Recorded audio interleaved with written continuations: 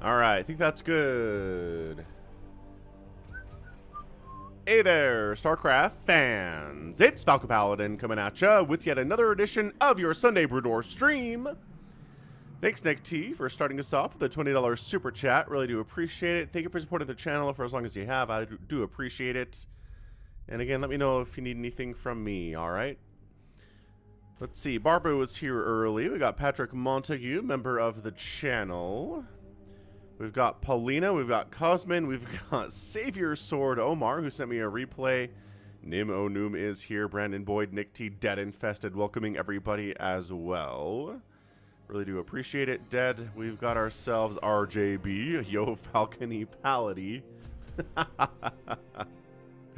Daisy got super sunburned. Oh no, did you go to the lake or did you do some yard work outside? What happened yesterday, Dave C. Vincent? Alexis to here too. Amazing. All right, cool. So let's get this ball rolling. Got a bunch of replays sent to me at falconpaladin@gmail.com with the subject of Brood War. Also tossed in a few professional replays into the pile on top of the one that RJB sent me, which he always does every week, which is always very, very good. Always an incredibly good game. Dave C's in St. Louis. Do you go to a baseball game and take off your shirt? That sounds like something Dave C would do. Take off his shirt, try to run onto the field, create some chaos, right? Ah, went to the pool. Yep, there you go. Usually has something to do with water. Chris D is here at the start. Fantastic. So this is a replay sent by Barbu. It's called the Transcontinental Railroad, and it was created by Barbu. So we'll investigate that in a minute for sure. We also have PotatoTerran playing at PvT. This is a replay I put in here. Shuttle versus Force. Should be a lot of fun. DeadInfested sent me a ZvZ. We've got a PvP on the map. Good Night. 1.3.31. I don't know what that's all about, but hey. Another DeadInfested game. A ZvT. Ooh, that looks interesting. Interesting. Got a 3v3 smash. Oh, Nibbler replay. Excellent. Fastest map featuring some players I don't recognize, but Elon Musk is in there, so that's weird. We got a Mana versus Sen game that I threw into the folder. This is RJB's replay of the week. Minchul versus somebody. Of course, their name's not here because they're playing under Smurfs. And then a Light versus Hero game, too, that I tossed into the pile. Ooh, got some infested command centers in there, do we? Do we? All right, I think we're going to go Mana versus Sen to start this thing off, just to get the ball rolling a little bit. But yeah, happy Sunday. Hope everyone is happy and healthy and well. Cha-cha. Let's do this thing. Top left, I'm pretty sure this is Fighting Spirit. It's going to be Mana. Bottom left, going to be our Zerg player, Sen, who is Taiwanese. So Mana's from Poland. And we have a Taiwanese Zerg player down left. RJB sent me a replay after the stream already started. We'll see if we can hit that one in RJB, or maybe we're going to wait until next week for that one. We'll just have to take a look, won't we? Anyway, Terror the Overlord's counting out, trying to see what is what. We are going to ×2 the first couple minutes of these games today. Kind of, slow it down. Slow down the speeding up. If that's a little bit obvious, and I'm pretty sure it is incredibly obvious. Anyway, Probe, are you going to cross-spawn scout first? By golly, yes. Mana's going to cross-spawn scout first, not find Sen. Sen is going for a hatch first. Hero and Fighting Spirit, bam, right there at about 12 supply. Nothing too weird about that. Pretty macro opening. What's up, Osama bin Smokin' TV? Happy Sunday. What a name. What's a name indeed. Okay, so then the probe comes around, scouts the bottom left, sees the hatch first timing, and says, okay, good. So I don't have to worry about a million lings coming to kill me, but not really playing... I don't know, didn't go Forge Expand, right? So with the hatch first, the Zealot moving out is pretty common stuff, right? Because the pool's not done. If the pool's not done, the Zealot has a pretty good time with everything. Gonna cruise on down. Zealot gonna enter the picture. 3, 2, 1, and... now, here he is. So Zealot's like, "Arr, I am Zealot. I am here to kill all of your drones. I have a probe here too to provide additional DPS. So you have to make more than just the 4 Zealots, or 4 lings.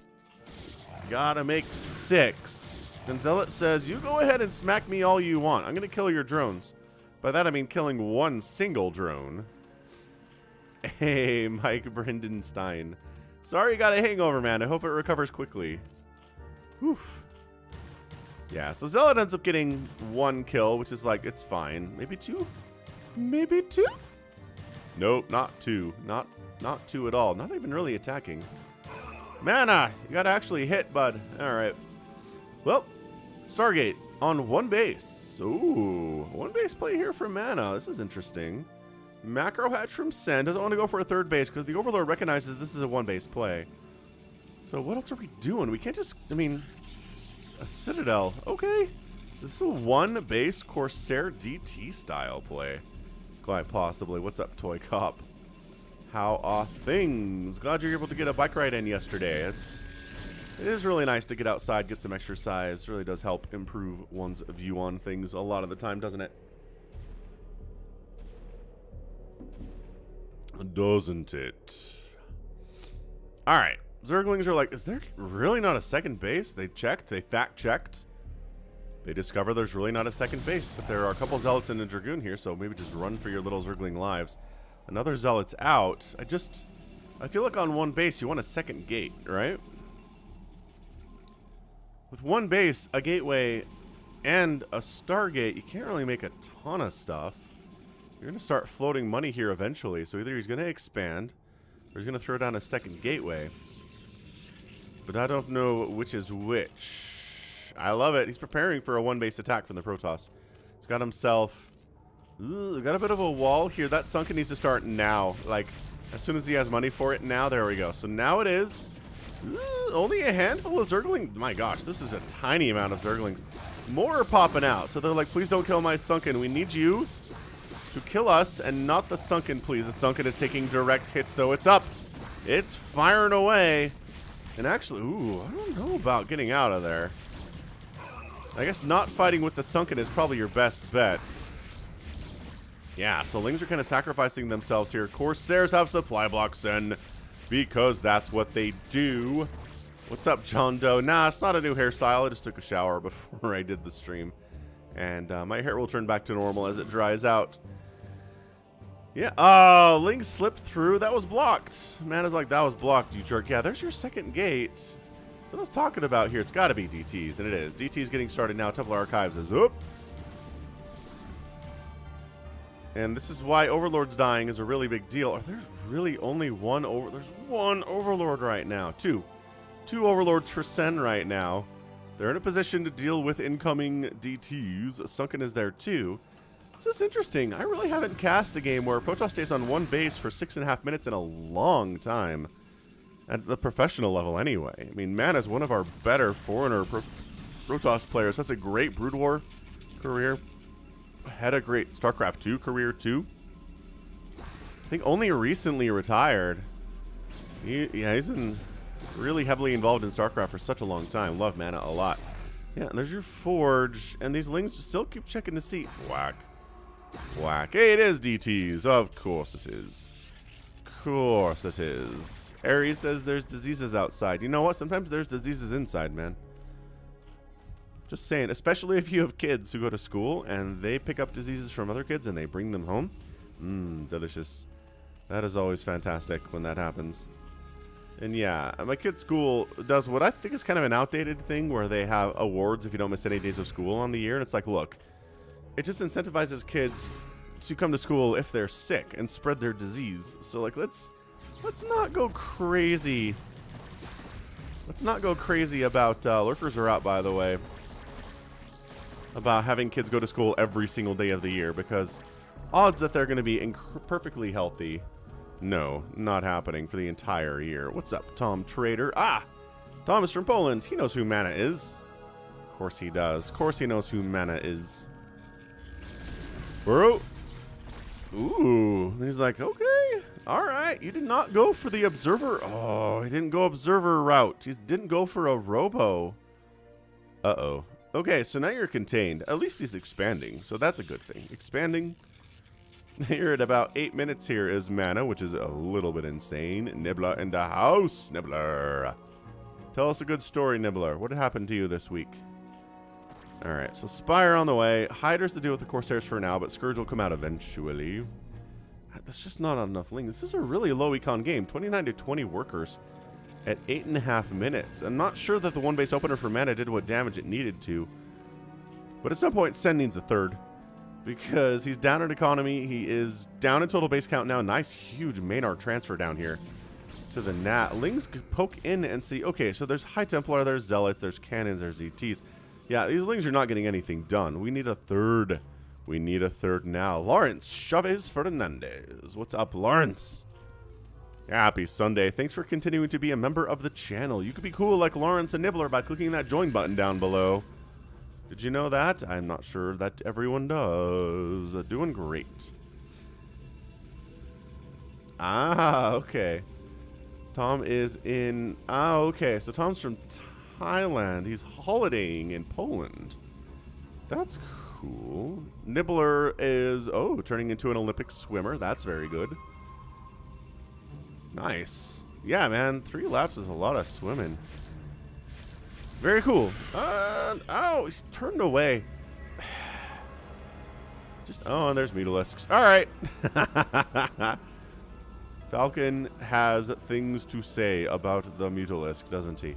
Oh, the third base is in trouble. This is such great game sense for Mana, being like, yo, I bet you have a third base I can try to snipe. And accommodatingly, Sen totally does. So cancels. Mutas are good against DTs. What's up, boy? Vanek.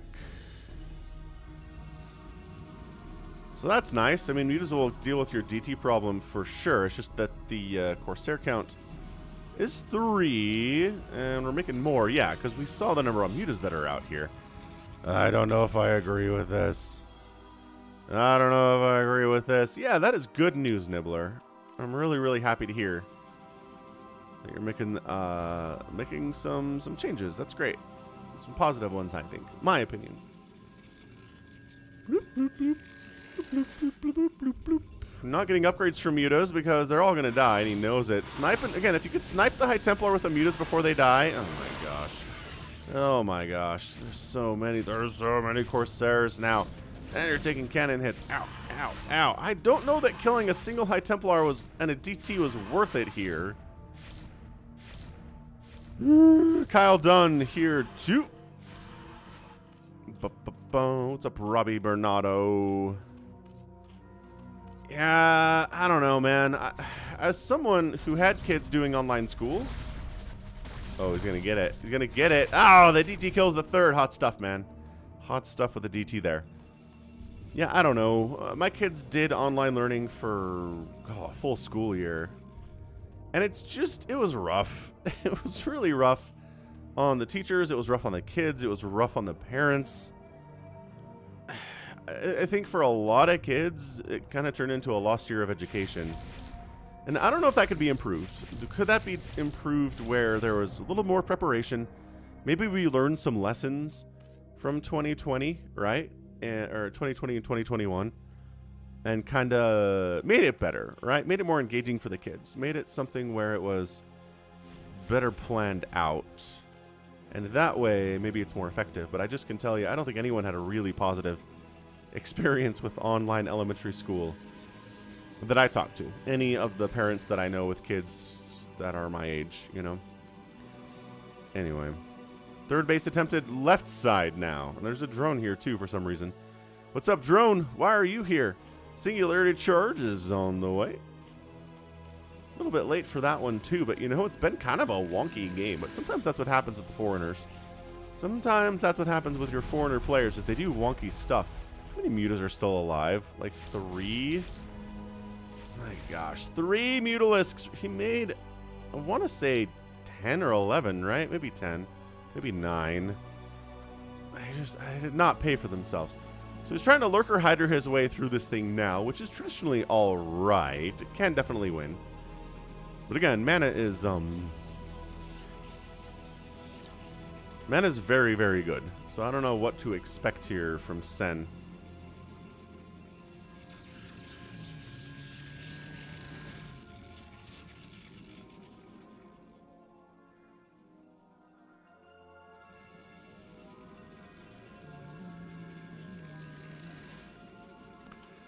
know, Paxton. I'm not gonna...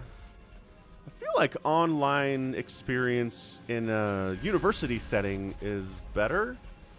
Just because, I mean, look, I'm gonna be honest.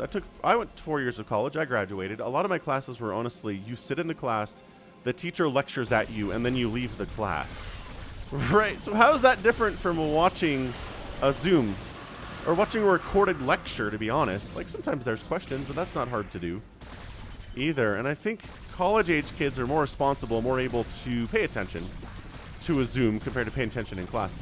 Anyway, here comes, I don't know, this is an attack kind of from Sen, but then it gets counterattacked by Mana quite nicely.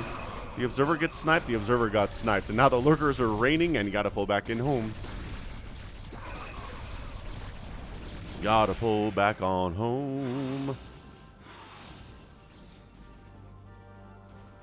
Yeah, I mean, Yummy Funny Bunny, it wasn't homeschooling. It wasn't the parents were able to just...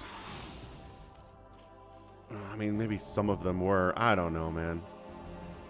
Like, for me, I was trying to work and hold down a full-time job Monday through Friday, and also the kids were in school, and they needed some help sometimes, and I was just like, it was hard for me to get away from work, and... Anyway, Observer snipe. No, that was bait. That was bait. Come in here and we'll storm your face. Storm you right in the face.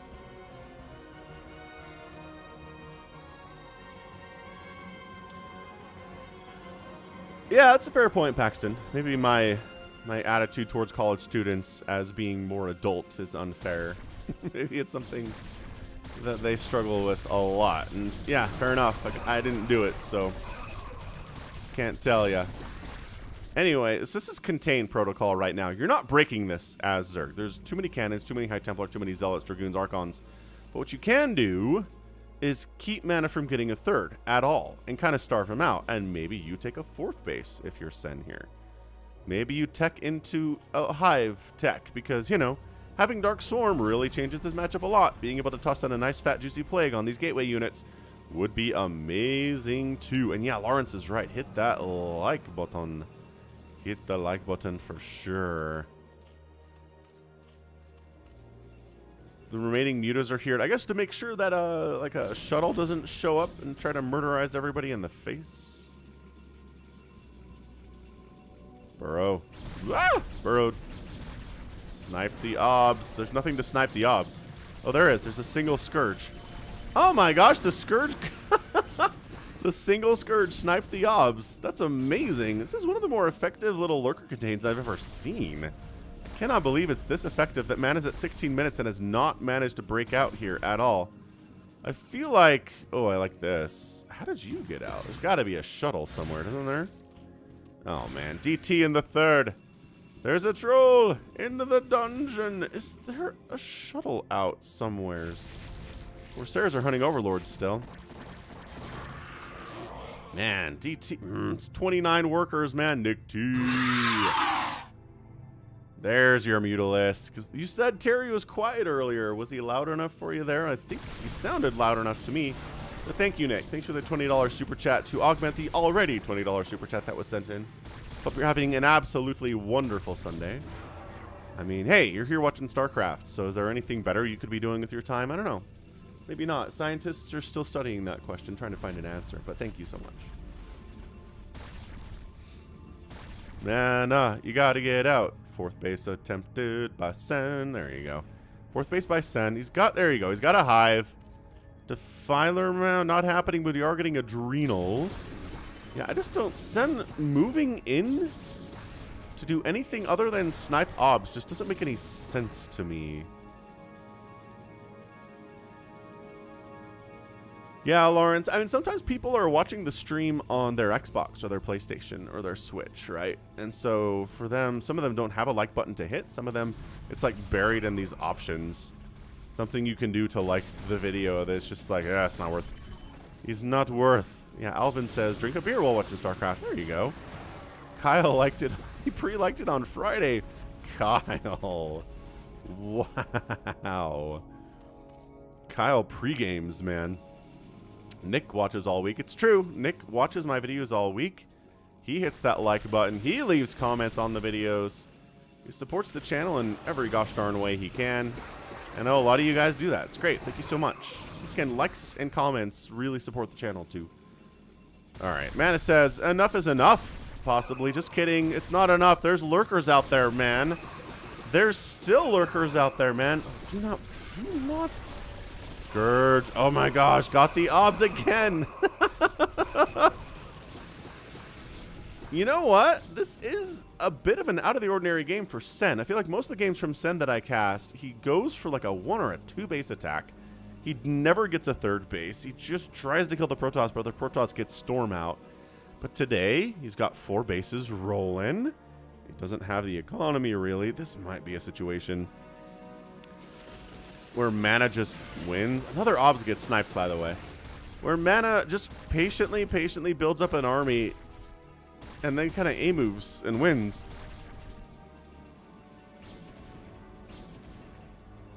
Oh, man. Warriors Celtics Game 5 on Monday is going to be amazing.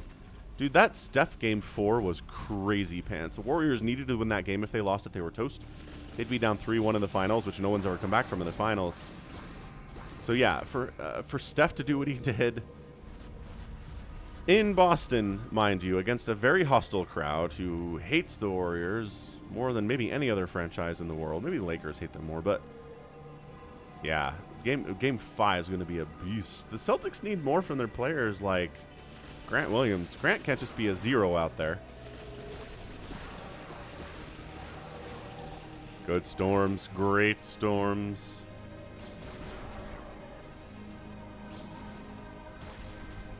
Man, once again, every once in a while he's like, I'm going to move out, I'm going to win this game. And then he doesn't, but this time he is. Dude, that obs is really important to Mana's chances to win right here. Dude, are there seriously no Hydras at all? The Lings with Adrenal are pushing back a little bit here. But it's 135 to 74 supply. So at this point, I think Sen just needs to make units. He's making Lings. He's making Lurkers. Getting Dark Swarm would be sick. Oh, no, you're right. That was a final. I knew that Cavs came back from 3-1. But you're right. It was a 3-1 comeback against the Warriors in 2016. I remember that now. That's right. You're right. You're right. It was the finals, yummy. After Draymond got suspended for knocking LeBron in the junk. Kind of. It was... I don't know. It was a very weird thing. Anyway, 3rd base for Mana at standard timing of 21 minutes and 24 seconds. Yep, standoff is over now. Contain is over now. Sen's on 4 bases. Mana's mined out. Mana does not have income at the moment, and that's an advantage for Sen for sure. He's getting an Ultralisk Cavern out, but he's just got a handful of Lings and Lurkers and like us sunken down here. Sunken Tiger out there, I like that. Mana needs to do something massive with this attack, or he's in a lot of trouble. He needs this to be a win. These probes are super long distance mining, like, well, like Brittany was in my epic game that I posted yesterday. Lings, if they can shut this down, that's a win too. So the 6 o'clock base for Sen is going to die. There's really no saving it here, and he does manage to keep his 3rd base alive here. What are the upgrades on these Lings? They got 2-2. They've got, as I mentioned previously, the Adrenal. The Dragoons are at 2-1. Drones trying to just run for their lives here. Dude, Sen's down to 1 base. This is crazy. This is an absolutely crazy, crazy game. Brings an Overlord this time to deal with the DTs and the High Templars. Ready to rock, man. These Lings. Oh my gosh, these Lings. Yeah. Oh, more and more Zerglings joining the party. Hey, good that I storm off on the ramp, though. Another High Templar coming in here, too, with enough energy for a single storm. And the Lings are going to try to jump on his face and take him down. Dude, is this base in trouble? These storms have been sick from Mana. Instead of there being like 10 Zerglings here, there's like 4. Because of all the Lings that have died to Psionic Storm, the Archon comes up to help deal with this problem and is very, very good at doing that. What are these Lings doing? Why are they here? Ultralisks are out. Your Storm is not as good against Los Ultralisks. But guess what? The Archon is not bad in this situation. Oh my gosh, the probes. Ultras, you need to actually attack instead of just taking massive hits here. The probes on hold position are messing up their pathing. Dude, that Archon not down to a lot of, not actually super healthy Archon. Dead. Dead Archon. Lucky Owl's going to Mexico. Enjoy Mexico, Lucky Owl. Okay, oh, maybe kill this. Maybe, oh my goodness, this is a crazy game. This is a much weirder game than I thought it was going to be. I thought it was going to be like a standard Forge Expand opening with a hatch first and then... But no, this has been containing mana on 2 bases forever. His 3rd base is up, but it's a ghost town. Mana's just trying to win this thing with absolutely 0 income. 0 monies at all. Storm on the link. Storming his own units a little bit there to do some residual attacks. Anthony coming in with the £1. €1? €1 super chat. Sorry, €1 super chat. Thank you for the super chat, Anthony. Or Tony. Possibly. Trying to Ling Ultra his way, squishing this army between 2 sides. The Ultralisks are here. They don't have... Oh my gosh. They've got Carapace. They don't have the speed upgrade here. Oh my gosh. Is Sen going to win this? Sen's going to win this thing, ladies and gentlemen. Oh, wow. The High Templar are dead. Oh my gosh. That's a 6 storm up there, though. 12 kill High Templar, man. It's 19 workers for Sen. Where are all of your probes, mana? You need to bring them up here. He's transferring them now. He's like, oh, that's right. I do have probes. Go, go, go, go, go. Oh, my gosh. Go. Is that it? Is that? I think that's it. Dude, Sen. You absolute madman. That's it. This 3rd base is toast. Mana has no other source of income at all whatsoever. 0.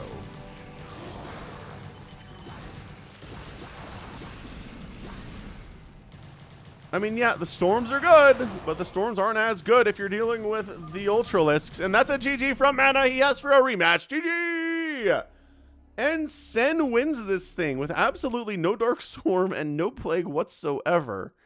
Setting up a crazy long 2-base contain against Mana here. On, again, 2 bases. 2. Mind Mana out, and then shut down his 3rd base. Kyle with a $20 super chat. Thank you, Kyle, for the super chat. Awesome games this week.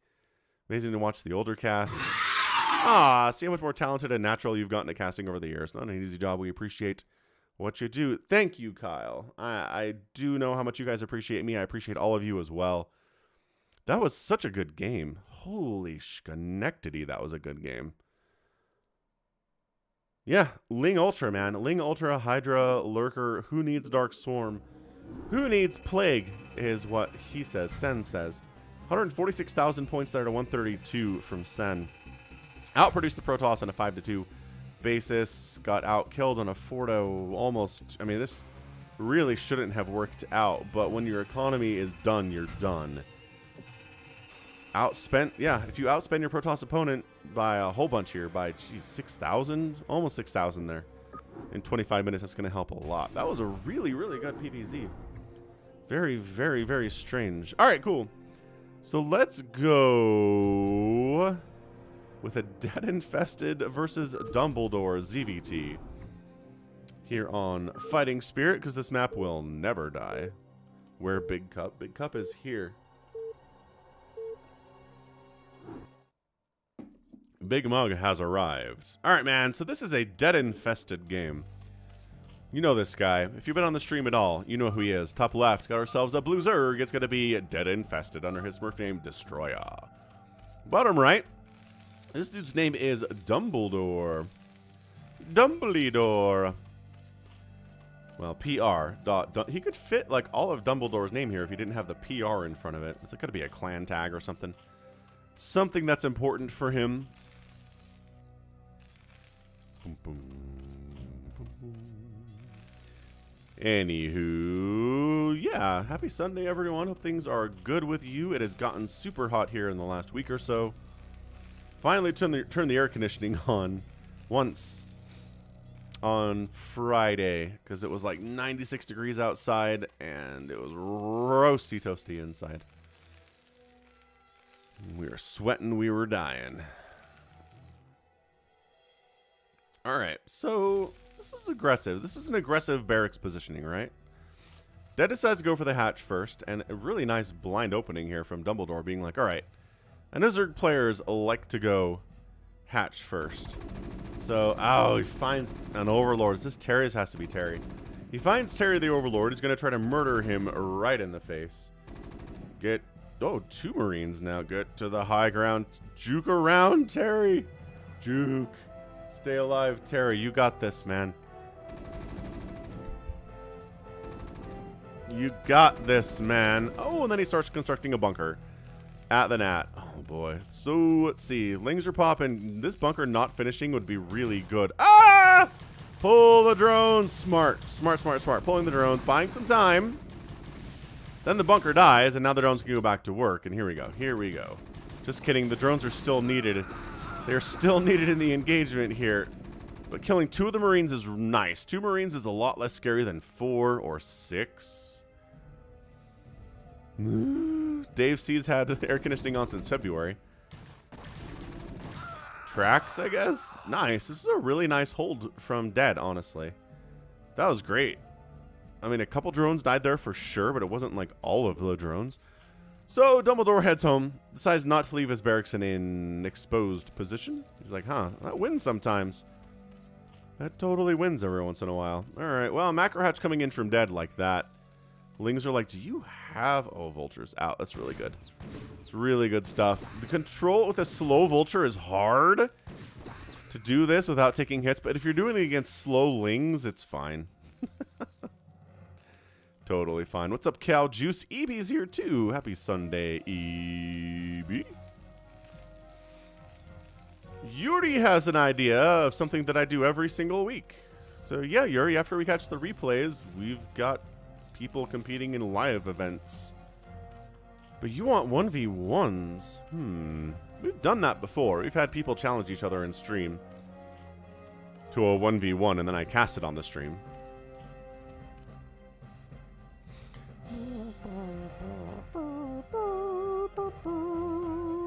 Let's see how hot it is outside. Yeah, it's already 80 degrees outside. Wondrous. 80 degrees Fahrenheit.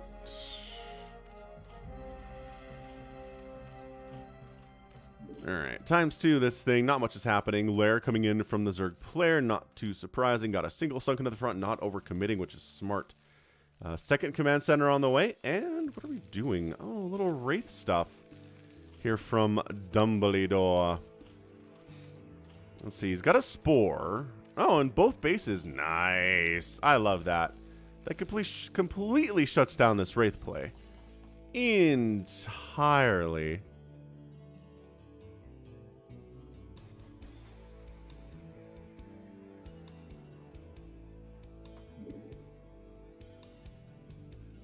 This Wraith does not know, but it is dead.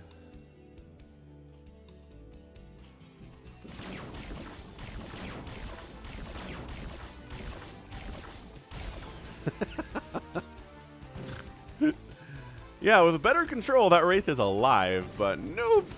Zergling? Ugh, I think he saw it. Did he see it? Oh, that's right on the edge of Zergling vision. I don't know. I don't actually know. 3 Sunkens up.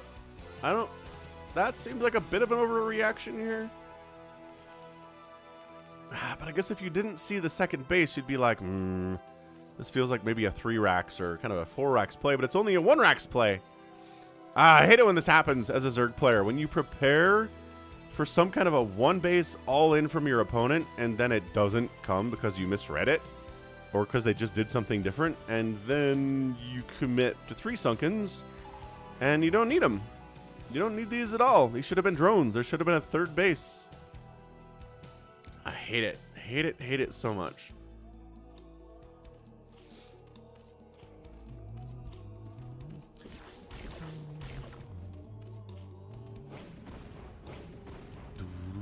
Wraith finds an angle here to attack this poor Overlord. Save him. Save him. Oh my gosh, they saved him. Wraith says, I know there's a Spore there, so we're just going to back out a little bit. Maybe just go home. Maybe just go home for the time being. Are you making... Okay, dropship like that. I like the dropship play because you can bypass these Sunkens entirely and just drop here or something. That'd be great, actually. Dude, Dead needs a 3rd base. Dead is in trouble. There's nothing in this dropship. What are you? Why? This is just a bad rally. He's like, I made a dropship. Dropship's gonna stay here now. Just kidding. Run. Go back home. Go back home, dropship. You're supposed to pick up stuff and then move across the map, you silly, silly thing.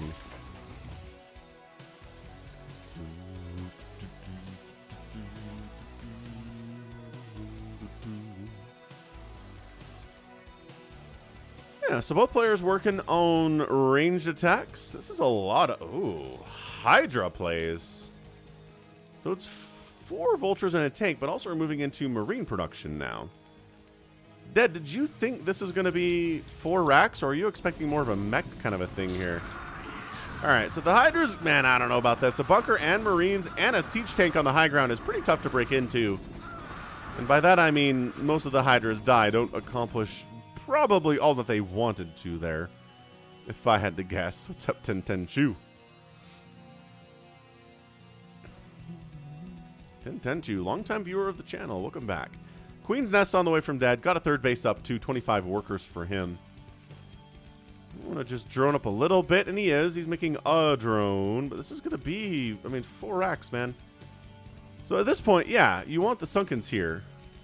So, I mean, at least you have them. At least they're not lost.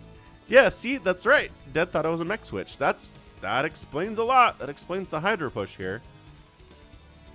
Because that would have been really good against a bunch of vultures and like maybe a couple tanks. And this high gun position is really good though. Yeah, that tank is really, really hard to engage with. Hey, we dropped. Okay, so 4 vulture drop here in the main.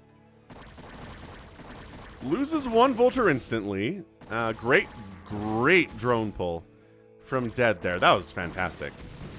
He saw it. He reacted properly. And there you go. Hydras responded too. Drones need to be retransferred back up now, though. Let's go. Let's get back into the main. Not happening. That's okay. We'll get there eventually, I believe.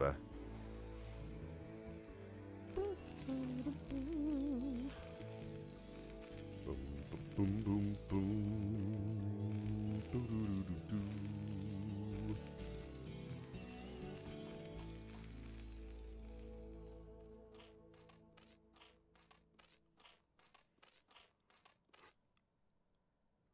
All right, man. We're going to speed this thing up again. Dead. Resaturating his main. Dead. Saturating his 3rd. At some point. Come on, Dead. You can do it. Saturate. Saturate. Saturate. Hoo boy. I mean, look. Flash does this. Bisu does this. It's not maybe as long as this. But they do let workers sit there for a minute before they head up and actually start mining. There's a lot of stuff going on. Dead says he's going to drop now, so check it out. We got overlords down here. They have the drop researched. Gonna go for a drop on this boy. I like the missile turret positioning here too. Science vessels on the way. Spellcaster is always going to make a difference. If you make spellcasters in StarCraft and your opponent doesn't, a lot of the time you're going to get a win. I'd say more often than if you don't make the spellcasters. Let's see. Defiler Mound is on the way here, so look at this. Dead's already better than Sen. He's making spellcasters. Yeah, more supply depots. 124 supply here from Dumbledore. So the drop is a drop. There's only 1 turret here to really worry about, which is nice. Unload, unload, unload, unload. Kill the missile turret for detection, yes. But the science vessels come in anyway. Hydras do kill a science vessel. Oh, they might get another one. Focus it down. No, can't do it. Can't do it. But there's lurkers on your supply depots, and there's lurkers into your lines where there are SCVs here. That actually was pretty well held by Dumbledore. That could have been a lot worse for him. He loses a turret. He loses a couple SCVs, probably. A science vessel goes down, but otherwise, pretty good. 3 kills, 2 kills, 2 kills, 2 kills. These tanks all work together to make that happen. And 3rd base rolling for Dead here. Queens. Okay. So like for ensnare, I guess, or maybe you're going to use it to Snipe down the tanks. It is a bit of a marine tank play right now from Dumbledore. Let's see where third base time. Oh, this is your third base timing. Good luck with that, man. Dumbledore's at 17 minutes and doesn't have a third base, which is a problem for him. Adrenal, my favorite upgrade. Adrenal's on the way for the Zerg. Top right, getting in fourth base. DeadInfested, and Dumbledore needs to make something happen here. Andreas Holby remembers up. Remembership for 8 months. Thank you, Andreas. Hey, guys, to you too.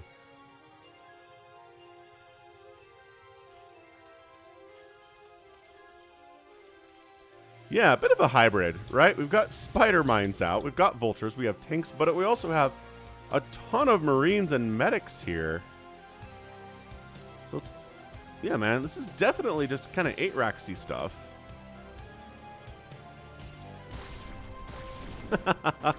Lurkers at the top of the ramp. I love that for sure. Fifth base, dude. Fifth base from Dead. No, Marines, there's a lurker here. Ow. Ow. Gotta bring up detection, man.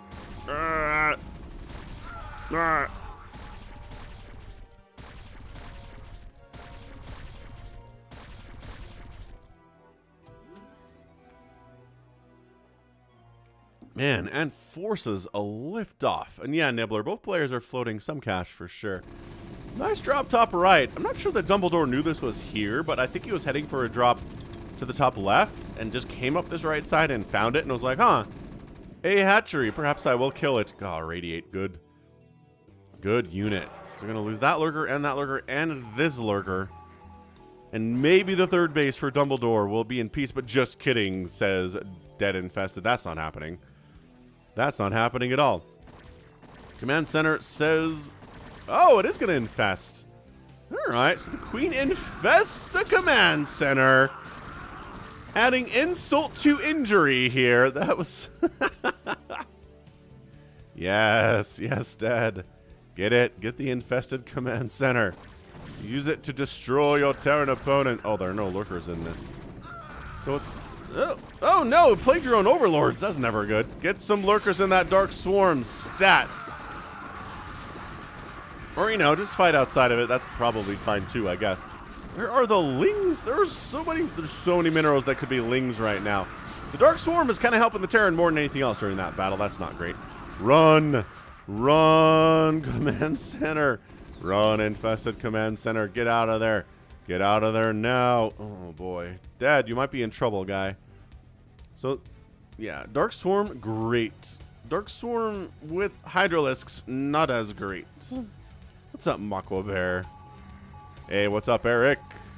Doing them good descriptions. I'm here for it. Lings. We need so many Zerglings. The Adrenal's been finished. The Adrenal is finished. You have 2,000 minerals and a lot of hatcheries, including macro hatcheries. Just make nothing but Zerglings. Get Dark Swarm. Dark Swarm these suckers. Win. Fight. My take on PvT balance is that it's pretty good, I would say. I think there are things that both Protoss and Terran hate about that matchup, which is a good sign that it's balanced. Alright, so left side base here for Dead is going to die. There's dropships that are unnecessary probably, and a ton of marine tank down here too. Production tab is more and more Hydras. I don't think the Hydra thing's going to work here all that well. Ravi says, spawn Broodling on one of those Marines.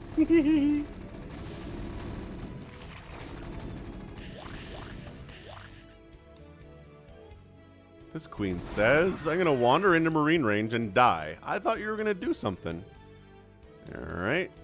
Scouting. Scouting is what it was doing. This is another scrappy game that's over 20 minutes. Finally, a third base coming in from Dumbledore at 22 minutes. Dead's got 3 bases, but he had 4 and 5, and they've both been killed so far. So that's not great.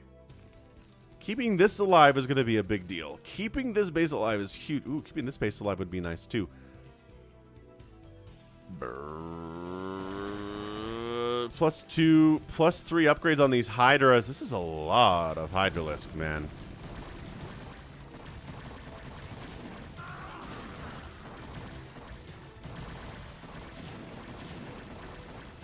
It's another infested command center, courtesy of DeadInfested. Doing what he does.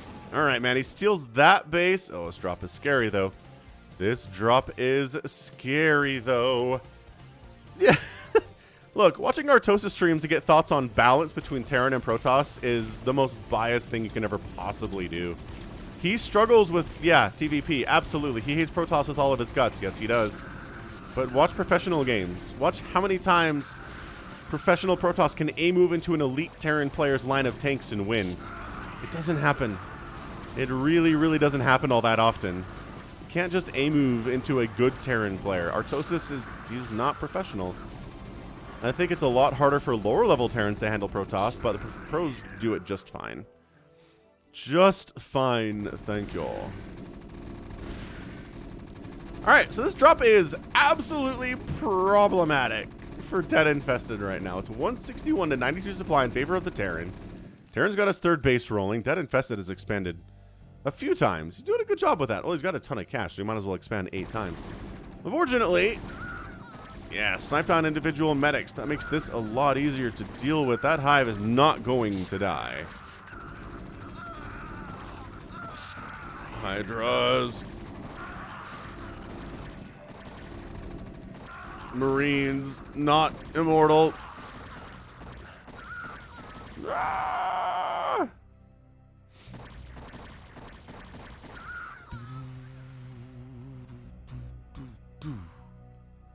Alright, so he clears out the attack inside the main base. Drop inside the natural. Dude, there's a lot of drones here. Drone dead. Drone dead. Drone dead. Drone dead. Drone dead. Okay, clears out the attack. Doesn't lose the Spire. I'm not sure how much that matters.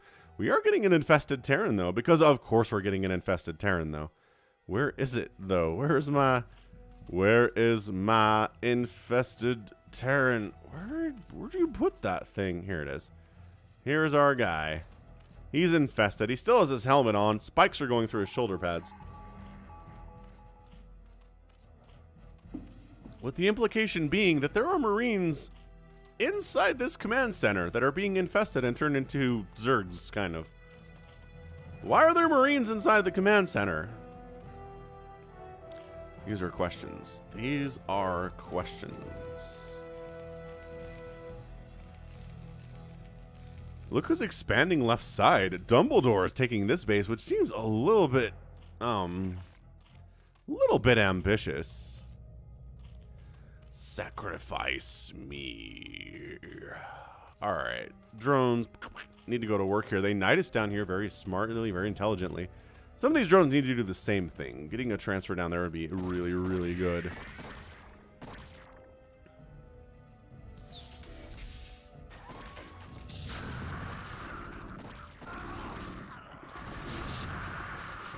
Okay, Hydra's donating themselves into the meat grinder there. Nice snipe on the science vessel. I'd love to see some Scourge against these science vessels, but Hydras are not a bad answer to it either. Yeah, see, this is Hydra versus Marine with Dark Swarm. Nobody can kill anybody else. It's the weird thing about this. Lings jump in here, murder everything, have a nice day. Hydra's just kind of chill. They can't kill these Marines. Sure, they maybe can't die as much either, but okay, the Irradiate doesn't care about your Dark Swarm at all. My goodness gracious.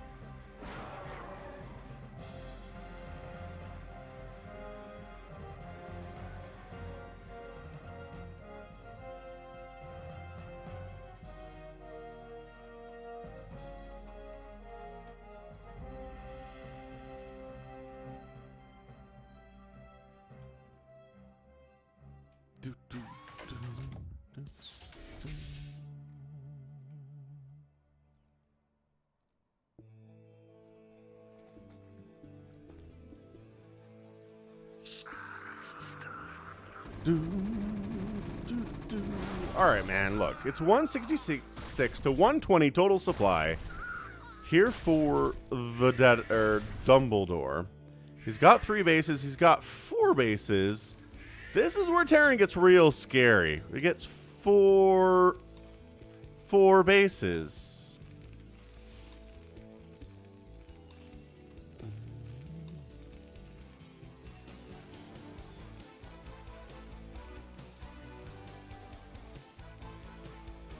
Come on, Dead. What are we doing? We're kind of falling asleep here, DeadInfested. Making infested Terrans.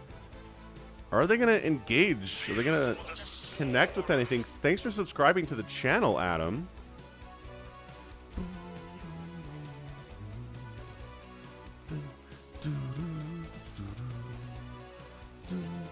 Well, I mean, here's the thing, Mr. Biskowski.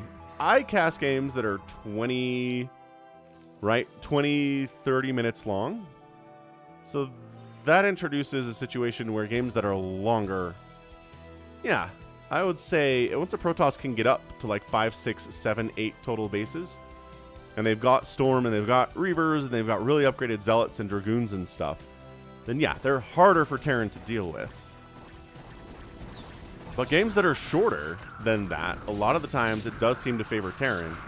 Which again, why you have Light winning ASL 13, which, I don't know.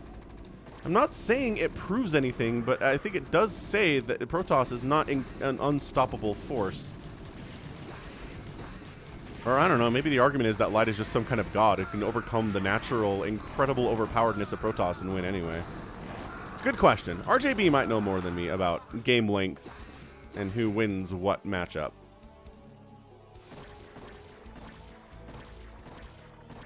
So the Dark Swarms are definitely chasing Dumbledore away here. He's got 2 upgrades on his guys. 3/3 would be hot.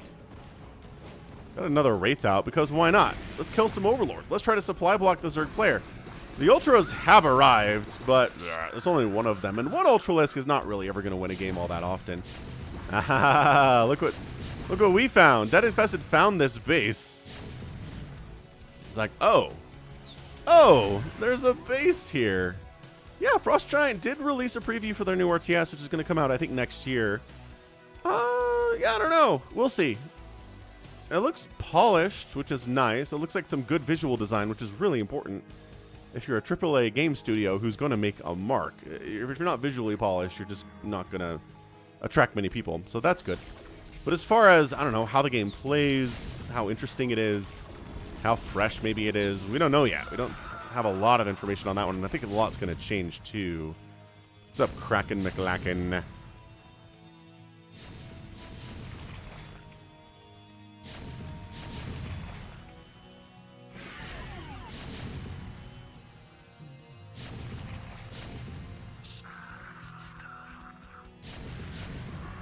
All right, Dead trying to bust out here. Let's go. Lings, Ultras, busting on in. They've got the Adrenal. The Ultralisks do have 6 armor, only the +1 attack, but it seems to be enough to try to break through here. There's not a lot of Terran remaining. He's not microing particularly well either. The Infested Terran explodes on some Marines. He's contributing. Infested Terran contributes to saving the day there.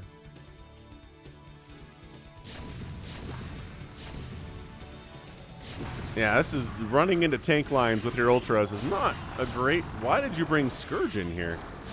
The Scourge came in. I think that's just maybe a box and go type situation here. Trying to save this base. If Dumbledore really needs to save this base. Let's go. Let's save this base. Not happening. All right, so this base not getting saved. Army for Dumbledore is... dropping? I like it. I really like drops in TvZ a lot. I don't think we see them enough, and I think it's hard for Zerg to deal with for sure.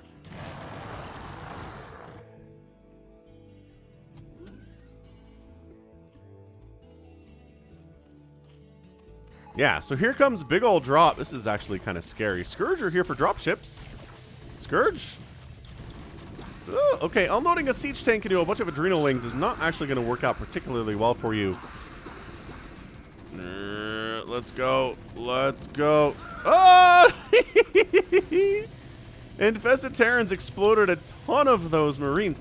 That's like dropping a couple Marines into a Baneling in StarCraft 2, which I know none of you guys watch. Some of you do, but most of you don't.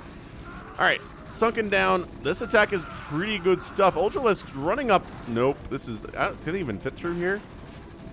You'd think they could, but they are chunky. They are chunky, chunky boys. That's not happening. Dead thought he had Ultralisk speed. Understandable. Understandable, sir. All right, so bottom left base dies. No, the Infested command center is going to die. Save it. Ultralisks, save it. They're not saving it. That's because we're winning down here. If you're beating the only source of income that belongs to your Terran opponent, you're going to have a wonderful time.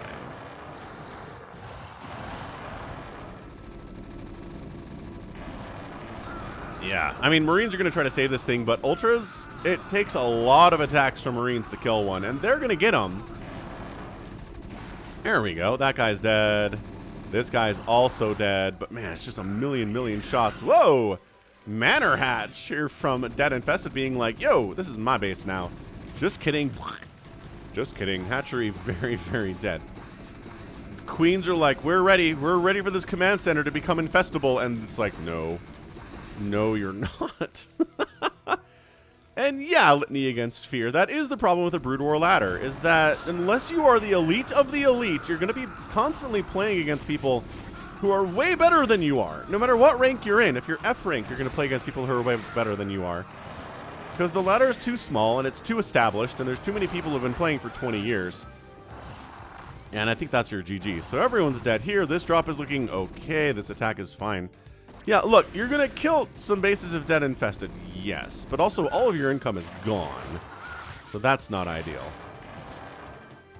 So yeah, really, unless you are that tippy-top S-rank hot stuff StarCraft player, you're just going to run against people who are crushing your butt all the time. It has nothing to do with matchup. They're just better than you, and that's it. Welcome to the reality of StarCraft. Welcome to the reality of a game that has been popular and has a consistent player base for 24 years.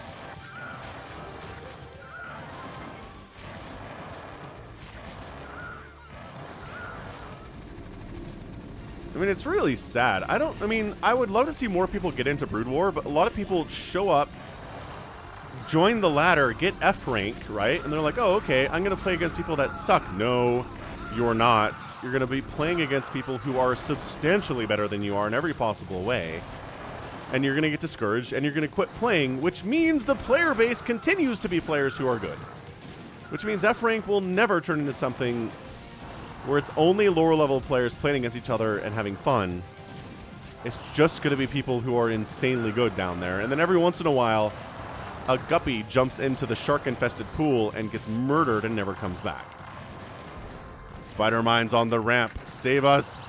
Save us.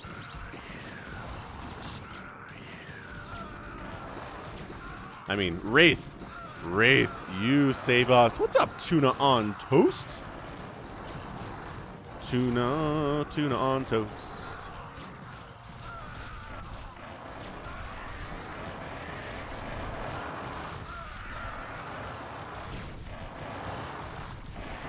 You know, I really honestly wouldn't mind seeing some efforts from Blizzard. Haha, effort from Blizzard. To maybe monitor and keep track of the F rank in Brood War on the ladder and actually keep it for lower level players. Like, I don't know how they would do it, but GG. I mean, Dumbledore's like, look, I've killed a ton of your hatcheries. You keep having stuff. Funny game, says Dumbledore. DeadInfested taps out too, and that's your GG. Yeah, that's got to be kind of frustrating for Dumbledore, right? He's all, man, I've killed 18 hatcheries today. I killed this one, I killed this one, I killed this one, and this one, and I killed, I did some dropping in the main base and the natural base, and a lot of drones died here today, and I'm just going to lose anyway, because he never really got 4 bases. I guess he had 4 bases for a minute. But just too many links with upgrades, too many Ultralisks especially here. And just the control to do what he's doing, to go 8 racks with science vessels against this Ling Ultra stuff is hard to do. It is hard for the professional players to do, and it's going to be really hard for our guy Dumbledore to do as well. GG. All right, 195,000 points there from Dead 190 for a Dumbledore. Outproduced the Terran by, I don't know, 130 units, which isn't incredible. But again, it's an 8-rack situation. You guys not have abacuses. Yeah, GG Dead. That was a really, really fun game. Really all over the place, man. 37 minutes is a long StarCraft game. Raised more buildings. Cool stuff. And outspent by a full, by golly, 20,000 resources. You should probably win that game. If you lose a game where you outspend your opponent by 20,000 resources, you're going to be a very, very sad panda. All right, let's go DeadInfested. Or, I'm sorry, RJB. What am I doing here? RJB sent in a 3v3 featuring our guy Minchul. Guess I should check real quick. Minchul versus who?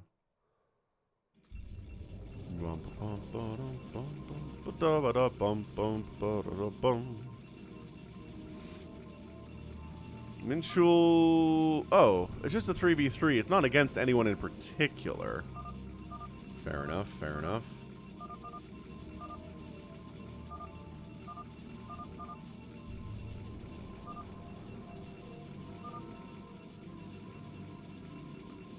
Alright, sweet.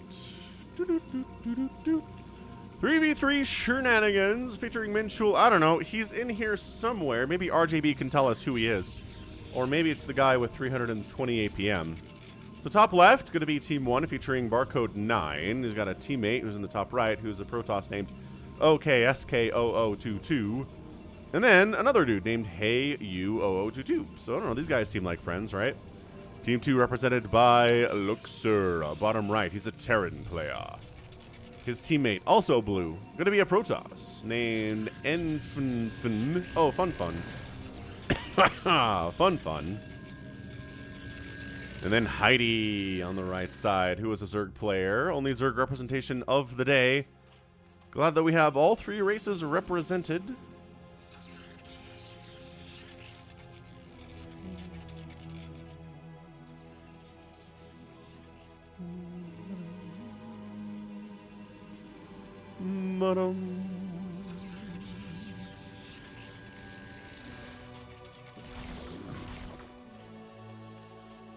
Alright, so Zerg player is going to be Zealot pressured in particular.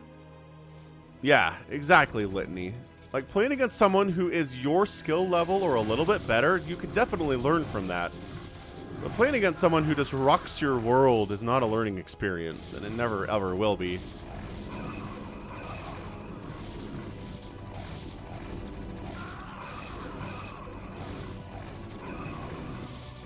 This is good. Little Zealot Marine combo against enemy Zealots. Fantastic stuff. Loving that very, very much.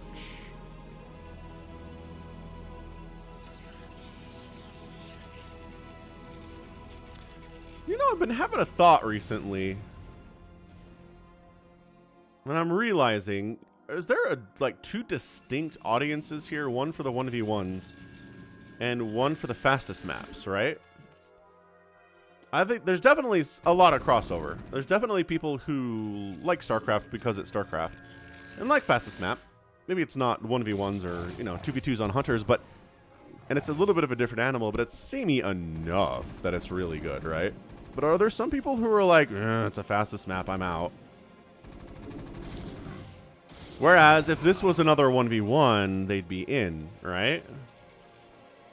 Maybe we should, I don't know, maybe we should split up fastest maps for their own stream and then do, you know, 1v1 regular team stuff. Not fastest map on its own stream. Floating ideas. What's up, investing with Nick Cowles? How's it going, Mr. Nick? Happy Sunday. Yeah, see, Tentenchu likes both. And I know a lot of you do, like I said. I know a bunch of you like both.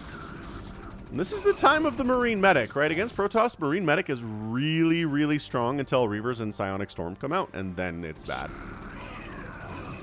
Especially if you're microing well. Pull back. Let the Zealots help you. Yeah, Team Red's doing some really good work right now, just controlling the center. The Zealot Marine Medic stuff is great. They're letting the Zerg player power up too.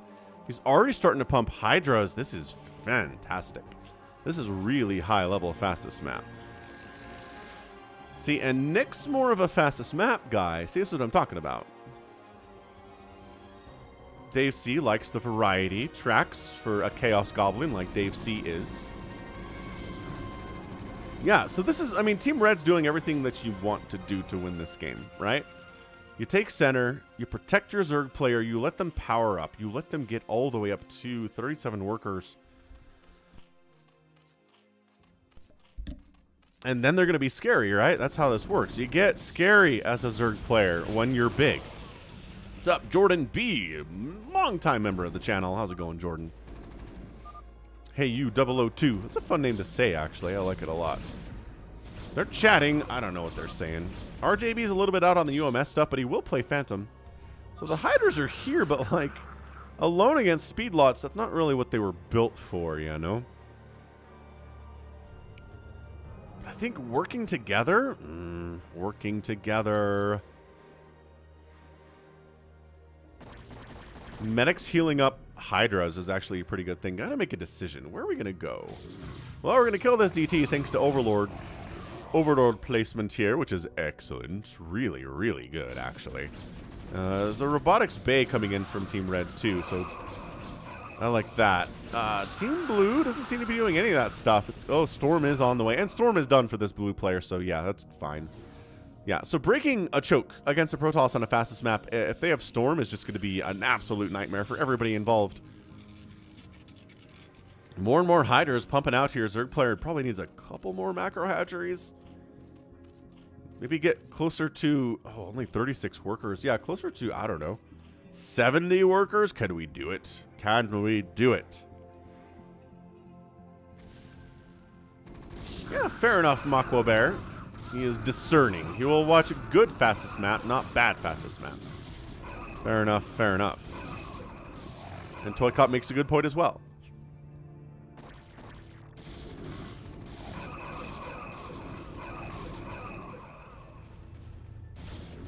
Storm drop! 17 kills.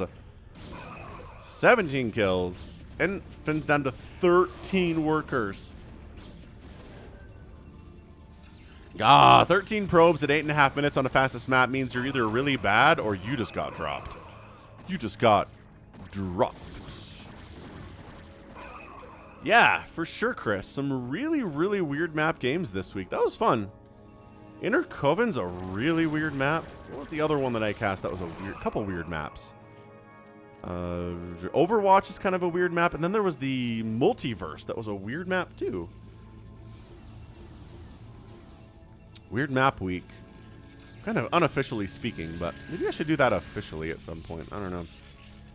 I don't rightly know. Alright, we're going to ×2 this a little bit. See where the game takes us. Fun's back up to 25 workers. Doing a great job. That's why you have the multiple nexuses. That's why you have 3 of them in this stage of the game. Another attempted drop, but the Hydras shut that one down actually pretty nicely. They were ready for that. And they said, nope. We're going to protect our probe friends.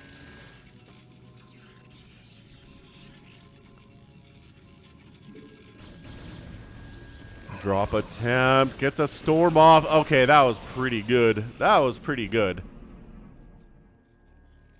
Down to 15 workers there. Barcode 9. Never a good feeling when that happens. Dude, mass Reaver production happening here for Barcode 9.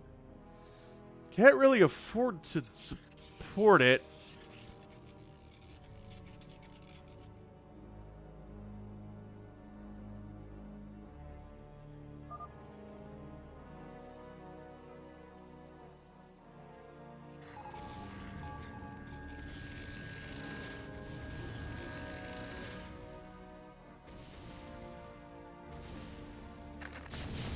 Spider Mine's out. Spider Mine's siege tank in the middle of the map is really hard to move out against as well if you have a ground style army. Another drop attempt. This guy right here. Ah!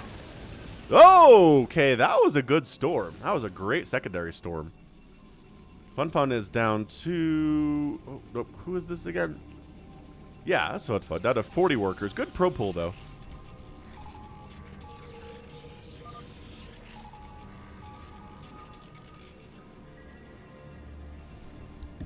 A little bit of Korean happening here, too. Big old mech drop bottom left, though, from Team Red. This is very scary stuff. Corsair, no. Not allowed. Corsair also, no. Not allowed. Double Stargate, in fact, not allowed whatsoever. And then a huge Hydra push in the front. Tank supporting for a minute, but not anymore. Just mass Hydra. No upgrades on these boys at all. Storm drop attempted on the Zerg player. There's lurkers down here. There's Hydras dealing with it, too. Gets a nice storm off. Ah, down to 16 drones. Back up to 25 drones instantly because that's what Zerg can do. Akaramba, the attack down the left side. Problematic. This Zerg player is in a lot of trouble. Siege tanks and Hydras are here. This is not good. Not good at all. Going to try to finish off the Zerg player by just attacking directly with +2/+1 zealots. Are there lurkers here? Yeah, there are some lurkers here. They probably need to move up a little bit. There are some Sunkens in the mix as well. Can they buy some time? Sieging these tanks up would be nice. There we go. Sieging these tanks up would be nice too. Actually, maybe going after some of these probes instead of just picking away at the edges. The probes are going to fight against these cannons, but these ones aren't sieging. Maybe that's a good thing right now. Maybe that's going to work out. Tanks defending. Goliaths defending. Shuttle getting killed. Reavers defending here too. Look at this. Team Red defending their buddy.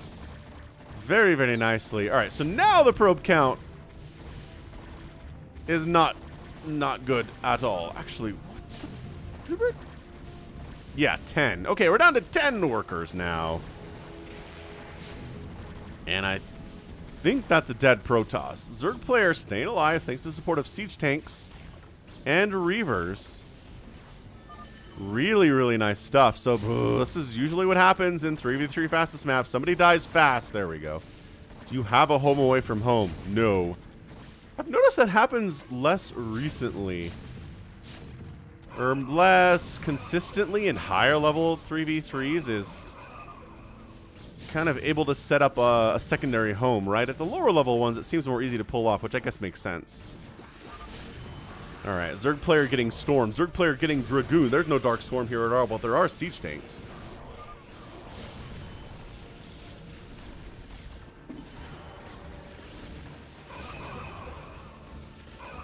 Storming those tanks, bringing Zealots in there too. Oh, Reaver's doing friendly fire splash a little bit.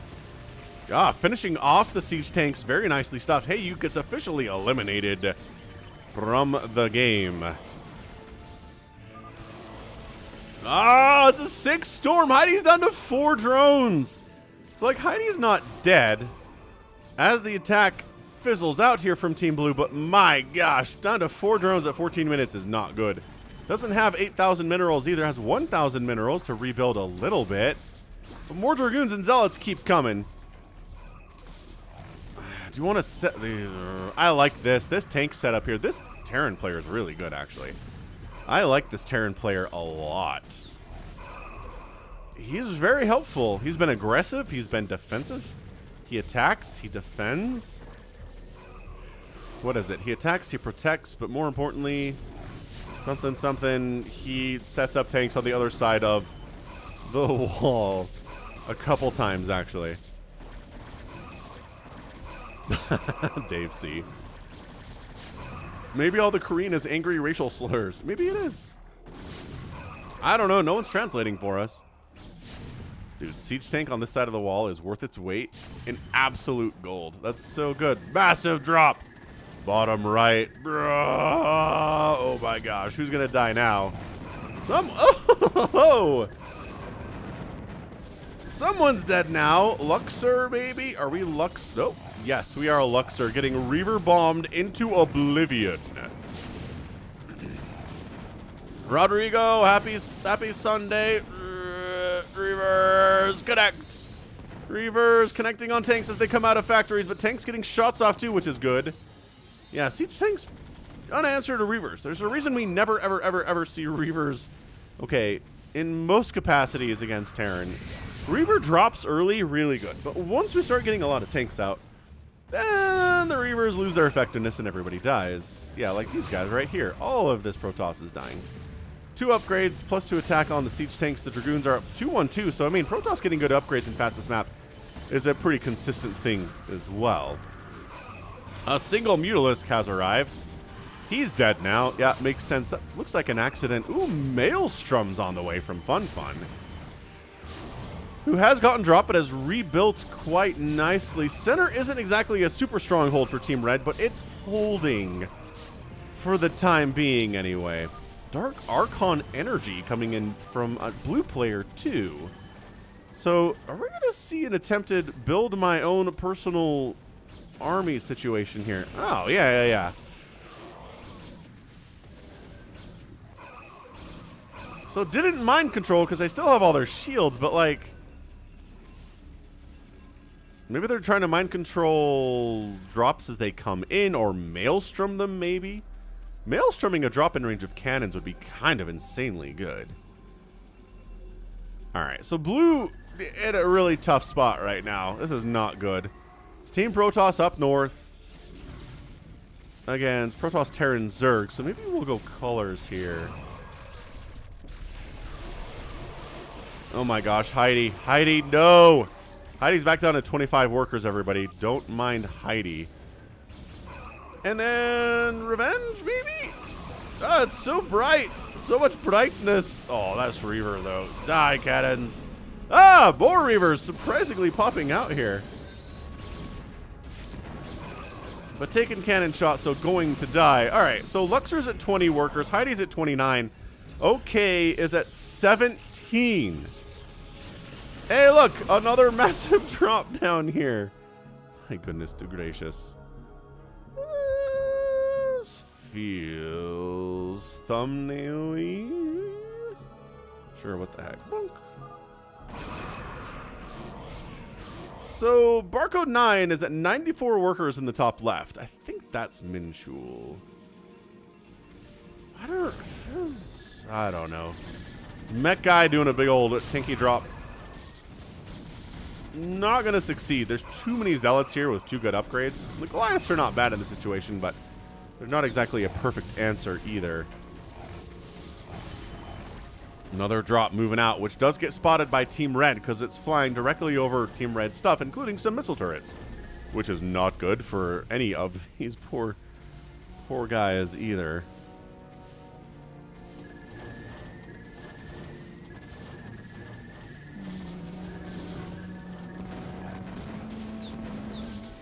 Reavers going after the supply depots. I like this play a lot, actually.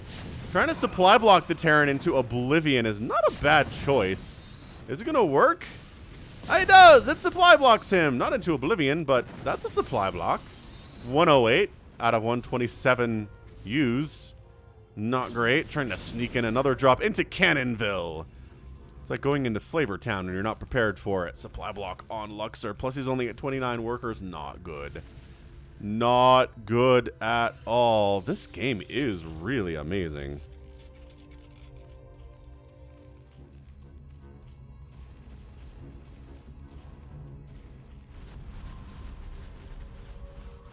Trying to go for another drop. This time escorted by Corsairs for reasons that make sense.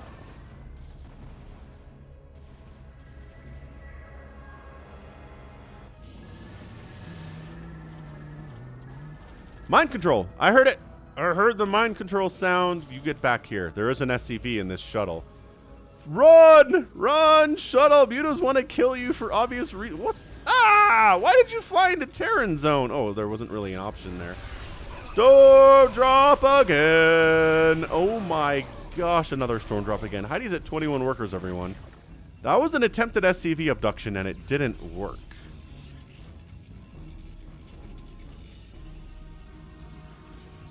Did not work. We going again? Oh my gosh. Maelstrom? Maybe this is better thumbnail. I'm finding better thumbnails here. I feel like that meme. Where the dude's looking at another girl with his girl. Yeah, these Dark Archons are just like here. I guess they don't have energy for anything.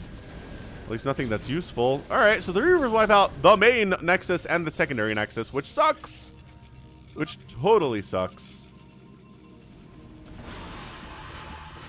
We're donating Mutalisks to science here. We're donating some Hydras as well. The siege tanks say no. No. No one's gonna get donated ever again. Not on my watch.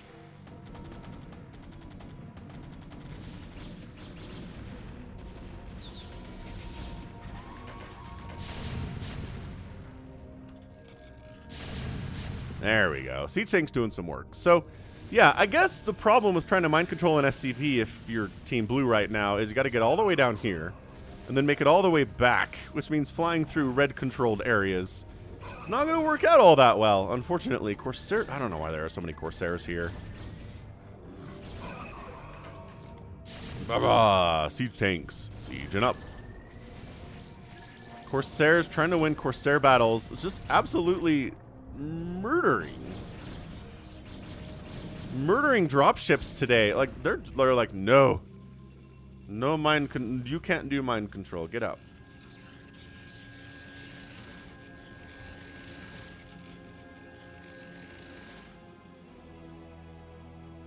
Oh, he got it. No. I'm looking at Luxor. I'm an idiot. So carrier transition here for Team Blue, which again, you have an enemy Terran and an enemy Zerg. Like, this is not going to work. No. I hope this is Barcode 9 telling his teammate to not make carriers because they are bad. They're bad in all these situations here. The Zerg player is just going to Dark Swarm Hydra your face, maybe devour you.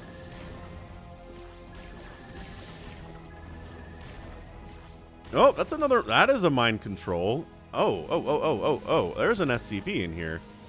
How did you? Was there an SCV here? There must have been. There was an SCV on the front lines. All right. Dude, just mass Archon obliterating siege tanks is an incredible view. Wow.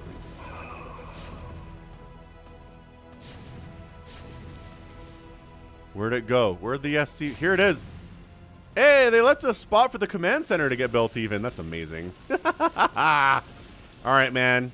Minchul, he's making his own Terran army. Step 1 starting now.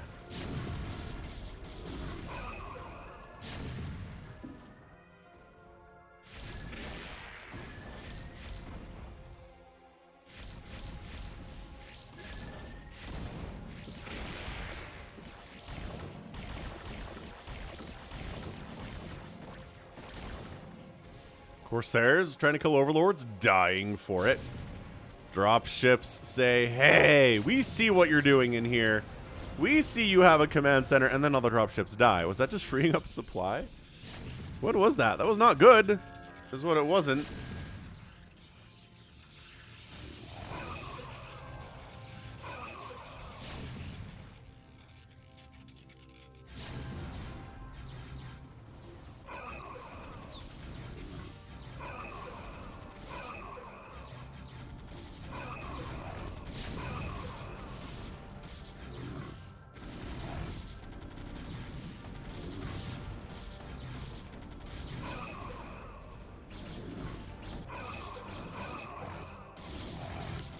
Pushing the Terran out with, you know, Zealots, because Zealots are pretty good, and you don't have a lot of Vultures in this group. So 313 is awesome, too. 2-0, still no further upgrades from the Terran.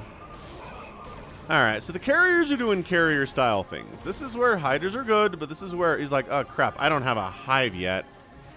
That is a problem. That is a problem for sure. All right. Killing some of his own gateways to make room for his Terran stuff. Got 210. 210's up for Barcode 9 right now. That's what we want to see. And I don't know. This is where Team Red is to be like, no. No, you're not getting 400 total supply out of us. Please, thank you, not allowed.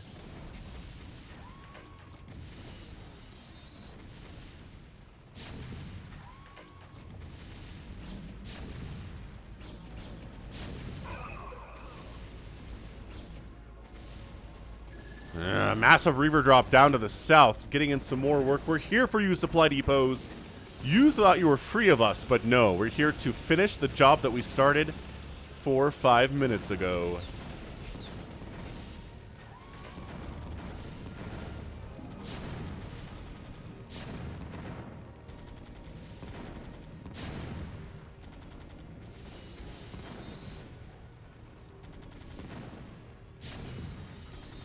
Bam. Alright, so all the Reavers died. The supply block is real for Luxor again, though.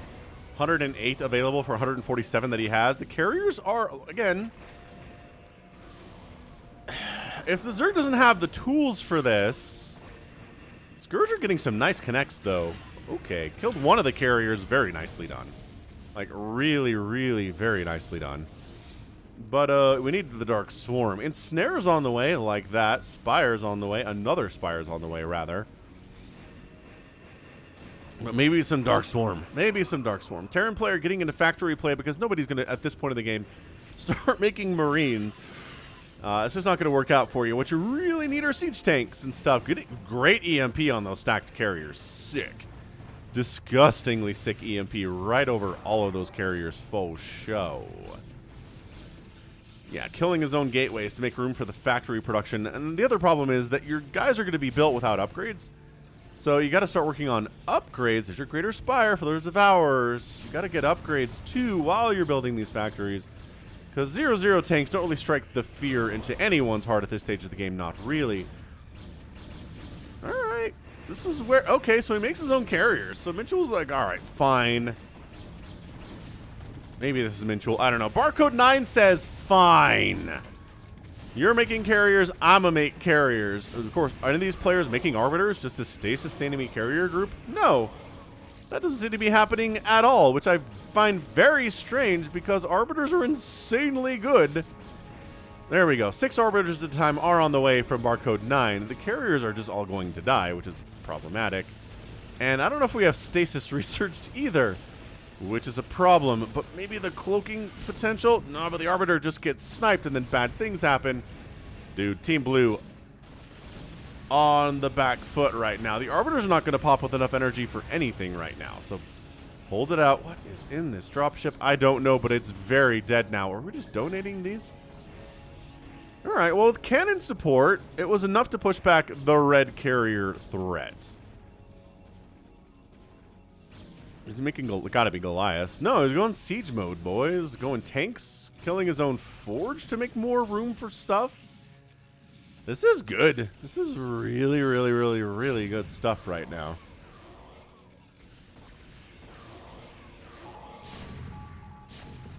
Have I mentioned on stream recently that YouTube, like 3 or 4 months ago, started recommending my own videos on my phone?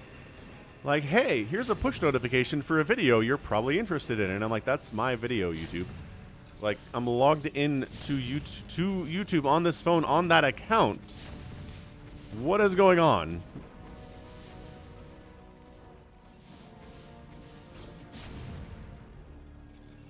Alright, Zerg player's been allowed to really power up here, right? 77 total workers, got a ton of Hydras out. They only have 1-1 upgrades, which, come on, Heidi! You've been making nothing but Hydras today. How do you have 1-1 upgrades? That seems impossible and bad. These are definitely epic battles. I'm not going to argue against that, but man. The upgrades on the Hydras could be a lot better. Carriers have better upgrades than the Hydras do right now. 333. Carriers do. They're tier 3 units.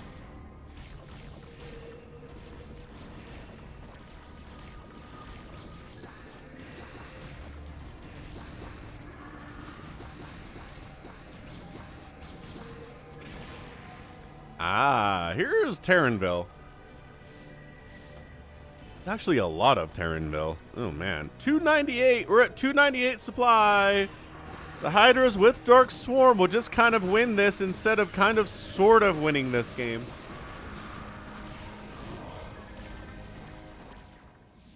Dude, honestly, though, having Heidi's playing like me. Although I'd probably have better upgrades than Heidi, actually. Alright, so carriers are like, ha! You Hydralisks are pretty good, but not if you can attack my body.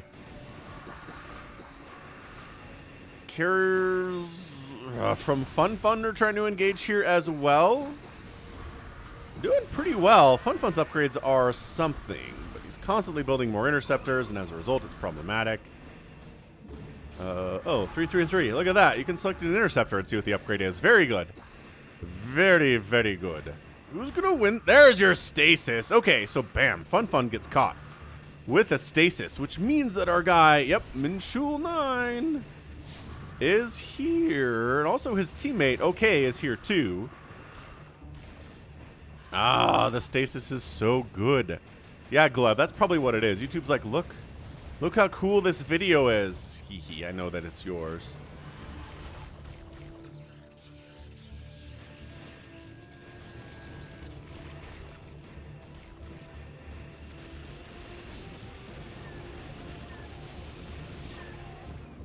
Dude, Storm Ensnare getting tossed down. I love that stuff. You know what'd be good is Dark Swarm right here.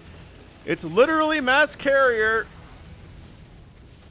It's literally Dark Swarm was designed to deal with this exact thing, and it does such a good job. You never see carriers against Zerg except on very, very specific matches. And maps in particular.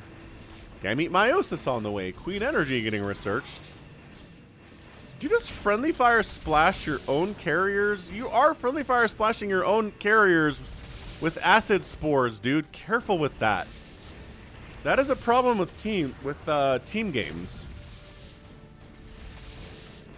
You need to be attacking carrier bodies, not interceptors. You're actually splashing your own teammates' carriers more than your own. Heidi, why? Dude, mutas and devours, oh my. Kind of working a little bit. Carriers backing out. And despite the fact that you are acid sporing your own carriers right now, you're winning the battle anyway, somehow and some way. What's up, Jacko?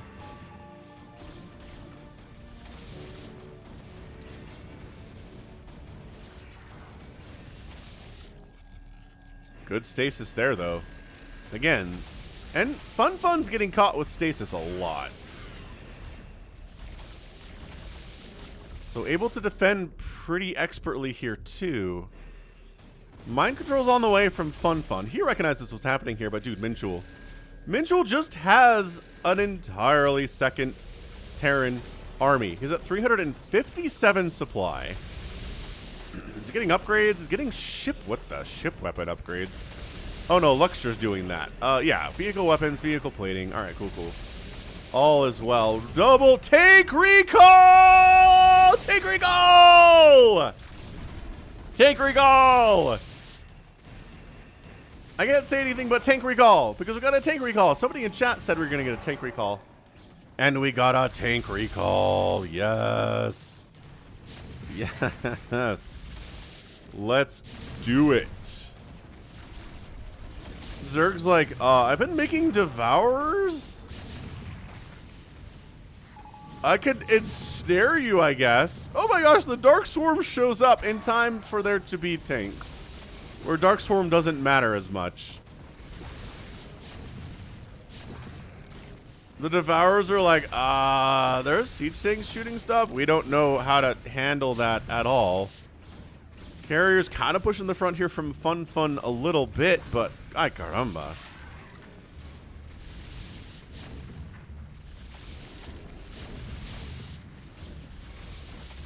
Man, Altair, happy Sunday, happy Monday for you. Yeah, so look, you could kill these carriers, but the siege tanks are problematic.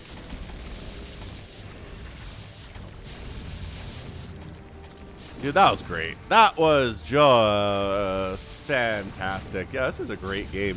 RJB doesn't send me bad ones, but this is on the higher end of the quality of games that he sends me.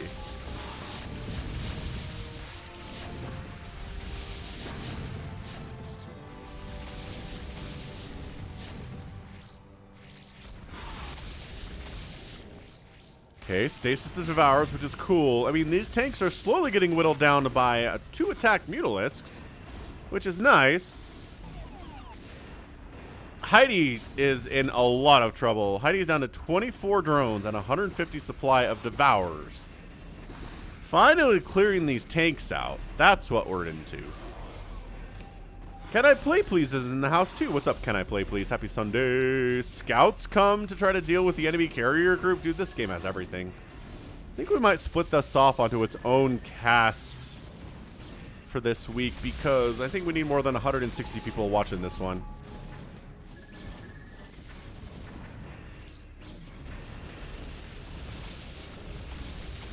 Valkyrie in the house. Never mind. Valkyrie's dead now. Valkyrie joined us, and then bad things happened to it, as happens a lot.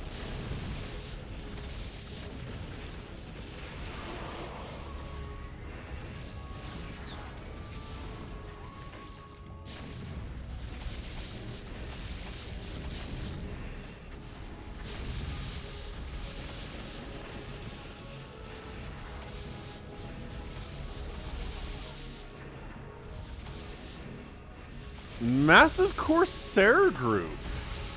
No, don't it. Why are you attacking the... Is it kind of super working here? This Corsair stuff never works when I watch it. But we have scouts in the mix. Oh, but Valkyrie's here too. So Valkyrie Corsair wiping out a carrier group, which is not honestly something. So Vanstek, top left, Protoss is, I don't know, it might be Minchul.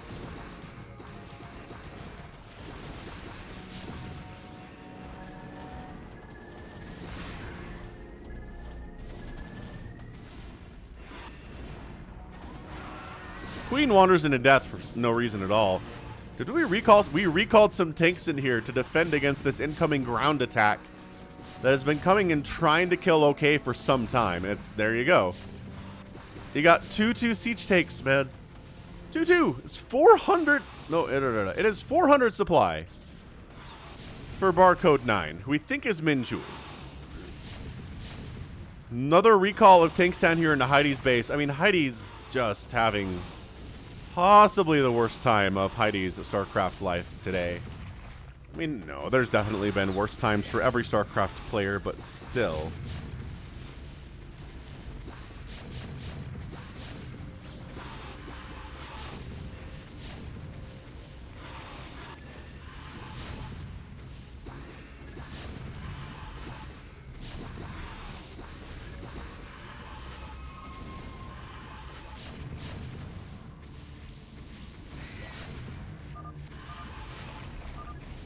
Hit it.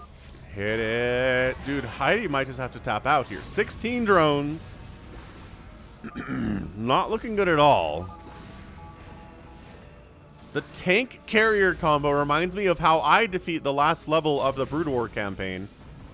You just make a million siege tanks and carriers and just kind of go from there.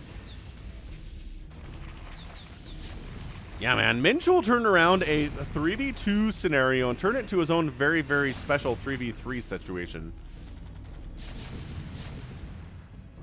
Because, yeah, it's 600 supply versus 600 supply, although FunFun's at 244 now.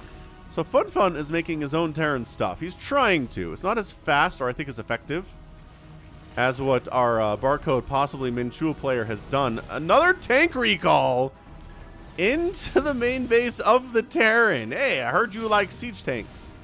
I'll put some siege tanks in your siege tanks. Battle cruisers are even operational here too. This is nuts. This is a really, really, really good game. And then there's more tanks down here too. And Luxor's down to 9 SCVs and is pretty much just a dead person.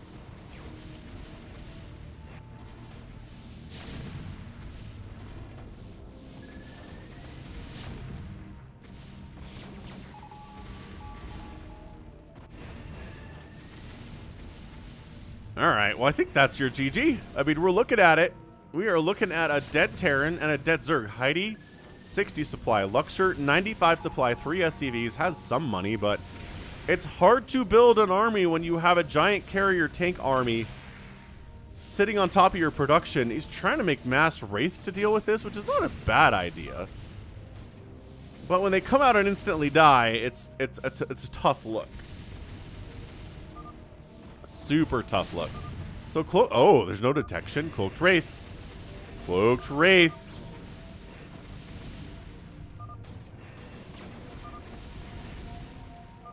Cloak Wraith doing what Cloak Wraith does. Stasis up here, too. So Team Blue's carriers are all largely stasis, which means that the ones that aren't stasis get picked off, which means battle cruisers can actually assist here with their +2 attack and +1 armor. Dude, this game is banana pants.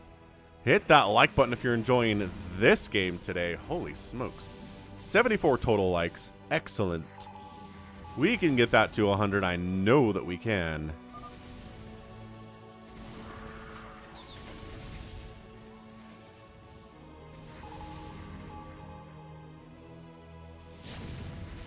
Tank recall! Tank recall, tank recall, tank recall. Oh, disruption web. Ah! Mass disruption web here, too.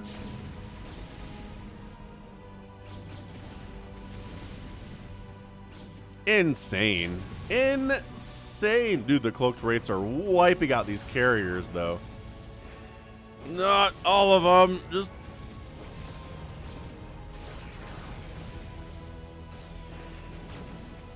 Detection has arrived, however, so they need to get out. And Luxor leaves the game. Heidi leaves the game. GG! Take recalls and carriers and mind control and reavers and corsairs and disruption web. Oh my. What an absolutely sick 3v3 fastest. One of the best ones I have ever seen. Tons of fun on all sides. Zerg player left something to be desired. Hey, you struggled a lot there too. But man, not everybody can be amazing in these games, I guess. But shoot, everybody else. Luxor, Fun, Barcode 9, who we think is Minchul. And okay, just absolutely playing it perfectly in a lot of ways here. The tank recalls were the best. They were super fun. That killed Heidi, and that killed Luxor, and that killed Fun. Tank recalls are just... yeah, that happens, and you're sad. That's it. It's just, it affects your mood instantly. Look at all this Terran stuff. You'd think this was a Terran main. Like somebody came in here and was Terran. No. This is all, boop. This is all Barcode 9 stuff. He just completely owns all this stuff. He's got 400 available supply. His tanks have 2-2. He's making Valks. He understands everything. Yes, man. Ah, so good. So good. So good. So winner of the day obviously is going to be Barcode 9, Minchul. 877,000 points for him today. Not into the million club, but he was close. He was getting there. He ends up killing 1,300 units, which is twice as much as anybody else in the game. Structures, he raises more than anybody else in the game. And he outspends everybody by, like twice as much. 240,000 resources spent. The next closest is 143. That's fantastic. That was so good. So good. All right, we're going to keep this ball rolling because we always do. Let's move it into a shuttle versus force.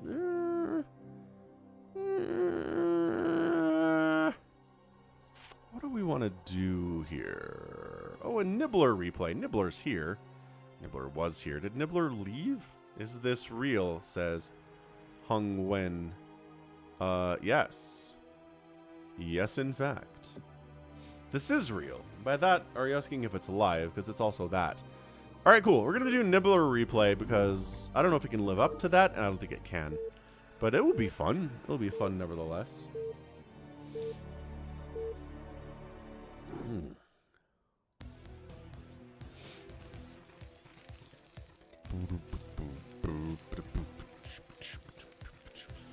Alright, so top left, Team Red, we've got SSJ2. We also have Smash. We also have 234 SAD21A. Team 2, represented by Das Vita 5566. We have Dumb Beast, who's a Protoss in the bottom left. And then finally, last but not least, is Nibbler 8180. We know that, dude. We do. Okay, gonna step away for just a minute. I'll be right back. I don't think we're going to miss anything crazy.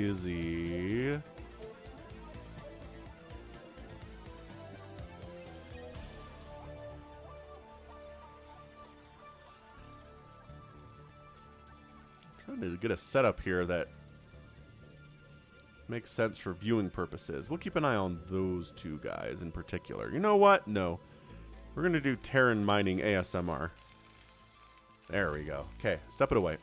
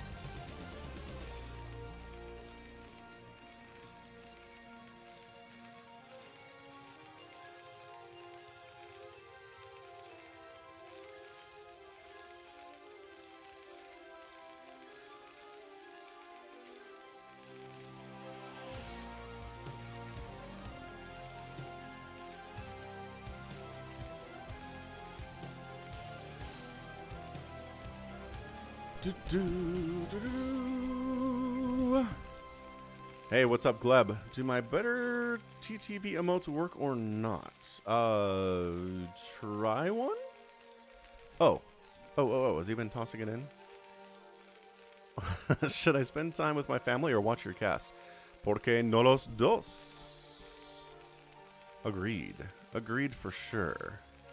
Alright, so we missed nothing in the first 3 minutes of this game, which is, that's good because, boy, was I not here. And sometimes amazing things happen when I'm not here. So, let's do it. Let's do the push. Someone's gotta go. Oh, two separate Terrans with their Marines. One of them has medics. The other one also now has medics. And Zealots, maybe? We're gonna ping here. Come kill the Zerg player. Zerg player knows. Zerg player's like, you know what happens to me all the time in fastest map? I get my face melted by attacks from everyone. And ta-da! Look what's happening now. We got Zealots, we got Marines, we got Marines. That's why I made 1,000,000 Sunkens. Thanks for asking, says Nibbler. He knows. He knows what he's up against right now. Can he hold it? The Sunkens are putting in some serious work, as they do against unupgraded units, right? These are 0-0 Marines and 0-0 medics, which means Sunkens are doing all the work in the world against them. Plus, friendly Zealots are here to defend as well.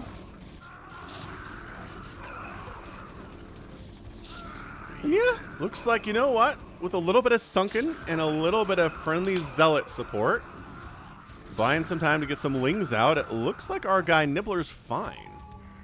Now, here's a secret. Nibbler can't really send in a replay he's in where he dies early, because then the replay is over. But I don't know, he sent in replays that he is observing before, or he got from somewhere else that was just really, really good. Anywho, alright, so that attack does not work. End of story on that one.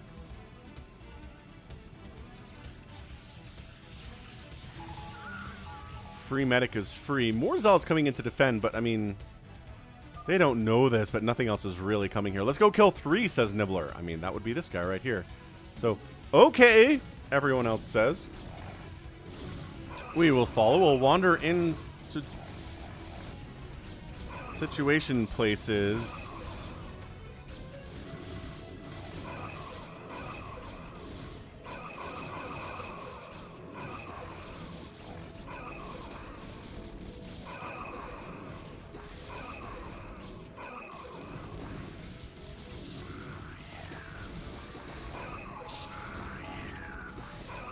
This is a pretty good... I was going to say it's a pretty good hold. The Lings just got all through, so that's not good. Defending Marines are kind of defending the front door, but in the meantime, Nibbler's on top of your cannons and on top of your probes and ruining all of your day right now. I mean, this is just... That cannon's not happening. The probes are trying to fight, but not very well. Dude, killing that High Templar would be an amazing future thing for you guys to do, but also... How is Nibbler at 3 drones? Did we miss some? Did he just...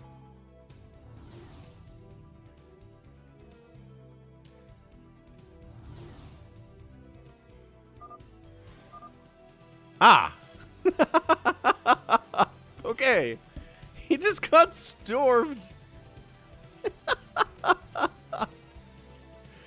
He got storm dropped. Okay! No evidence of that whatsoever. Who's this? Gotta be this guy.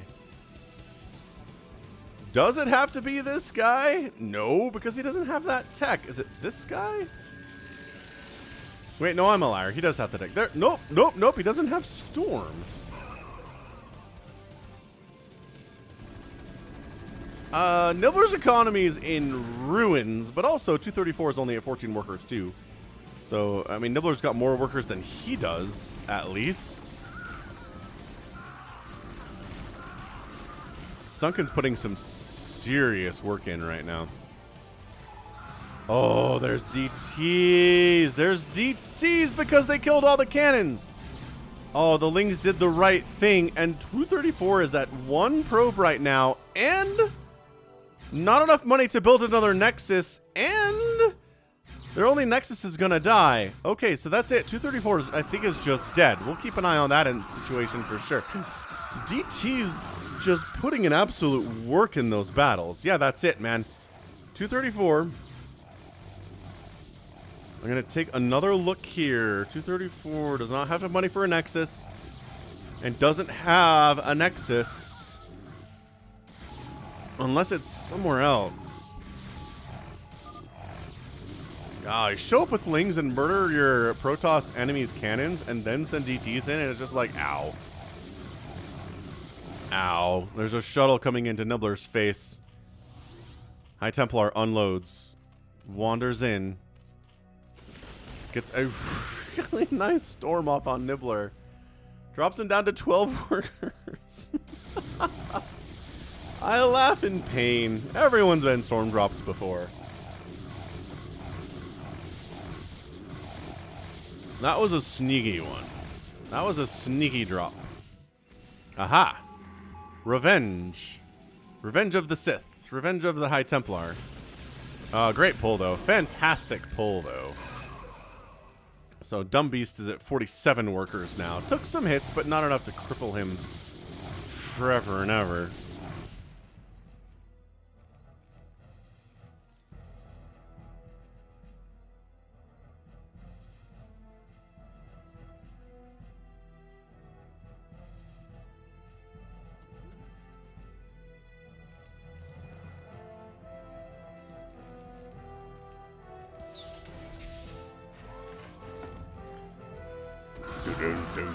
DT is still getting way more work done in the middle of the map than they ever should. Like, DT time should be over now. But you know what? You're holding middle. There's no detection around. So, hey, we're going to be super great. Arbiter Tribunal is on the way from Dumb Beast.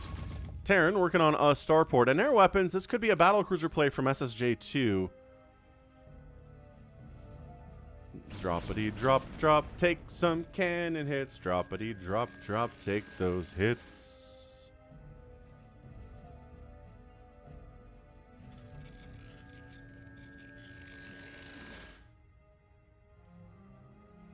How's it going, Vladimir Stockman? Welcome to the Sunday stream. Hope things are good for you. Things are great here. We've had some excellent games so far, like truly excellent games so far. Radiate's on the way. 3 more starports coming in, and like I said, it's gotta be the battle cruisers, unless you're going for some kind of a wraith ball.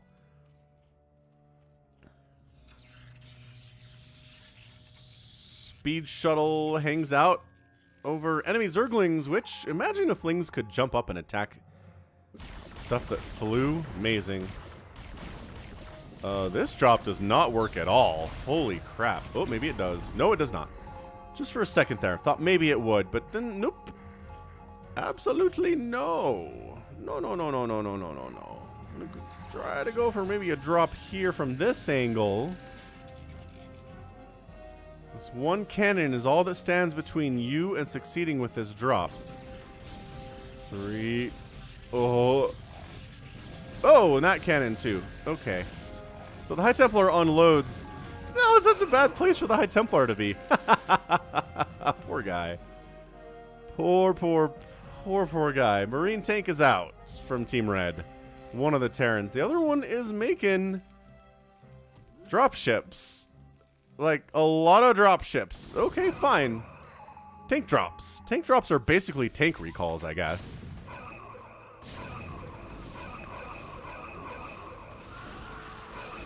Storm is up. Zealots are up. DTs are up. Scans are happening, though.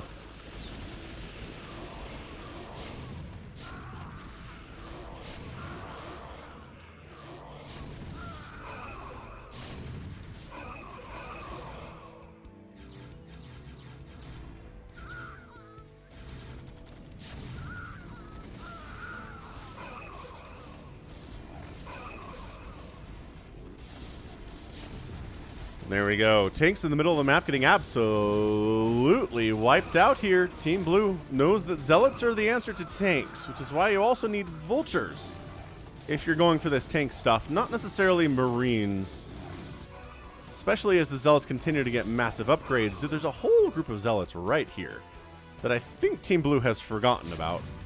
And if they were attacking this, I think this gets broken. I really do, but unfortunately, Mr. Dumbbeast has kind of forgotten about his group of Zealots that are accomplishing nothing for him on the right side right now. And some Valkyries. We're getting air upgrades for Valkyries for SSJ. What the heck? And once again, I'm going to point out, you don't have any Vultures here.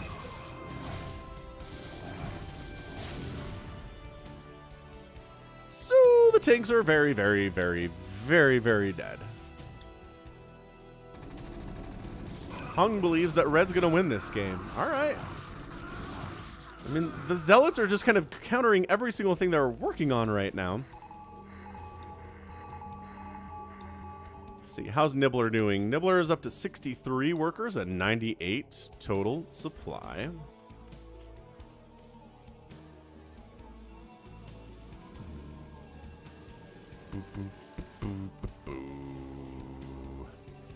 Carriers, yeah. Dumbbeast is going for a carrier transition. Are we surprised by any of this? No.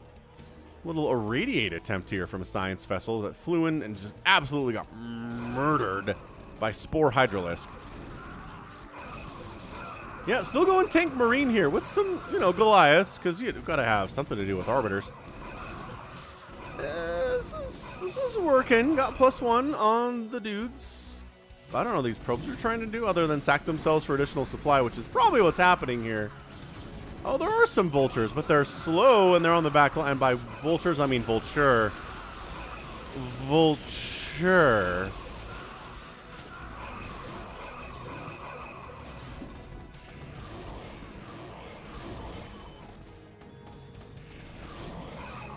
Here we go. Here comes the scary mech right now. So Lings, no. Individual High Templar, not really. Multiple High Templar, also not really. Oh, look who remembered. Nope, just kidding. These Zealots are still forgotten.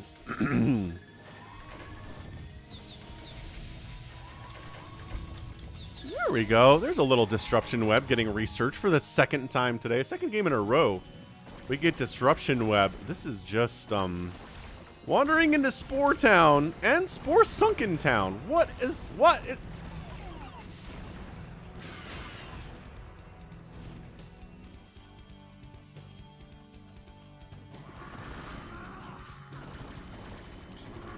Anyway, this attack at the front is pretty strong. Got a million siege tanks up, 2-2.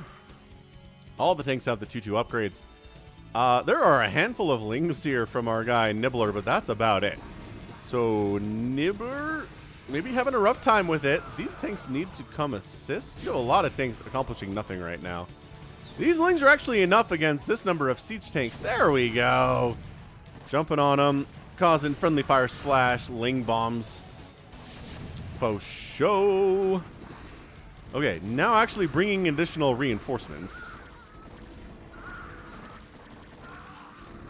Carriers. Oh, there we go. Dumb Beast in here to carrier support at the same time against all of these siege tanks. Really, really, really smart play. And then the Valkyries are like, we'll kill your carriers. So it's a...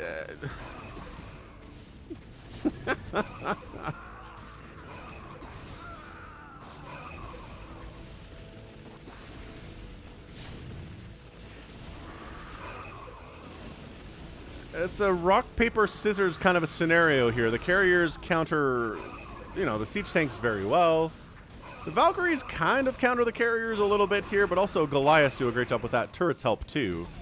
The siege tanks are like, well, might as well maybe start trying to kill Zergy stuff because these carriers are wiping us out. Utterly wiping us out here today.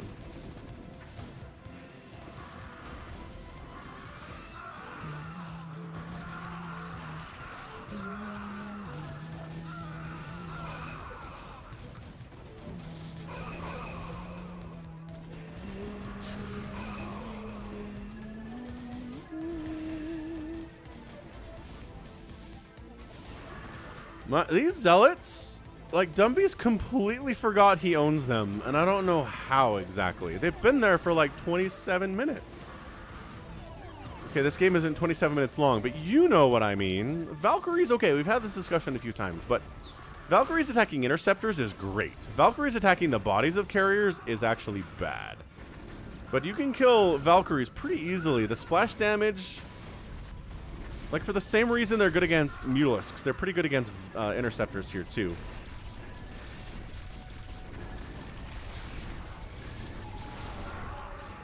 Maybe not working as well as he'd want to in that situation, though. Good grief.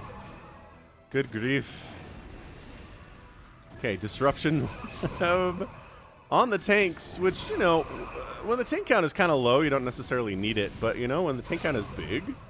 Disruption webbing a few, I guess 2 of them is pretty fantastic, but not enough. Not enough.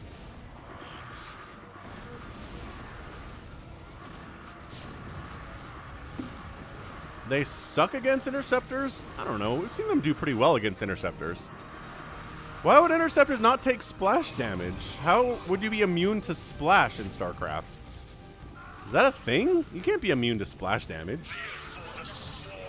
Sploinkle, thanks for the sub. I know you. You live across the street. If you're the same Sploinkle, what's up, man? Sploinkle is a friend of my oldest's. What's up, dude?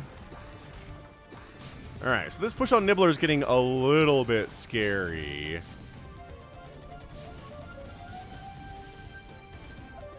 Nibbler, this is like as a Zerg player, you're like, crap. This is not good. This is bad for me. We've got tanks. We've got Goliaths pushing. Nibbler's at 148 supply. These zealots, he's still... Dude, these, you just... Trying to carry your push on Terran top right, but there's a lot of missile turrets there, which is bad. Lings trade pretty well against Goliaths. Ling Hydra, really good against Mass Goliath, actually. But with siege tank support, things get really, really tough.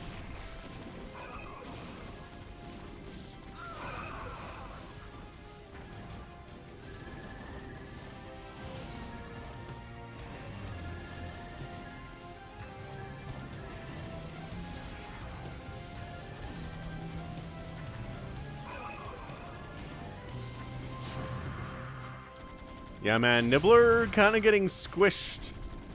Getting real squished here. He's at 52 workers, but you wouldn't know it by looking at it, would ya? Oh my gosh, the Zealots are at work. Dumby Zealots have been waiting for this moment for 22 minutes where they can clear out this entire missile turret line. That's what they're used for. Oh my gosh, the tanks are in range of the hive. How does he still have 50 workers? Because they're all right here. They're all in this little tiny spot. And if a tank gets a single shot on that, that's it. Nibbler's economy is kaput. He's kaput. Oh, Nibbler has a second. Nibbler has a second base. You're right about that. He's not really mining a lot from it, but he does have a second base because that's good, because by golly, his main base is toast. No, Dad, you can't trade resources in Brood War. You can in StarCraft 2, which is incredibly useful for situations like this, where maybe you need some gas and your opponent can throw you some. Your teammate can throw you some.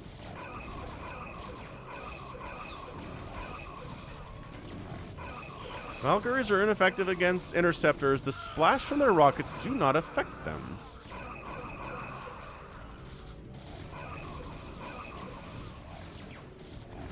As each rocket can end up hitting different interceptors. Isn't that how the splash damage from Valkyries works?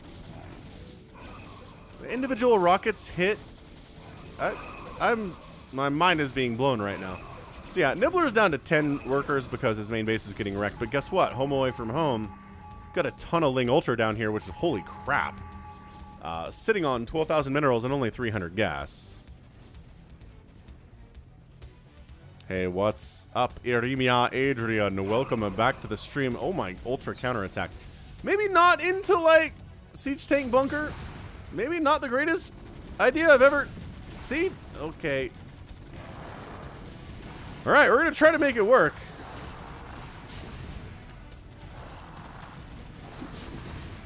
And by that I mean it's not working. Oh, Darkstorm's going to help, I guess. Trying to just A-move Goliath into a Protoss base seems like a weird idea, but maybe desperation. Desperate times call for desperate measures here. Dude, the Dark Swarm is so good. And the Zealots helping too. Helping these Ultralisks out is super fantastic stuff. Dude, Nibbler. Nibbler's back up too. He still has 10 drones. He could really just make another huge round of drones, right? Instead, he's making 3. You have all of this to make drones with, Nibbler. It's fine. StarCraft is a difficult game. There's a lot of stuff going on right now.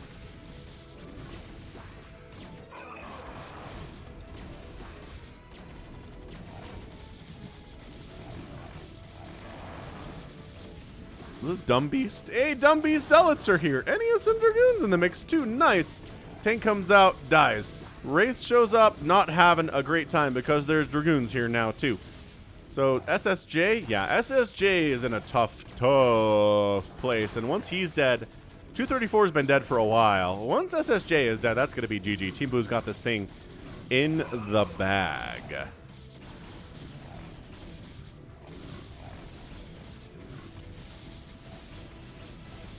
So hold on, we gotta have a talk about Valkyries for a second. So, is Valkyrie Splash the individual multiple rockets that are shot, connecting on something and hurting it? Or are they also doing splashy damage with each individual rocket? Because it just kind of shoots a cloud, right? It is true, Valkyrie missiles don't splash on interceptors. What in the heck? So they're coded that way? So everything else Valkyries hit, splash counts, but it just gets negated on interceptors. It's the weirdest thing.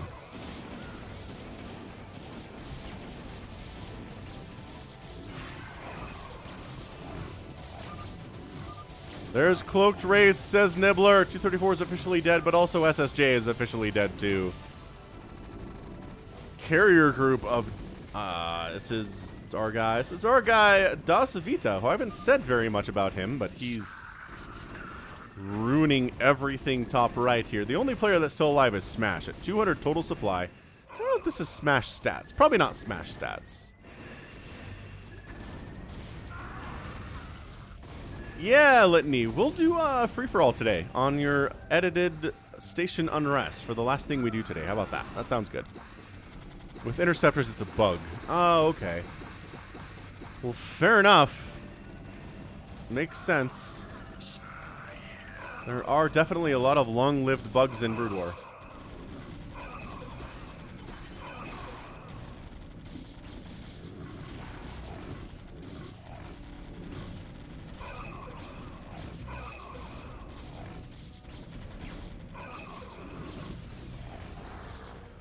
Yeah, we're dead. We're done. Like, I appreciate what you're doing here, Smash. You have a pretty good mech setup here, but you're getting hit by three separate players, all on the same team. Ready to murder you in the face. So here's the thing, Ted. There's a lot of bugs in StarCraft that Blizzard will not touch because they're just part of the game at this point. They've been around for 24 years. The players play around them. They know what's up. They know how this works. They're not going to worry about it, you know?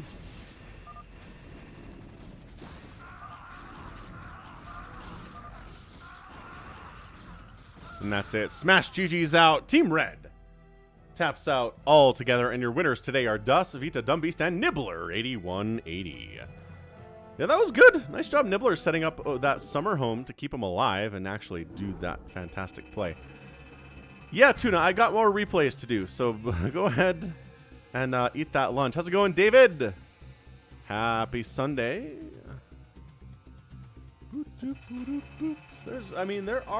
There's a list of bugs in Brood War that they won't touch because the hardcore Brood War fans, they don't want to. They have figured out strategies that they exist around the bugs. So they leave them alone. All right, let's go Super Scrappy PvT here with PotatoTerran on Fighting Spirit. I don't know. How's it going, Sonyo? I don't know about Helms. We've just had a really hard time staffing Helms today, or in the last, few months, honestly. But top right here is Zero Waste. He's a Protoss. Bottom left is our guy, PotatoTerran, who is a Terran. Surprise Pikachu face. All right, we're going to speed it up a little bit here, too.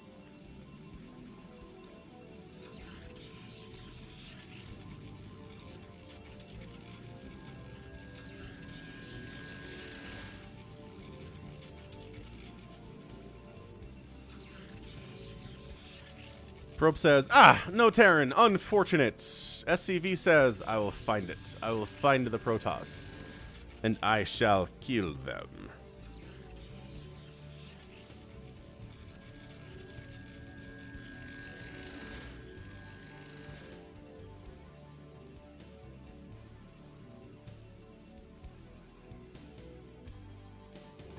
Zealot pushes in. There's Marines here. And now there's not Marines here. Now the Zealot's causing all sorts of problems.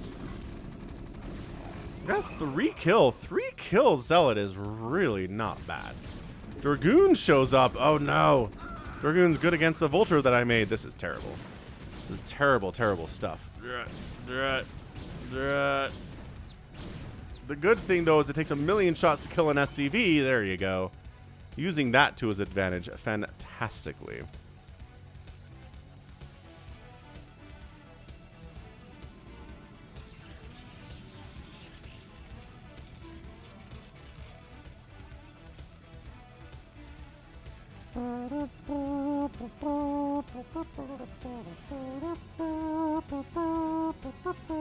Robotics facility coming right on in.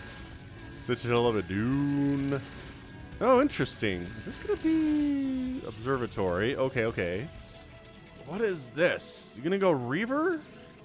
Nah. Storm or DT? Maybe going for some DT shenanigans here against a Terran that has no detection at all, mind you. 0 detection. And Comsat station would be here, but there's a barracks in the way. So that's not good.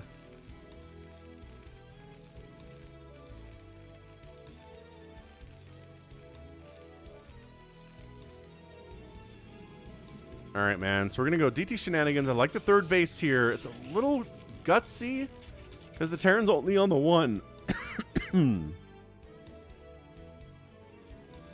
But if you can one base kill your Protoss opponent with, I don't know, a pretty interesting army of Marine Tank Vulture.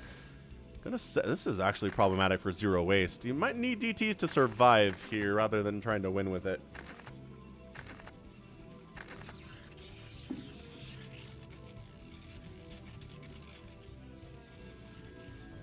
Yeah, this third base, I don't know if it's going to work out for him is the problem. What are you doing? Checking for bases, I guess. Cool. Checking for bases. Don't mind us. Spider Mines. Not interested in pushing in, but I almost... Man. You set up the 3 siege tanks behind the Spider Mines, right? With Marines...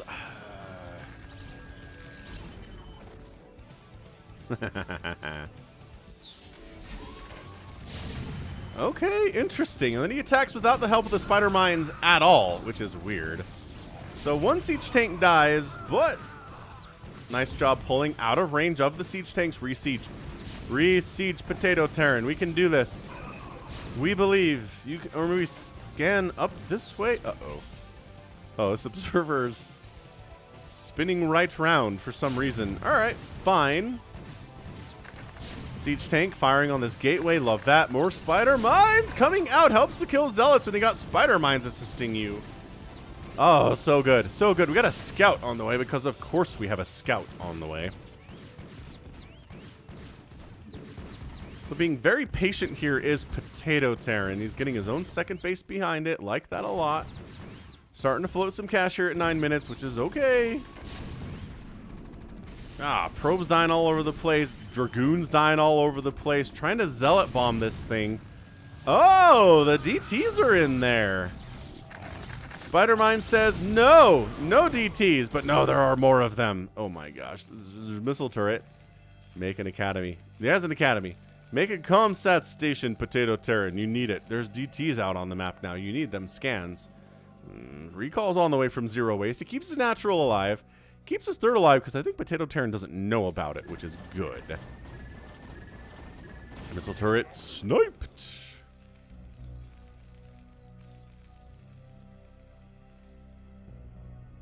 Alright, so everything is now chill. The DTs, I mean, moving out, I think would be pretty amazing. Except, turret at the front door, you gave away your DT surprise by having to use them on defense, which happens a lot. You gotta use your secret tech choice for, you know, defending your face. It gives it away.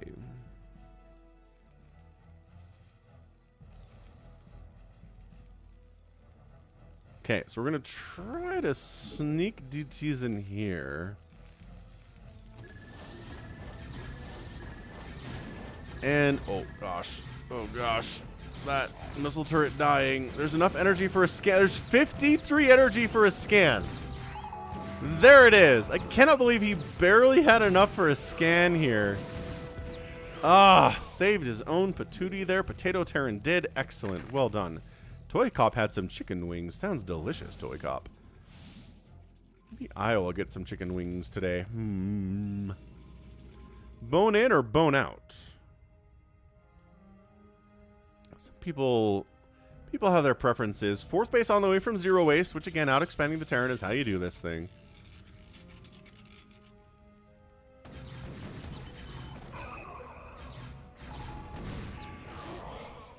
That's why you have the ComSat station. He just barely had enough energy for a scan there, too.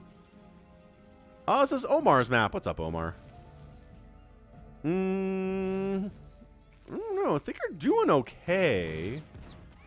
I mean, traditionally in TvP, what you want to be doing, as Scan has always coached Artosis to do recently, is sending your vultures around to every base on the map and just seeing what you can scout, what you can kill. Like, if you send some vultures and set them up, like, right here and wipe out all the mining at this base, that'd be humongous, right? Keeping vultures active and alive in TvP is a good way to win a TvP. It's a really important thing.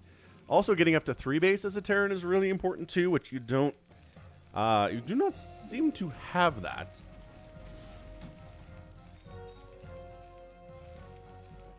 But, you know, maybe we'll get to a 3rd base eventually. Okay, yeah, I like this. Just sending a little vulture drop up into the main base. You know, sometimes it works out, sometimes drops don't work out. You're just trying them, right? Trying them is the important thing here. Also recommend working on your upgrades, which you've got double armory here, which is nice. Also getting recalled right in your face. Oh boy, this is not good. This is probably the worst thing that could happen to you right now. Big, huge drop. SCV count is going to plummet here too. Oh, but they're going after the command center, which, the guaranteed versus the non-guaranteed damage. Going for the non-guaranteed damage, but gets it anyway. Okay, that actually really, really stinks. And then continuing to kill stuff because it's still a really big, scary Protoss army.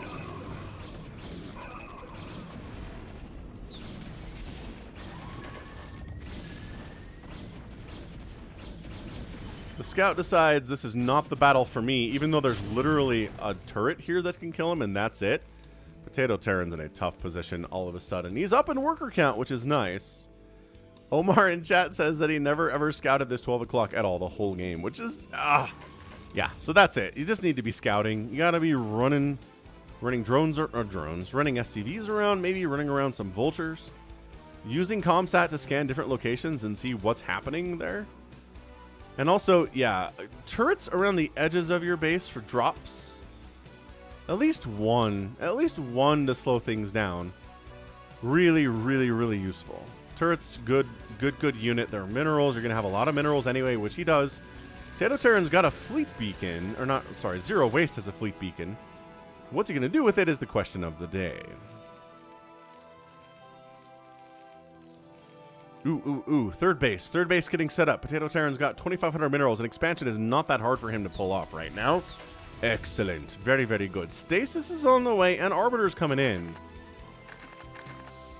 This third base, living or dying, is going to be a really, really big deal. If the Terran can, or the Terran can hold it, he's going to be in a great position. If the Protoss can kill it, then I think PotatoTerran might just die, because having that third base is so gosh darn important. How's it going, Critter? You missed some stuff. You missed one of the better, fastest maps I've ever cast. RJB supplied it, because of course he did. That's where it came from. It is going to be carrier. So carrier transition here on, I mean, it's kind of 4 base, but also kind of not 4 base.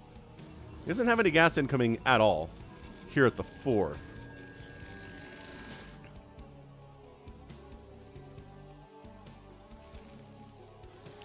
Yeah, and a DeadInfested game that was really fun too, with some Infested Terran usage. From DeadInfested, what? That's not something that ever happens.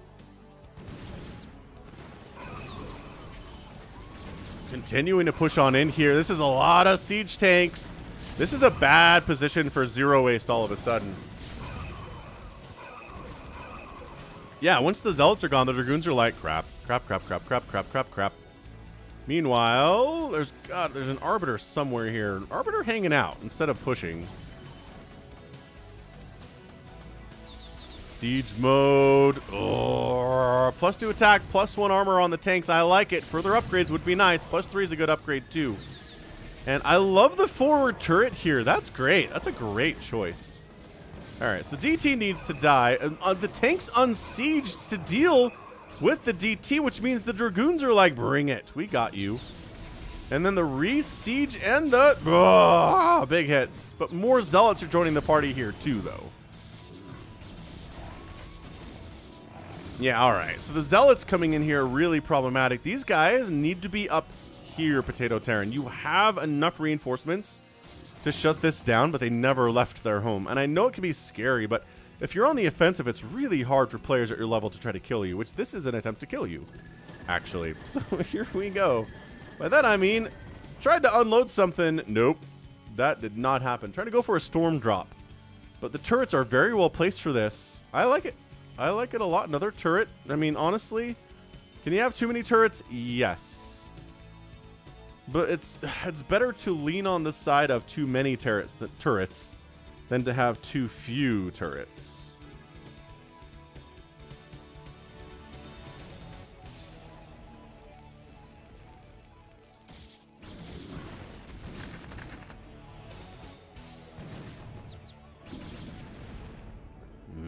Arbiter? Arbiter. Recall. Ricola. It's a Ricola.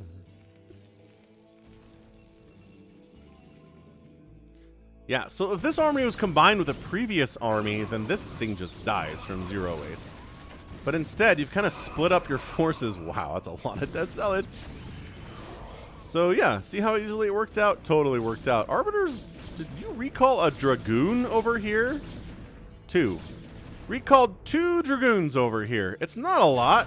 It's an honest living, kind of. Except when siege tanks wrecking your Dragoons and the Arbiters taking shots from missile turrets. Oh, great stasis. Great stasis. A lot of probes are dying from zero waste down to 42. Gonna lose more than that. There's cloaked units here. Our Goliaths attack the Arbiter. Not happening. They are going after probes. Ooh, okay, now getting a couple hits off on the Arbiter, but also getting completely distracted and not attacking the Arbiter much at all. I think a couple shots happened.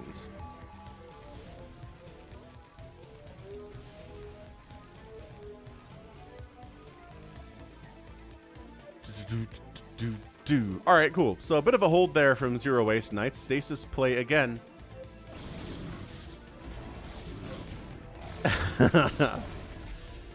Having Arbiters, having Spellcasters is good. And if your other opponent doesn't have Spellcasters, then you have a good chance to win. It's another recall attempt here. Carrier's, again, not a ton of income for Carrier. He spent a lot of money on ground units, and he really needs... There we go. Another gas for that. He's done a great job spending his money. Zero Waste is. Maybe that's kind of the idea behind his name, is he doesn't have wasted resources. They're always ready to go. PotatoTerran says, bring it. And kind of trying to hold it here. I don't... this looks like a Terran win, though. There's way too many tanks.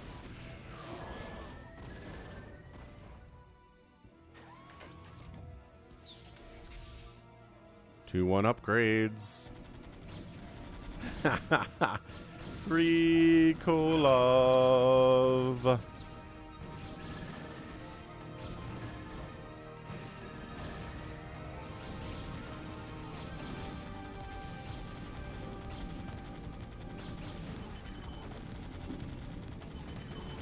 This is good. This is fine. It's only 34 probes. This is scraptastic. What's up, Jakubek? Welcome to the stream. Yeah, so Natural Nexus dies. Once again, PotatoTerran does not know this exists, but Zero Waste isn't making a whole ton of use out of it. Yeah, he's got gas income and he has some mineral income, but not a whole lot.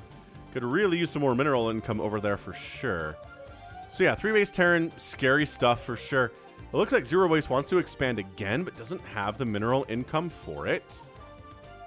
He has lost his main base to Terrans before, and he doesn't like the feeling. But he knows to prepare for it, right? He knows to prepare for losing his main base to Terran.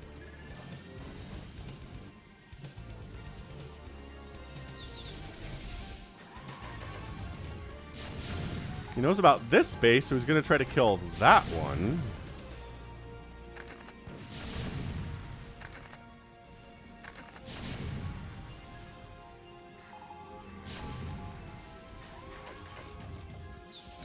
Okay, all right, little Zealot recall over here on the third base, which again is a really important thing because it's the only income that PotatoTerran has here. PotatoTerran has a ton of SCVs here because this is the only source of income that he has, as I keep mentioning. He's losing a lot of SCVs. This SCV count is plummeting hardcore. This is scrappy. This is a really, really scrappy lower level game for sure. This is really fun though. Looking good, man. And the recalls here from Zero Waste. Ugh, third command center dies, but the good news is you're Terran. You can lift your command center and push it over here. Hey, PotatoTerran simultaneously trying to get up this ramp against a lot of storm. Like, a lot of storm. I don't know if he's getting up this ramp, unfortunately. Ugh. Yeah, and that's it. These siege tanks are all dead. The reinforcements are not really coming from PotatoTerran either. Production tab is a vulture, but his income is toast. Oh my god. Is this it? Is this zero waste secret to winning the game is having a base that does not get scouted at all? Because I think PotatoTerran maybe could have killed it if he knew it existed. It's not super well defended. Like he killed this one, or tried to kill this one and shut it down anyway. Boy howdy. PotatoTerran, no, you need a third base. Okay, so he does retake it. He's got Zealots, he's got Goliaths up top. He's going to float a command center over. There it is. Command center floating as ordered to. Do you know about this one, PotatoTerran? Omar, do you know about this base? Because maybe you don't.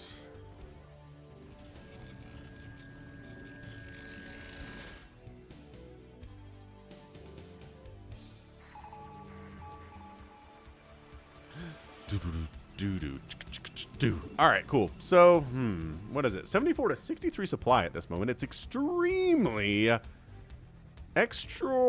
close at the moment, but having income is better than not having any income at all. Land it. Land it. Land the command center. Oh my gosh. Thinking real hard. Okay, lands. SCVs go. SCVs go. Go, go, go, go, go, go, go. Get minerals because you only have 4 right now. Tony Soprano's in the chat. Tony, I thought you died at that diner. Although I guess we don't actually see that happen, so maybe that's just a guess. Don't try it, Anakin. I have the high ground. Been watching Obi-Wan 2 on Disney Plus, which has been okay. I don't know. All the Disney Plus stuff has flaws. There's no Disney Plus show I've watched where I'm like, dang, that was excellent, excellent, truly excellent TV. Oh, an Arbiter dies to the Goliaths. Oh, Goliath +3 with missile turret support there is good. So good.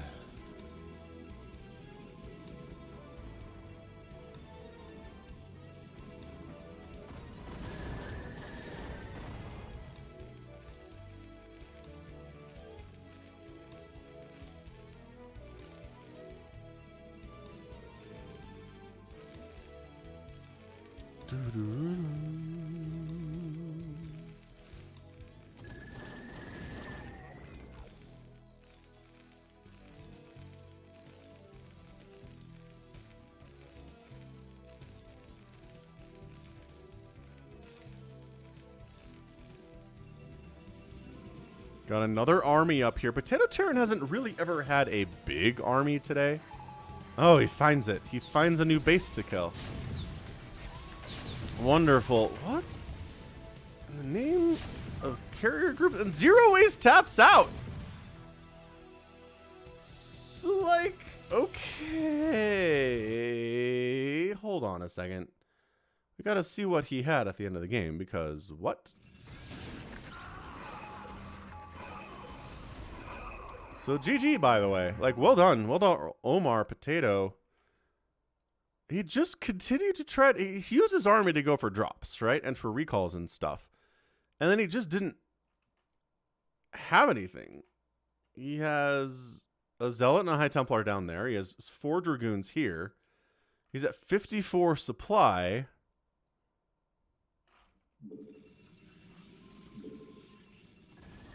And then this little tiny move out is enough to convince him to tap out, because he's making High Templar, but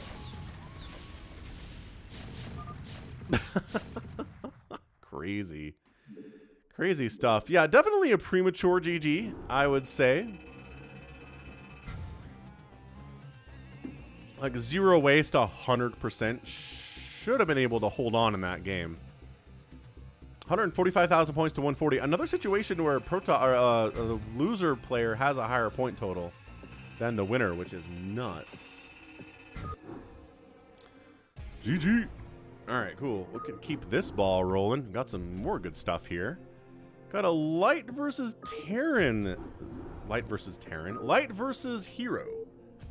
ZvT, Zerg versus Terran.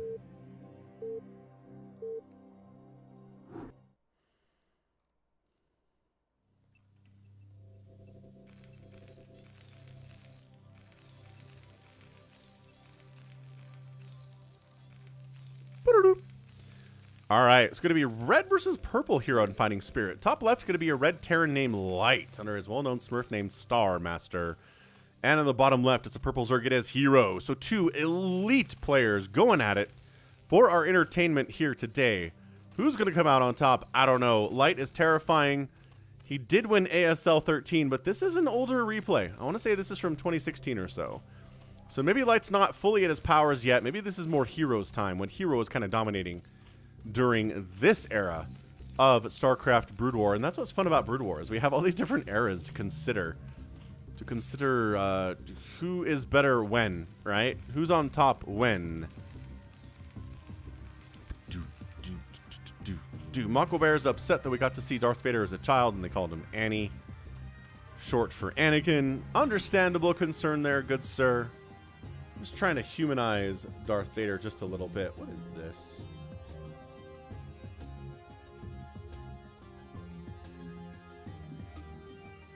What? John Doe, what is going on?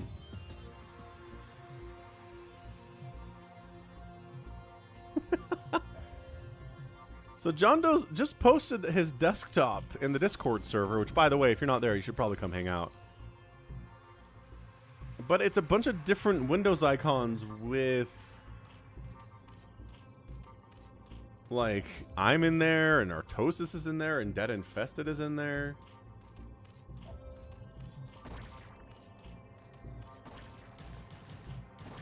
I think they're all meme videos that he's created. He is a memester.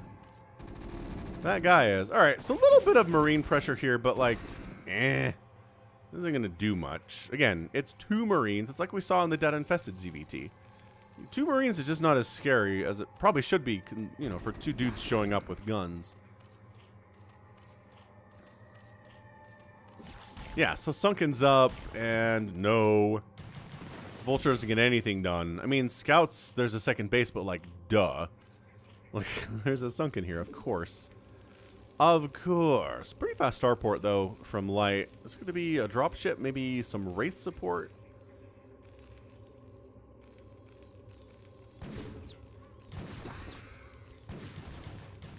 Yeah, it's a little... Okay. Oh, my gosh. They're not going to get it. They're not going to get it. No, they're not. Oh, he does snipe the SCV building the second base. That's insane. There's more Lings coming, though. Hero is, he's got a lot of Lings out right now. Why are you going this way? He's waiting for Metabolic Boost to finish, I think. He doesn't want to get scouted by the Vulture until that happens. He's going to jump right on this, isn't he? Dude, Hero. Hero. This is problematic. It is a Wraith out.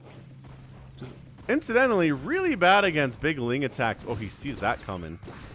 Oh, no, but the Lings get through anyway, but the Vultures are being Vulture microed very, very well. So those Marines die, sure, but all these Lings are completely dead. And this is Ling flooding at its best, man. 100 likes, we got it. Everyone, thanks for hitting that like button. That's got to be a canceled commit. No, it doesn't. It doesn't have to be canceled, though, because the Vultures are here to shut this thing down. Nice. Like, really, really, really well done there. The Vultures have, like, 8 kills each. 4 kills, 2 kills, 12 kills. 12 kill Vulture! No big deal. 12 kills at 5 minutes because Zerglings. Because the answer to Zerglings. This Wraith casually has 2 kills. Gonna get a 3rd, although Hydras are popping, and that means the Wraith needs to go.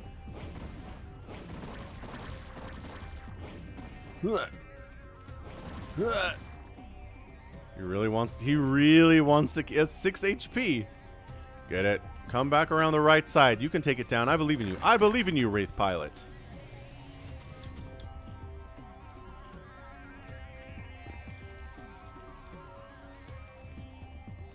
Bring it back. Repair the Wraith.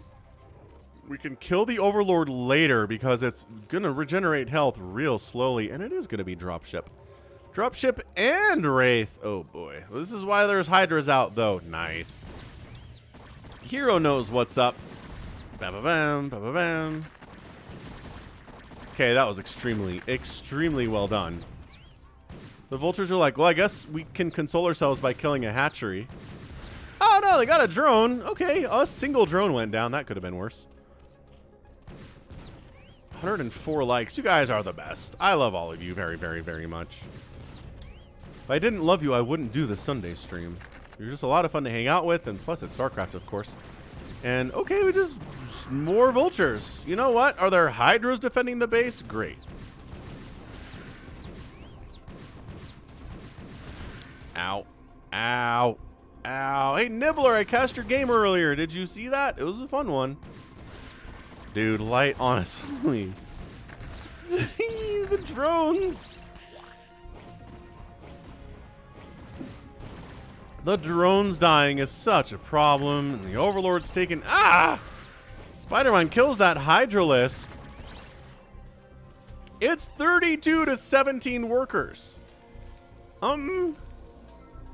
He's making more wraiths here too. What is this? Light, put your SCVs to work. See? This is what I told you about.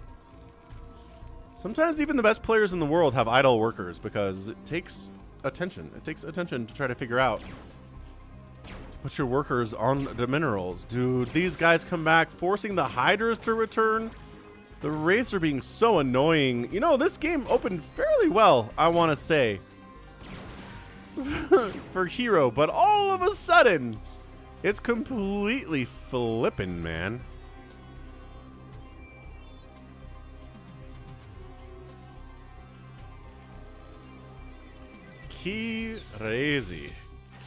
Crazy stuff.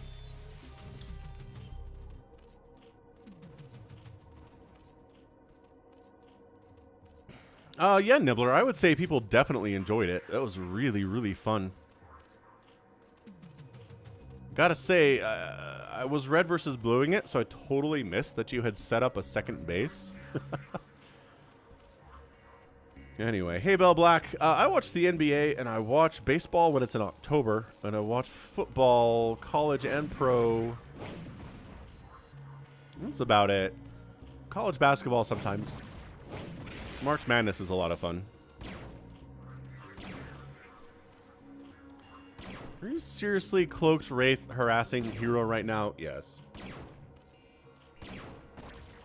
So yeah, so this is going to be a Terran win. I'm really trying to see a path forward here for Hero. He's down 12 workers. He's on 2 base to 2 base. He's lost a ton of drones.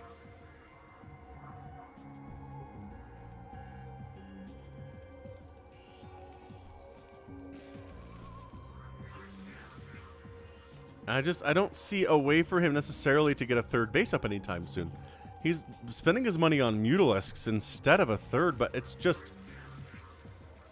the income difference is stark right now.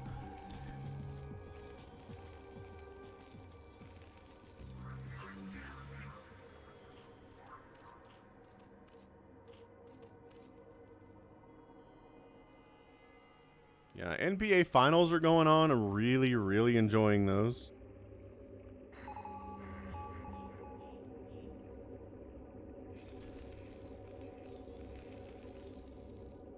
Alright, trying to Scourge Mutalisk these guys and keep this Overlord alive.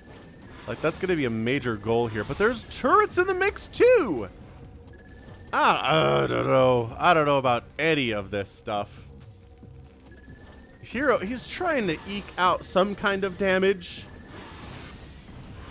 And getting rid of the race would be a big deal. But then there's a Radiate. A Radiate shows up on the Mutas. And there's another secondary turret here. So killing SCVs, sure. You're going to be able to kill some of these SCVs. And actually, this is really nice Muta stacking. There's 4 teams that don't have a plural team name like the Knicks or the Celtics. So the Jazz and the Magic are 2. Thunder is 3.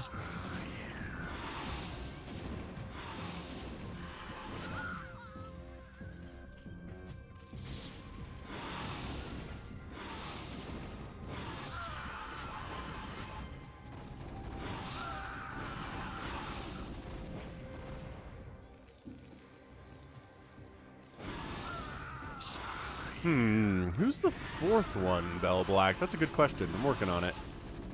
I'm working on it. Heat. That's what it is. Miami Heat. Mako Bear comes in clutch. Yeah, we got it as a team. Hey, look, there's a 3rd base from Hero. All right. I mean, okay, these mutas have taken the worker count down to sub 40. So they're doing some work. 3 kills on that guy. It might just be this guy doing all the work and everyone else is dead. Okay, not with the Marines in that position, but they're really keeping Light at home and allowing Hero to drone up. Now look. There we go. Put these dudes to work. You! Especially you! Oh my gosh, I can't believe it. I can't believe it. Hey, how's it going, Bjorn? Happy Sunday to Bjorn.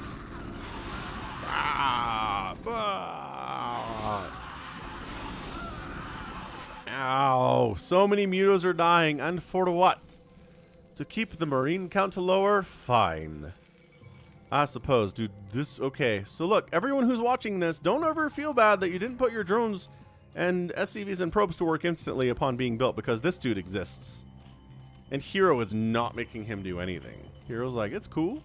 You know what, drone? You take a break. You deserve it. You probably just popped out of that hatchery 3 minutes ago and haven't done anything.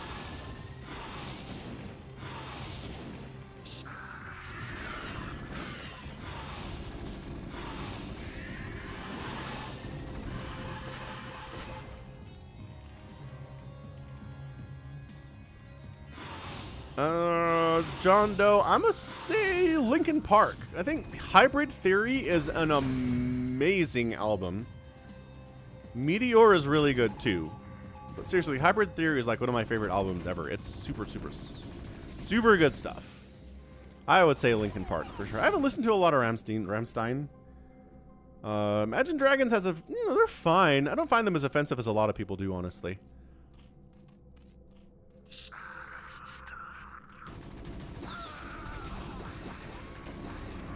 This is a big attack here from Light, and without Dark Swarm, yeah, that's your GG.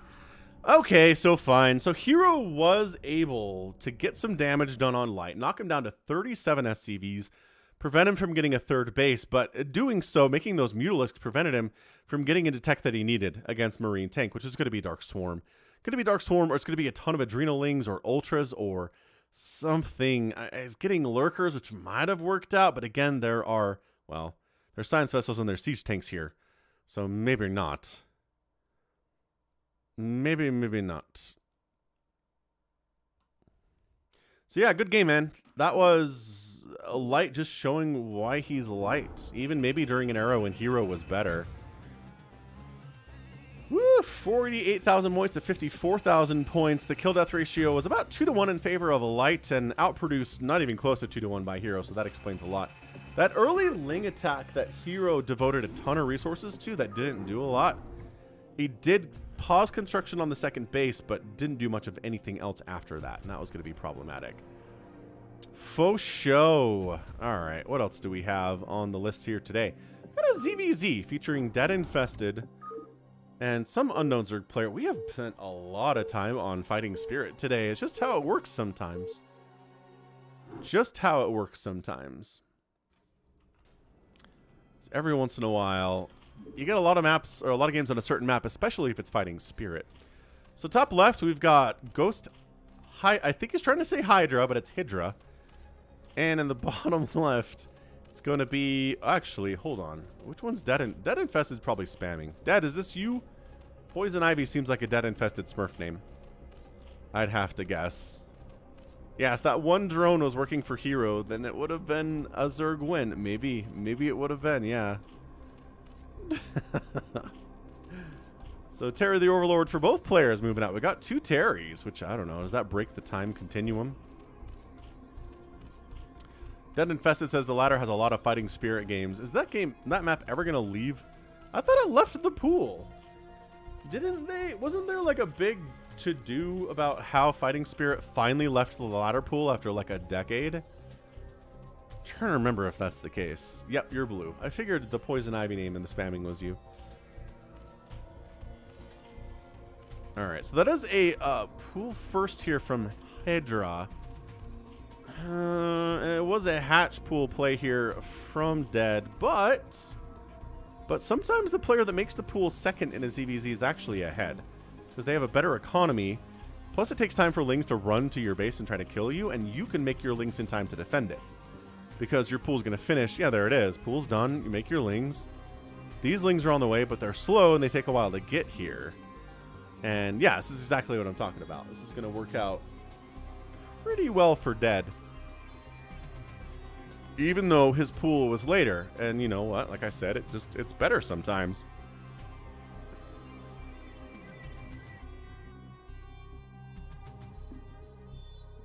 There we go. Lings show up from Ghost Hydra, and he's like, crap, there's already Lings here to defend.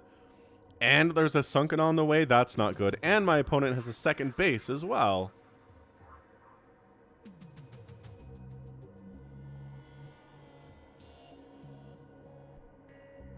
Amazing. Amazing, amazing stuff. All right, cool. So it's a ton of Lings out from both players right now. Lairs on the way from Ghost Hydra and Metabolic Boost. On the other side, Dead's just droning to a certain extent. He is also tossing down a Macro Hatch, an Evolution Chamber. He doesn't have any gas incoming whatsoever, so getting an Evo Chamber seems weird. I guess maybe that's just to try to get a Spore in case Mutos are on the way.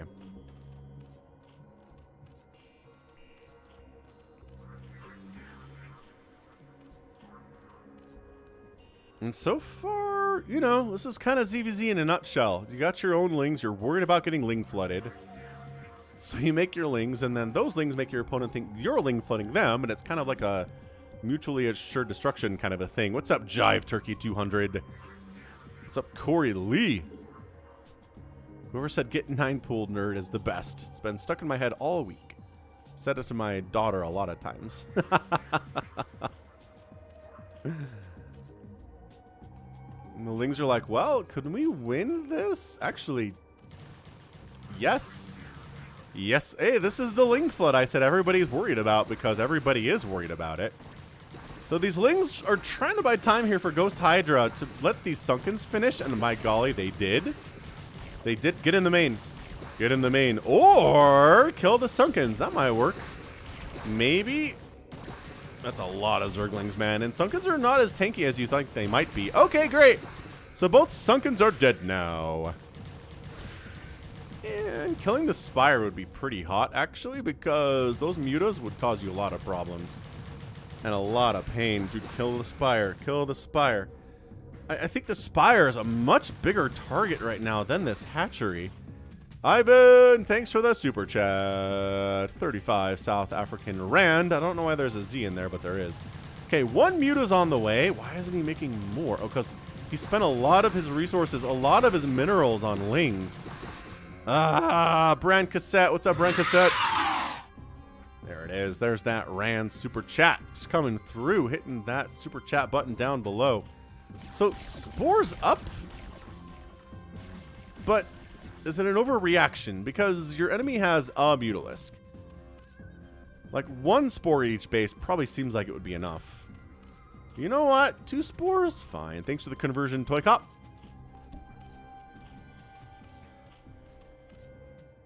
Yeah, I really feel like... Yeah, I don't know. South African Rand. Replacing the Spire as Ghost Hydra. His ability to really do much of anything at this point is really problematic. This is a lot of static defense. But in fairness, there's no army for DeadInfested at all. He has 0 Zerglings, 0 Hydras. All he can do is use static defense to stay alive. So fair enough.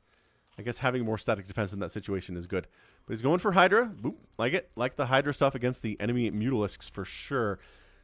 Traditionally, the player that goes Mutas does win this kind of a thing where it's Mutas versus Hydras just because the Mutas are faster. And the way it works is they can kind of dive bomb on stuff and the Hydras can't do a lot about it. So anyway.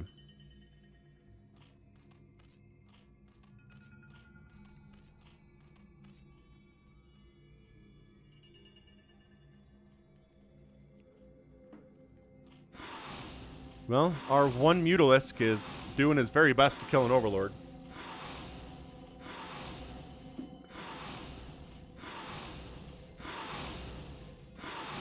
Get him. Kill him. On the other side, just more and more Hydra production, getting upgrades for range and for missile attack.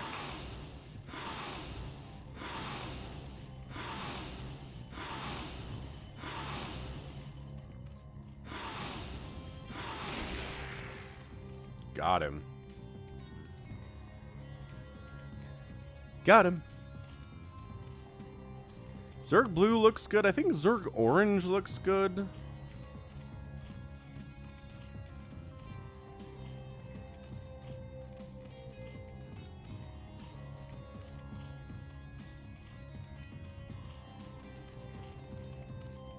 Zerg teal is pretty awesome too. So it's 35 to 33 total supply.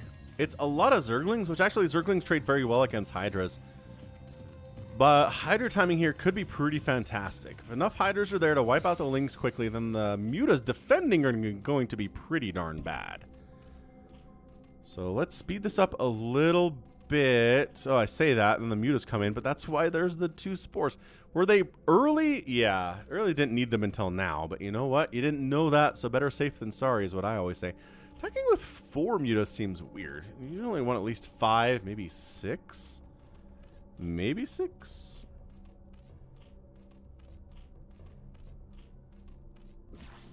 Yeah, so the Mutas come in, immediately take some spore hits.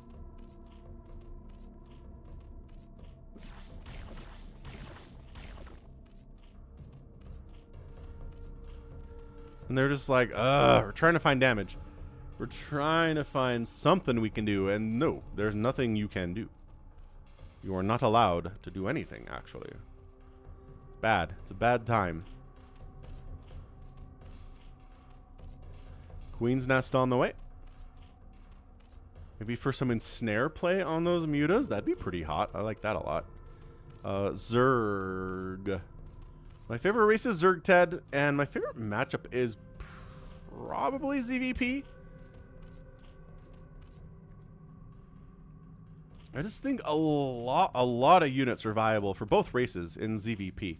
Sure, you can't make carriers really all that much in ZvP. Thank you for the 50 Ron super chat, Rock Now Radio. That's right, mine more minerals. I appreciate it. Thank you so much. I don't know what that is, unless it's wild guess Romania. Well, thank you, Ron, and thank you, Ivan. All right, the Hydras again. The Lings doing pretty well, but once the Lings are gone, the Mutas are in trouble, man. Especially against +1 attack Hydras when these guys have no armor and no attack upgrades either. It's gonna be Hive. All right, fair, fair, fair. Yeah, these Mutas are not going to do as well as they would want to do. It is Romanian money. I knew it. Ah, wild guess for the win. The Hydras crushing the Mutas. The Hydras crushing the Sunkens, and that's your GG. It's 55 to 37 supply. All of that is army supply right now. That's a massive upgrade, and bam, goes Hydra. Taps out.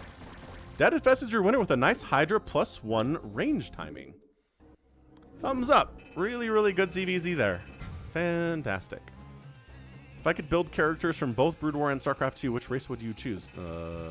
What? Kill death ratio, pretty good. Produced the same, but killed about 20 more. And then did outspend a little bit too here in this 12-minute game. So GG. That was great. That was really, really good. Fantastic. All right, let's go. What is left here today? I end up saving a couple of these for next week.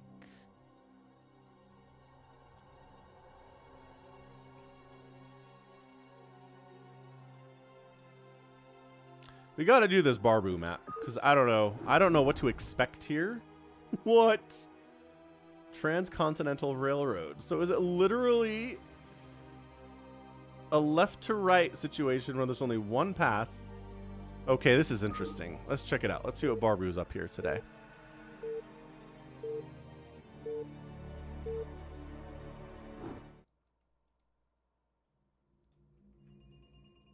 All right, man. So right side, it's a Zerg player. It's TSC. It's Barbu. Left side, it's a Terran player who is a computer. All right, so yeah, so this is all high ground. And then there's a lake, and you could take some minerals here if you want. And minerals here, that's it. Like, This is all just wide open nothing space. There's a Vespine geyser down here, I guess. There's one here too. So it goes from like narrow to just completely wide opens into low ground. All over on the right side here. Weird map. I kind of like it. I kind of like it on the mini map. It looks neat. Oh, it's a copy of the real Transcontinental Railroad operated by the Union Pacific. So let's see. This is like the Great Salt Lake right here. This is Utah, right? And then this is California over here. And then this is like the Great Plains. I think that's what we're going for here.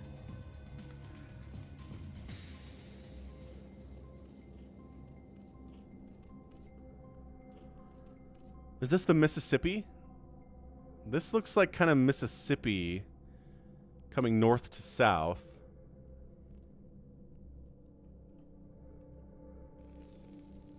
Yeah, fun.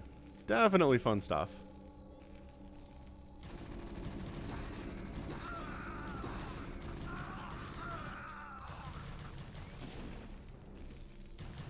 And then some early pool shenanigans here from Barbu. Pretty much just going to win the game at this point. For whatever reason, the computer's not building any more Marines, even though he has available supply and money to do so. Because the computer is stupid. Like, look at this. You have 200 minerals in the bank. Build some Marines. It's 2 Zerglings, man. It's 3 Zerglings, dude.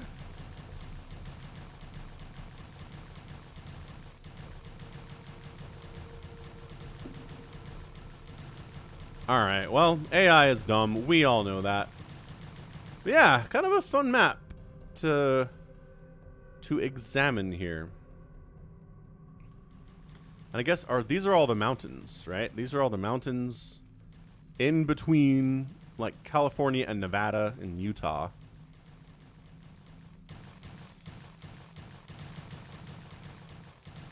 And the Terran AI has decided all we're going to do today is mine. Only mine, no spend.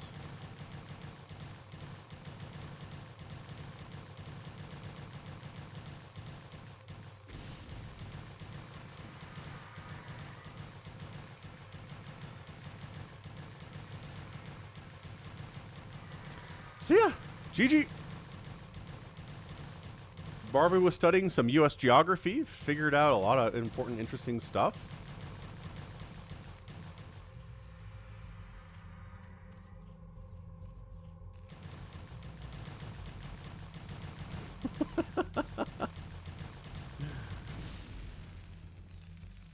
And we're going to let the command center burn down, apparently, which will happen in ×4 speed. Oh no, the Zerglings are going to help it. Okay. Zerglings wipe it out, and that's it. We're done. GG. All right, fun. So maybe a little bit of a geography lesson for everybody here today about the Midwest U.S. and the Western United States and how the Transcontinental Railroad was built to connect to connect the country. Okay, let's do a 0 versus 0 shuttle versus force game here. This is on Fighting Spirit, too. Good grief, this is on also Fighting Spirit. I don't know what to tell you. Why is everything Fighting Spirit today? Except for the Transcontinental Railroad, which is a custom map. So top right, we've got Force, and the top left, we have Shuttle.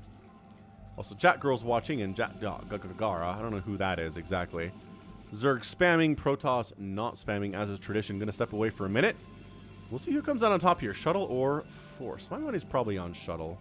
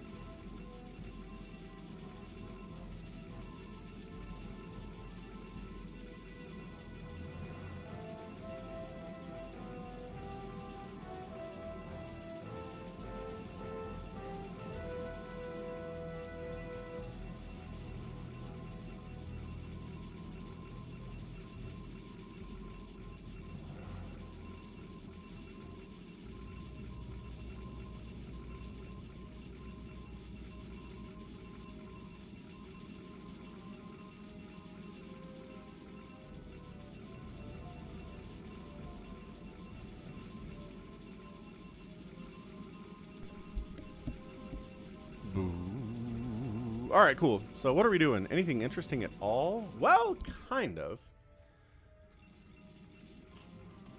The lings are out. The hatchery is down. That's why you don't expand with the Forge Fast Expand if it's a pull first play from your opponent, because the lings are on the way and you will die if you do that. So, fantastic. Truly, truly good read here from Shuttle. Are we surprised by that at all? No. I would be more surprised if he was like, oh, I'll just throw down an Nexus and no cannons and I'll be fine, because that's not how any of this works.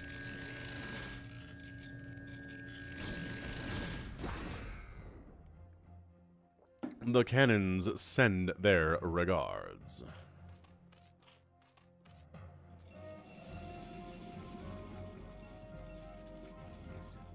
Makwa Bear. Trying to go for a third base here to counter the fairly fast second Nexus from the Protoss. There you go. Force tossing it down. Tossing it right on down. As you do.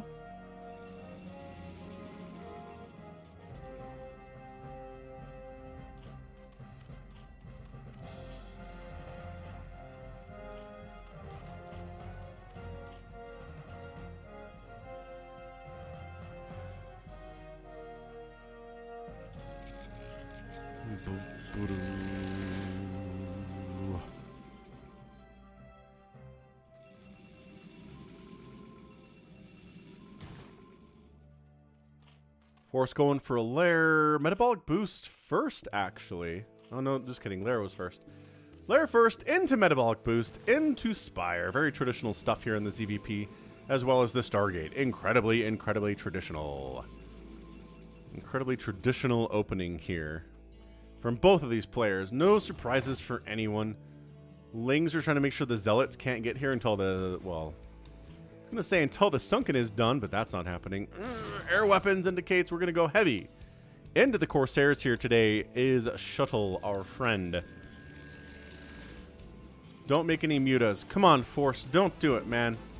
I know part of you is like, should I make some mutas today? And the answer is no. No, you should not do that.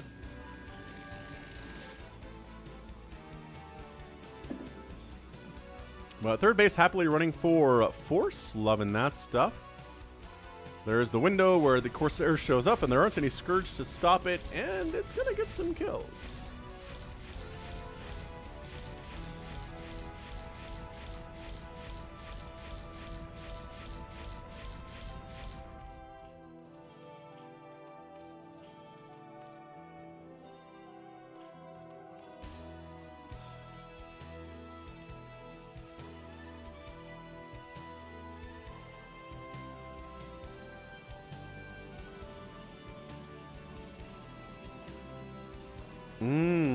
And our vacuum cleaners have arrived, too, in the form of a robotics bay.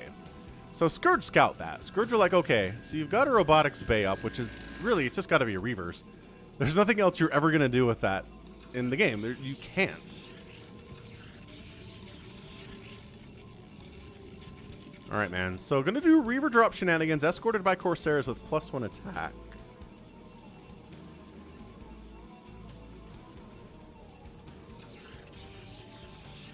Zealot's heading into the third base of Force. He does not have any static defense here at all, which I feel like is totally a mistake. Yeah, these Lings have to save the day because, by golly, there's no Sunkens or Hydras here. So now the Zealots can get into positions, or they... There you go. This guy's in a position, sort of.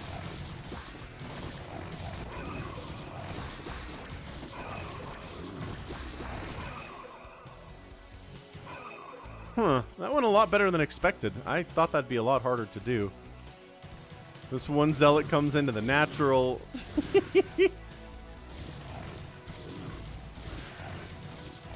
And he gets a couple drones, but then gets obliterated as well. So now it's time for the Reaver drops. By that I mean... There we go. Now we're loading up. Now we're moving out.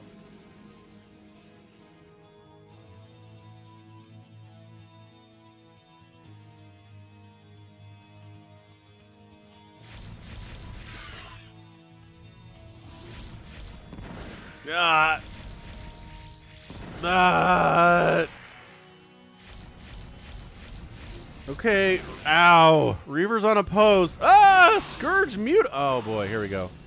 You know, like the one time I feel like making mutas is probably okay is if your opponent's trying to Reaver drop you and then mutas are really good.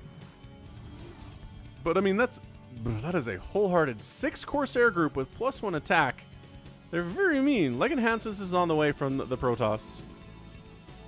It's 39 to 44 workers. Again, Zerg player can kind of replenish this drone count fairly quickly.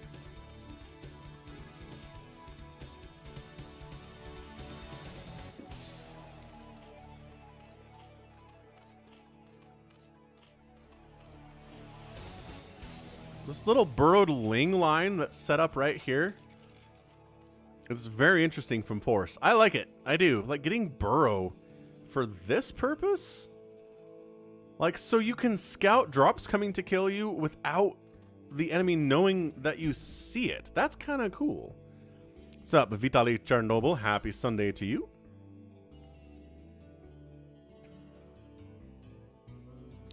Mr. Bagitka in the house too. How's it going, Mr. Bagitka? Ooh, DT's on the way. All right, all right. And the mutas are trying, man. You need to engage with the shuttle. Okay, Scourge took down one of the Corsairs. That's fine, I guess. The mutas are injured, as you would expect them to be. But I mean, look. Third base here from Force. His worker count's at 45. He has more workers than the Protoss, which is nice at this stage of the game. So I think Force is actually doing okay. I think Shuttle's invested a lot in this Reaver stuff that hasn't exactly won for him yet. Ah, Tokop says this is an old school strat with the burrow. Well, yeah, because the burrow means that the Reaver shots aren't splash damaging your drones. I like it. I like it a lot, but using it for the scouting purpose is pretty amazing. Hydras are like, you get out of here. There's another Overlord here, so DT shenanigans shouldn't be able to do much. Zealot Archon makes their arrival, but good. I like this positioning too. And yeah, that's not good. That is really bad for the Protoss. A lot of units bouncing around back here too. Mutas chasing Corsairs, not something you see every day, but by golly, it's kind of really working. Dude, this one. You stopped running. Get it. It only has 4. Dude, it's... Force, you could have killed this. It has like 12 HP, man.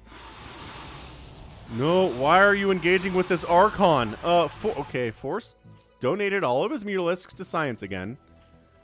I don't... that would have been useful to have, I feel like. Oh, man. The Reavers are alive, and that means that these Hydras are not.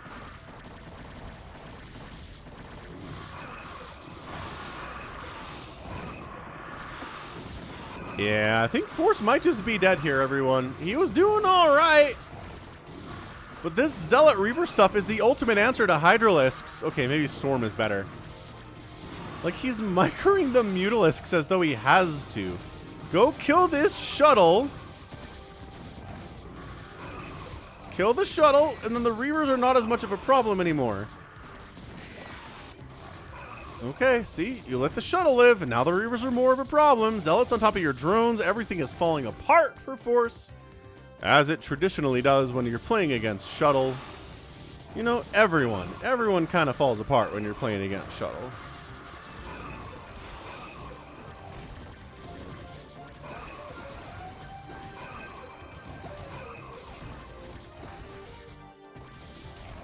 Nope, got the Reaver in the third base too. Ow.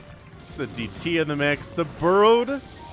Like, the burrowed drones are nice. Yeah. This is just an absolute king, though. Absolute crushing. Remember how Force had a bigger army and more stuff? Like, more workers and more bases and everything, and then Shuttle just showed up and murdered all the stuff. Yeah, third base dead. All right, Reaver's in the main base now. This Reaver has 10 kills. It's not like the greatest Reaver I've ever seen.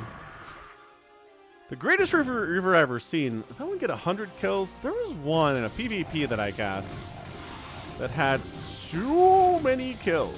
So many.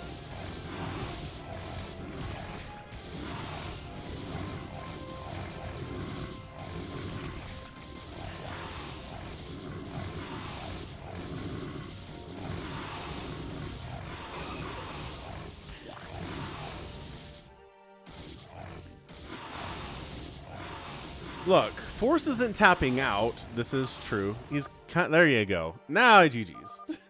I was like, he's dead. He should be tapping out. Why is he not doing that? That's just well executed. That is just a well executed Reaver Corsair play from Shuttle. Surprising? No, not at all. It's a 3-to-1 kill death ratio. More than that, not too bad at all. Actually, in 15 minutes.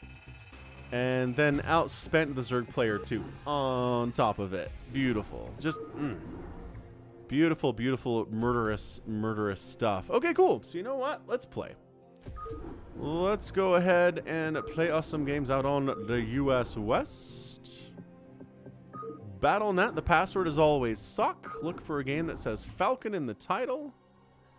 And let's go some Phantom mode to start this thing off, as we always do. It's always real fun. Like, there's always something strange that happens about it. One-on-one. Oh, that's weird. Use map settings. Extended unit limits. Let's see who wants to come out on top here today. Last week, it was a complete run. I think it was a complete sweep by the Slayers and Paladins. The Phantoms, I don't think, won a single game.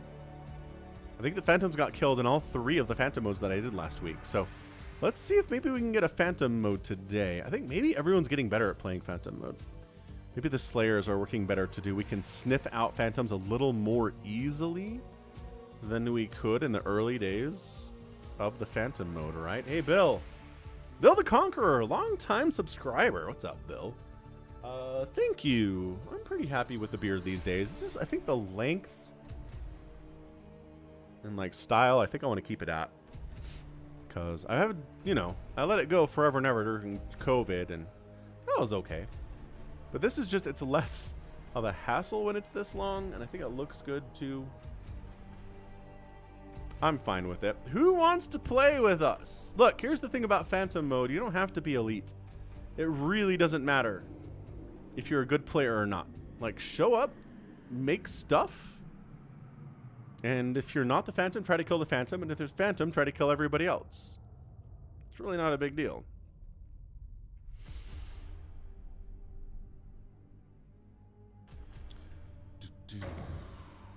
Amendments in, yes. Well, Amendment, another long-time sub. Great player.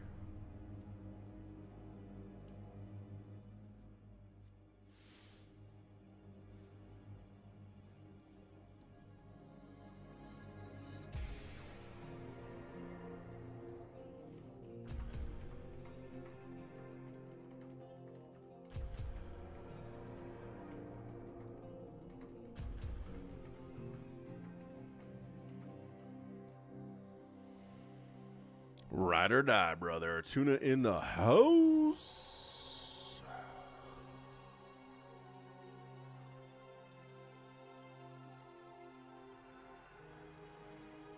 I need to go run with a little bit more Coke Zero. Remington offered Falcon Paladin $1 million to shave his beard, and he told him where to stick it. Heck yes. Heck yes, I did. And yeah, it's my Teenage Mutant Ninja Turtles shirt.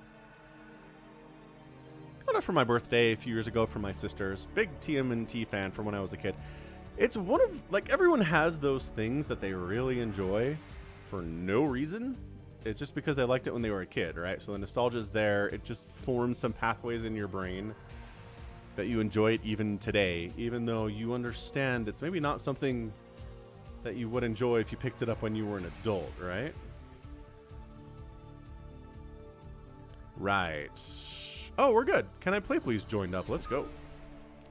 I like that. I like Can I Play Please, Amendment, Psychonauts. Like, a lot of old guard is here, DeadInfested, and some new ones, too.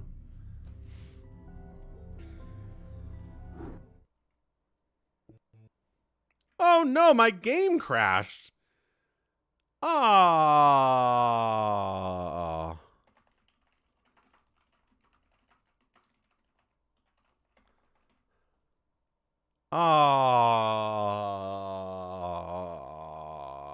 Relaunch. Relaunch.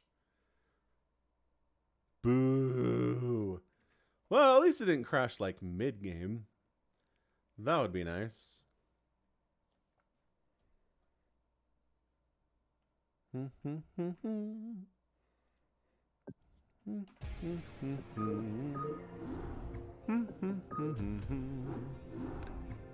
everyone's gonna have to trickle in again because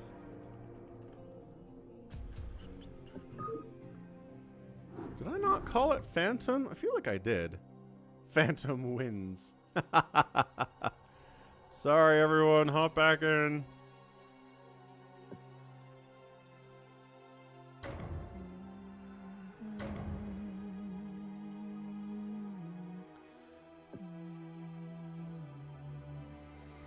Andreas has some thoughts about Pepsi Max, which is that their 0-calorie option. Oh, I didn't mean to click that. I was clicking other things.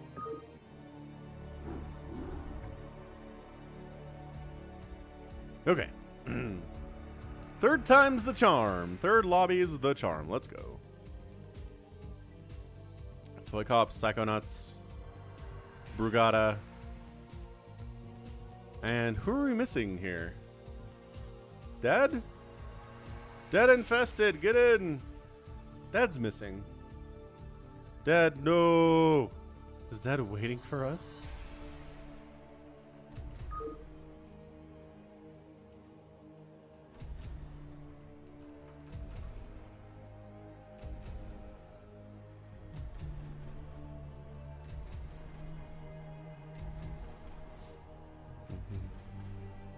Gluten-free StarCraft streams. It's true, Coke Zero is gluten-free.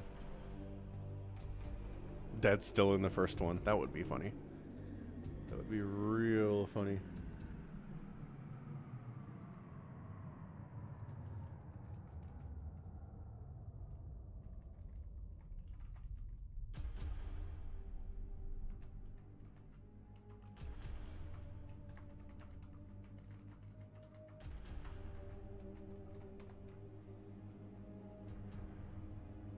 Brankets wants us to get 150 likes. He is not wrong about that. We should probably get 150 likes before the stream is done today. Seems quite possible. And Critter jumps in. Never mind. Critter it is. Huh, well, Mako Bear's like Teenage Mutant Ninja Turtles since he's 21. So maybe, I don't know. Maybe I'd like it anyway. Even if it came out when I was an adult like you. Possible.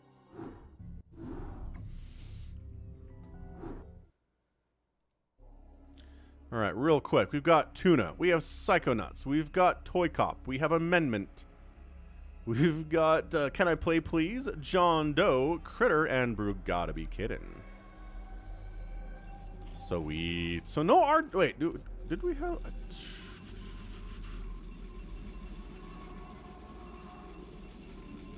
Anyway, I'm gonna go get a Coke Zero refill. We'll see what these players are up to. And who identifies as what?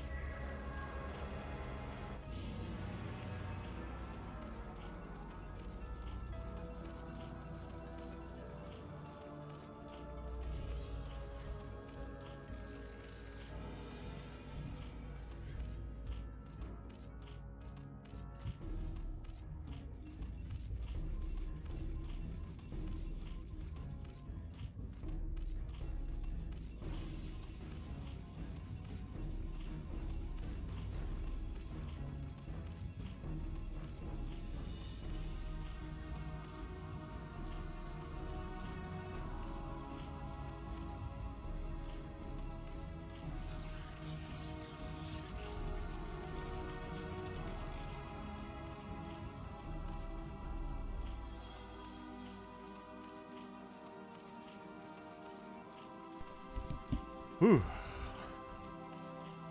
Sorry, I had to feed the cat, too. Brown is attacking.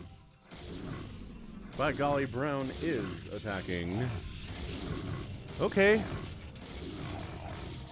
So, John Doe's attacking Teal, identified as a Slayer. Critter identified as a Paladin.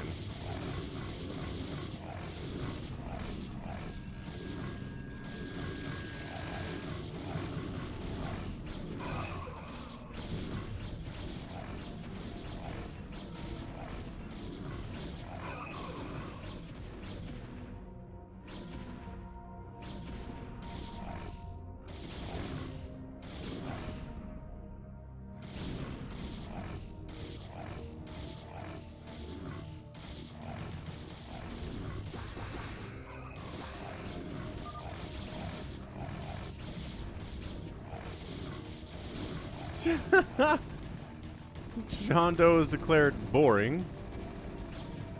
So I don't know, man. What are you, John Doe?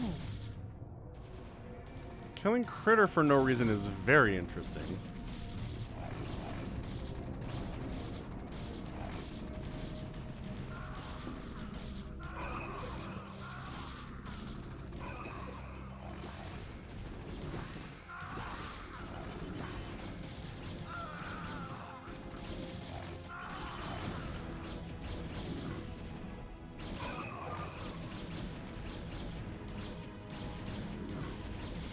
Hey, Critter, says Toy Cop. I'm a paladin, says Critter.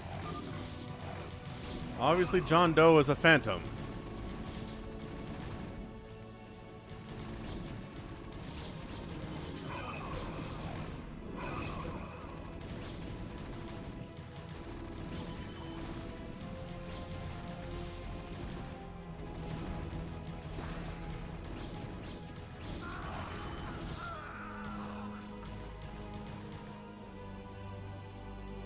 Corey Lee does not believe that John Doe is in fact a phantom. Instead, he says that he is a slayer.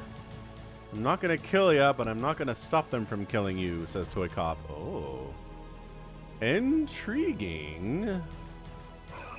He identified as Paladin. What do you want from him?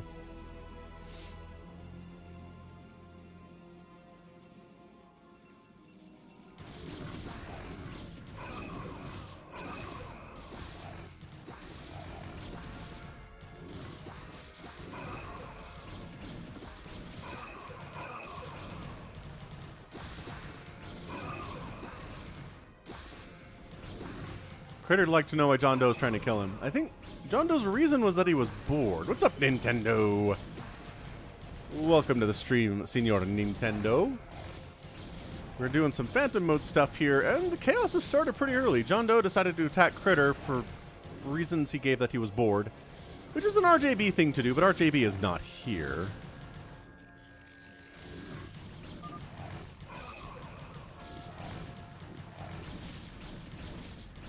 All of his gates are depowered, and Orange is here to murderize everything.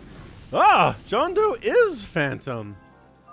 And he's mad about the other one. So, okay, so John Doe identified early, was hoping the other Phantom would join him, and no, that didn't happen at all. That's amazing. Alright, cool. So, man, no wonder. No wonder Slayers are doing well right now. Oh, it's the three-race harmony. Look at this. Terran, Protoss, and Zerg living together. Even has a Nexus on creep. Oh, so good. So good. Yeah, Purple's got a lot of stuff here. How quiet is Purple? Super quiet is Purple. Sometimes the best strategy here is to not say anything. Makwa has some thoughts about children's programming. That I don't know that I've ever heard before.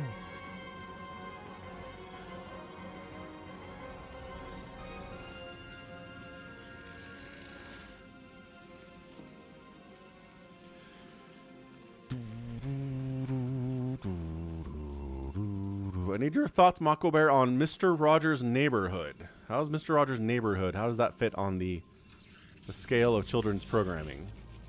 Positive or negative? And if negative, how?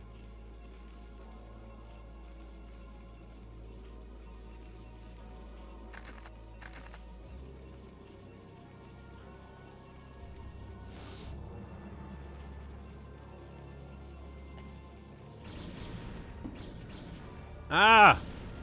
Purple! Purple's attacking yellow. Purple is big and scary. You were right.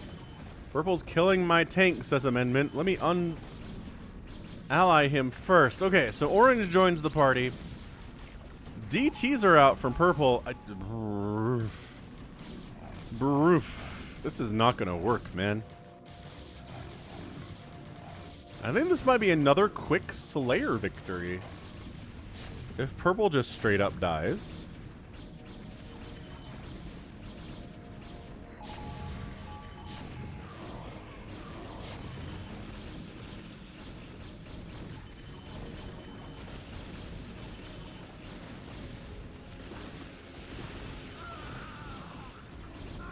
Yeah, alright. So whoever purple is, they dead. I don't remember who purple is. And I can't check the names because then that would tell us who the Phantom is. But either way, this might be like an 11-minute Slayer flawless victory. This was pretty darn hard to do. I think that's what we're looking at right now.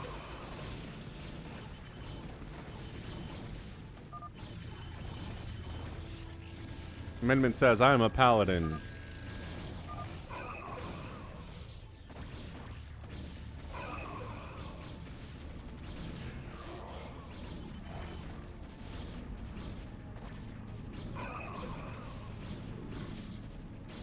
Mr. Rogers was a scientist from the MK Ultra program. There you go. Makwa comes through.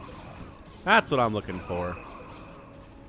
I need a list of how all children's programming is evil in some way. Is there a Wikipedia page about this? I hope so. Lurkers burrowing in range of, you know, dragoons and cannons and stuff. Okay, good positioning there. I like that quite a bit. And can I play, please? And he taps out. And is that your GG? That's your GG? Wow. Okay. Can I play, please? And John Doe are phantoms, and they both died without killing anyone. So, that was interesting. Next. One more phantom, y'all. Because that was, something. No patience. No patience at all today.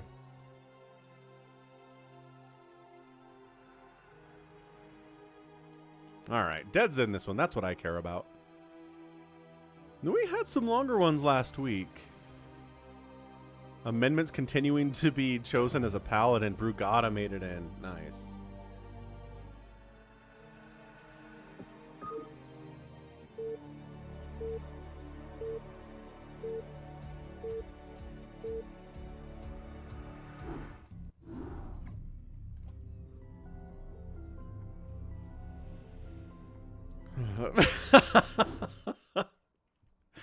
That's a good one, Rock Now Radio.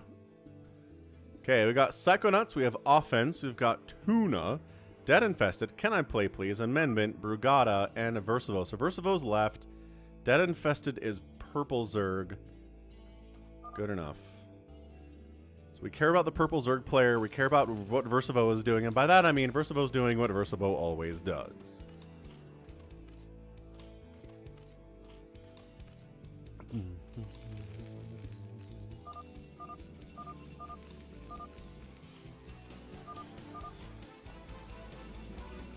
My buddy remade this whole map, but the middle is open. I mean, it's open now, isn't it? I feel like it's open now.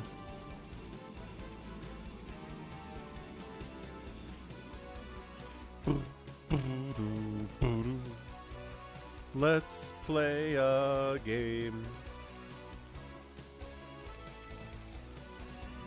where we murder everyone. Can chat figure out who the Phantom is before the Slayers do? We have more time to watch everybody.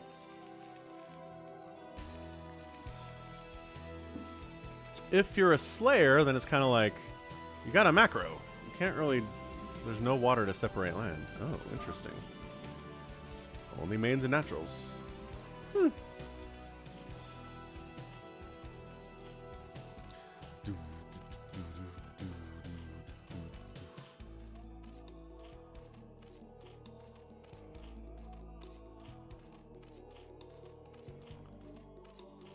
You ever listen to the like bongos in this part?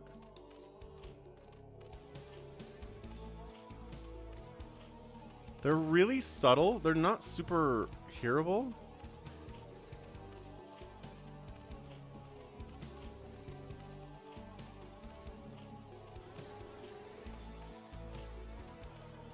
You might need headphones to hear them too. Is the music too loud or too quiet, by the way, compared to my voice? It's like a constant struggle to figure out how the balance works on this.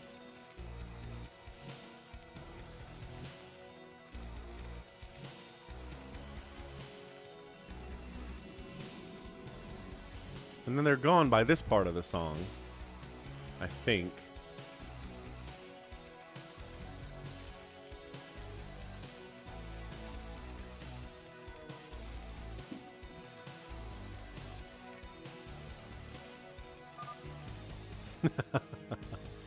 Are there bongos in that song? Tuna says, I don't need third gas. Just going Ling Hydra.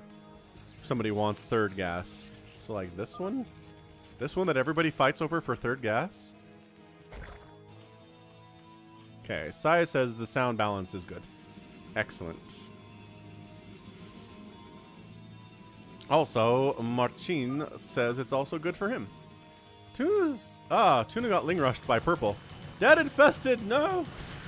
DeadInfested! Oh my gosh, the super aggro phantoms today.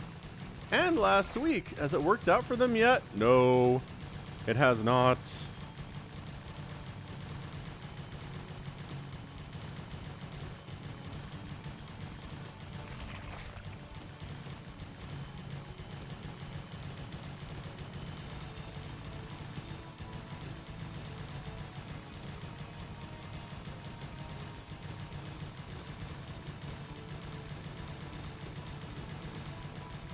Huh. So, I don't like... Okay. Ooh, subway train operator would be fun. Toy Cop, I like that idea. That is his Slayer. He's just aggro, says Amendment. Kill him anyway, says Versivo. Tuna says, I'm a Slayer too and I'm dead now. Did he... Okay, he's hiding. Get it, Tuna. I'm a Slayer, says Dead.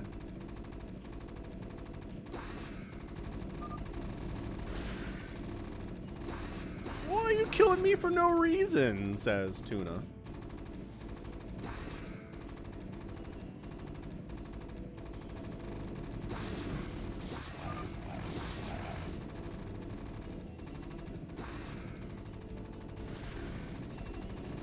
That's right, give that chaos a push, and then you die for it.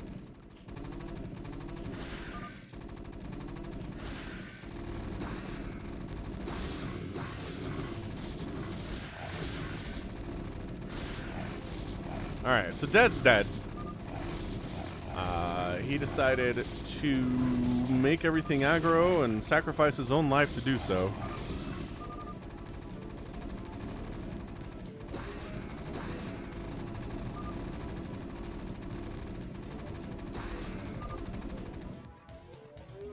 Tuna says, you want to let me rebuild or what? You have a choice right now. Dead can't do it because Dead is very dead.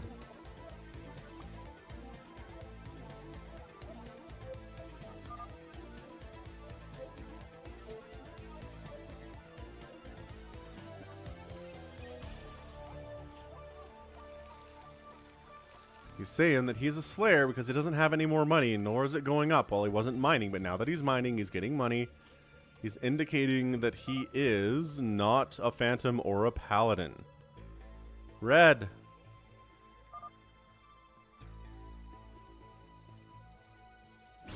Oh, okay. And then he's donating. Alright, cool. It's like, I don't want to take your resources, Red. So you can have it, and then I retook my main, because DeadInfested is gone, so nobody wants me to die anymore.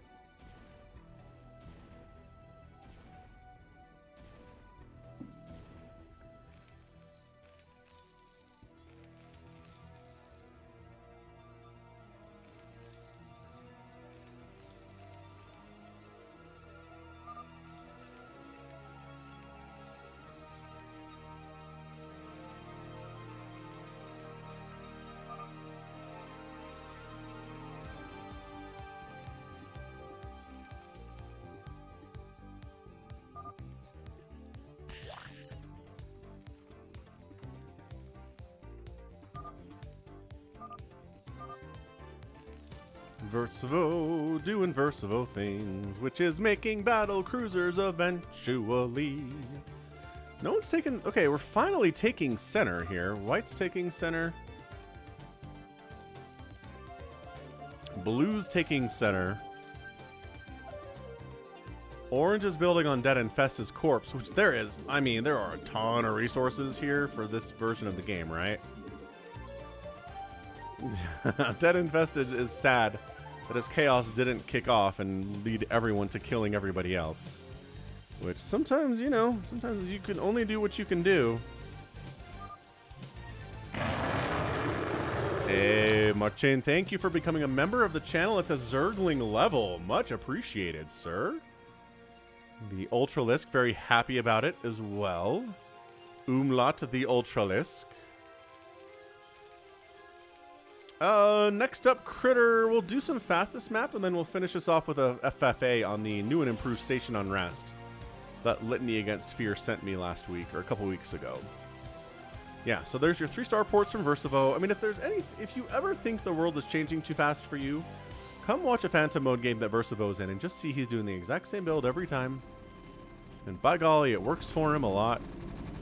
Unless someone decides he needs to die for it, which, you know, I want to talk about it.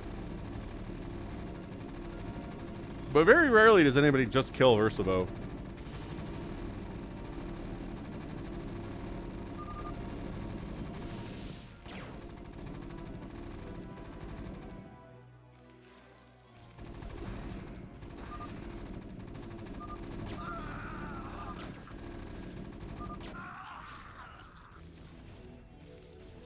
Battle cruisers are out. Ah! Yellow's killing white.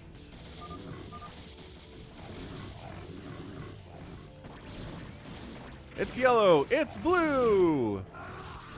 Maybe it's yellow and it's blue. Can I play, please? Is out here murdering folks.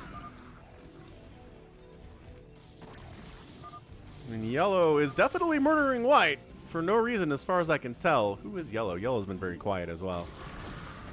Highest DPS unit in Brood War. I think it's Zergling with Adrenal.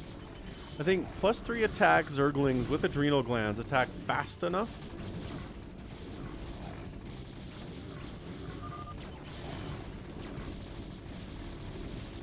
Oh, that's tough. Maybe siege tanks, maybe reavers.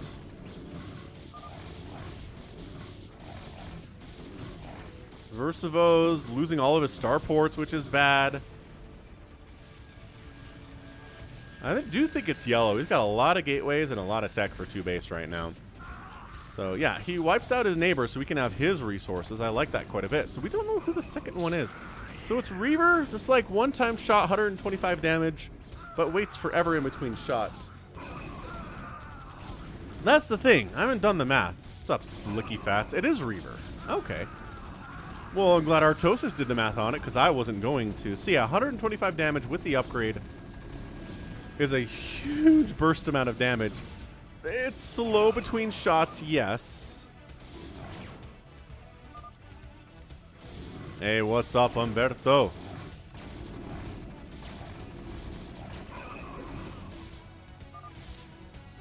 Yeah, it's just hard to calculate DPS when your attacks are once every, like, 4 seconds, you know?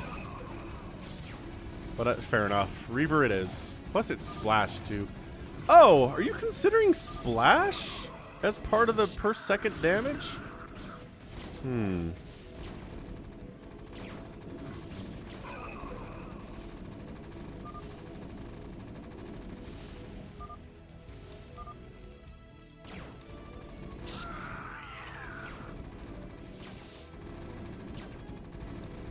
Oh, shoot. Oh, shoot. Versivo! Oh, no. Versivo is Phantom. Look, he's building 1,000,000 starports to try to stay alive here. I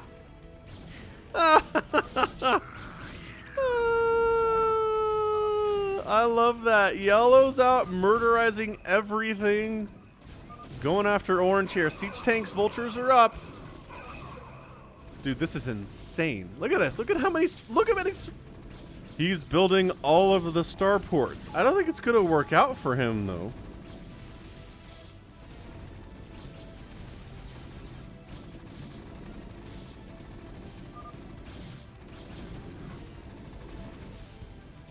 Amendment's like, I need some help. I need some help. Blue, go kill orange. Oh, go help orange. Tuna.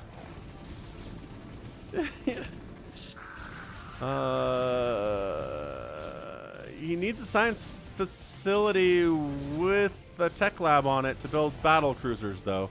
So all he can build here are wraiths. That's not good.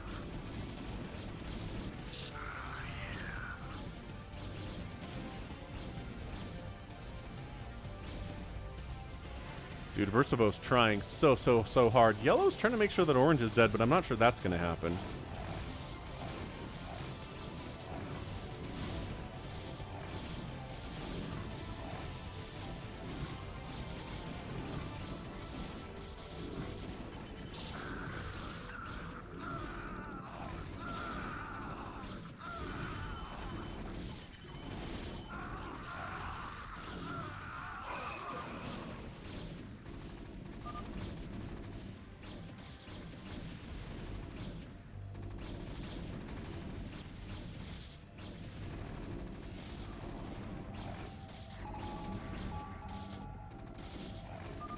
Also, Yellow's making sure that Tuna never comes back either. So Versivo really just wants something to pop out of one of these starports, if he can.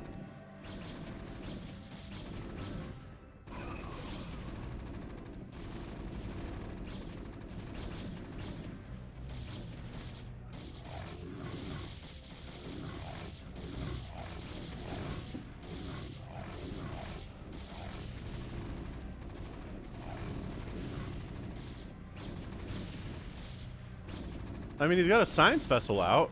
That's one thing he can make. But Versivo's done, and I do think he was a Phantom based on this incredible number of starports that he has built so far. Alright, so center's getting held by, well, red and blue. They're working together on this. Versivo says, "You've done it. You've done it." This is all Dead's fault, says Psychonauts. Versivo leaves the game, and he was a paladin. Oh no! Mimint says, "We're dead. That's it, we're dead." Oh snap! So what is it? It's red and it's yellow. It's red and it's yellow working together here to try to murderize everyone, and they're doing a really good job of it too. Dead's chaos came to fruition like he wanted it to.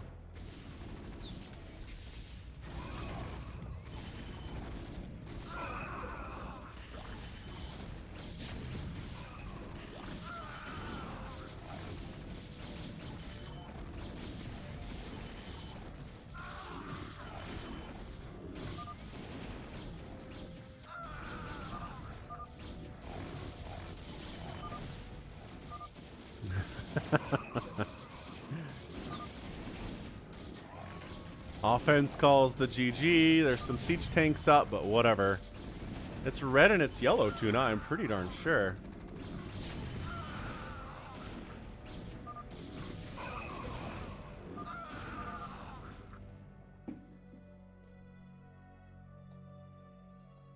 And GG. Red, yellow, get the win. A hush. Falls over the battlefield. That's it. Red, yellow, man. Doing it together. Offense and Brew gotta be kidding. Working together. Tuna's like, well, you should leave now. I'll get a win. Hey, what's up, Matlas? Greetings from Poland. Indeed.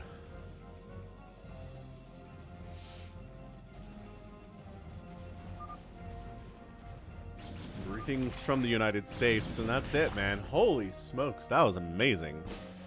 Good job, Phantoms! They break the losing streak. Phantoms get the win today. Thanks in part to DeadInfested being crazy.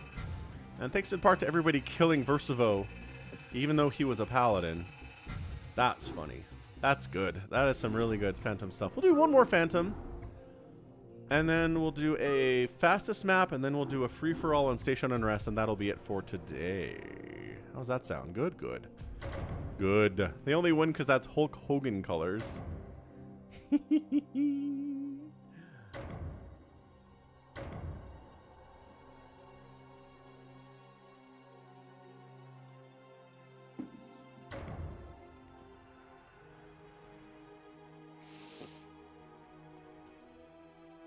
That was fantastic. Ooh, potatoes in. Nice. Hey, what's up, Urkin Ozcan? Happy Sunday to you.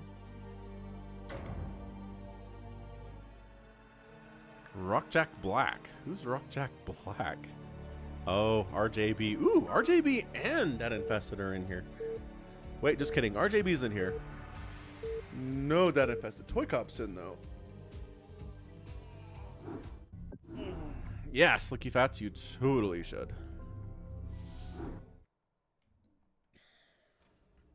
Okay, so here we've got Can I Play Please?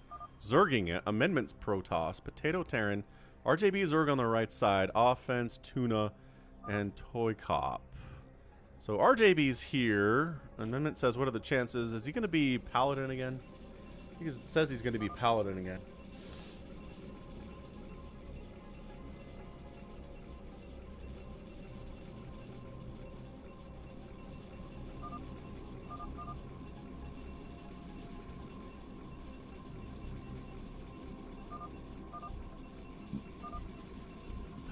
Paladin.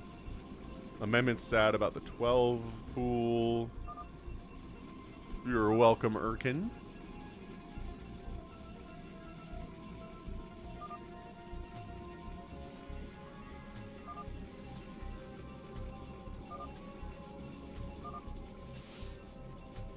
Can I play please? Just like, do not expand at my second. I will murder you.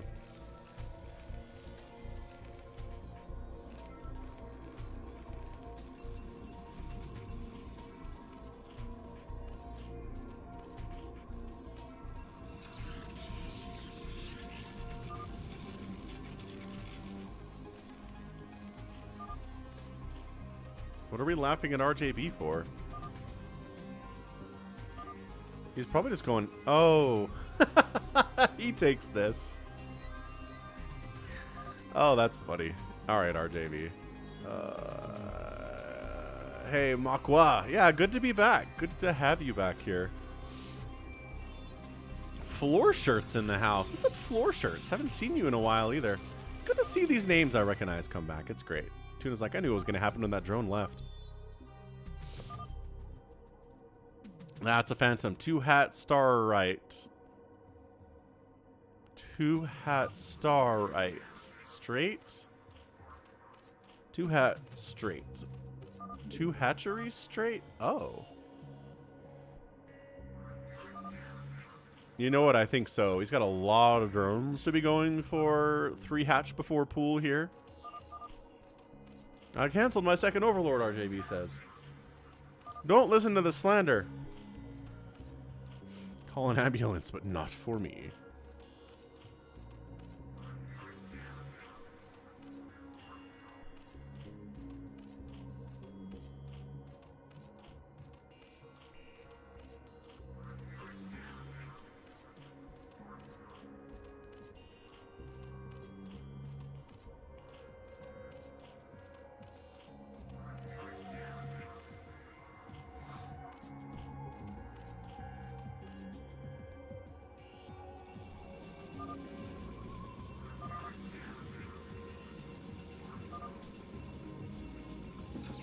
RJB is something, he says. So we're gonna sunken rush him, is what this is. Let RJB live, says I go nuts. Let him live.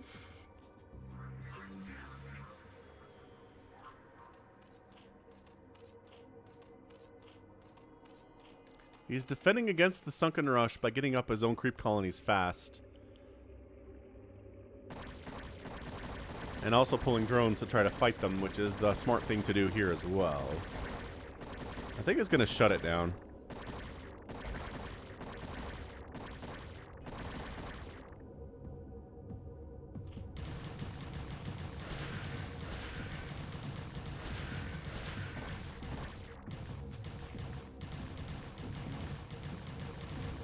Oh, but then some Lings arrived. RJB's main base is actually toast.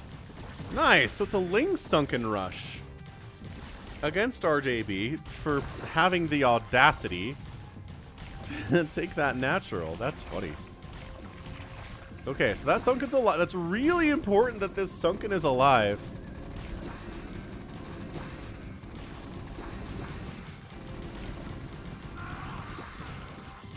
More Lings. Dude, RJB has to be something. He's affording so much. Amendment says RJB is a Slayer. Are you sure about that? Amendment believes. Amendment believes in his innocence. He has no money.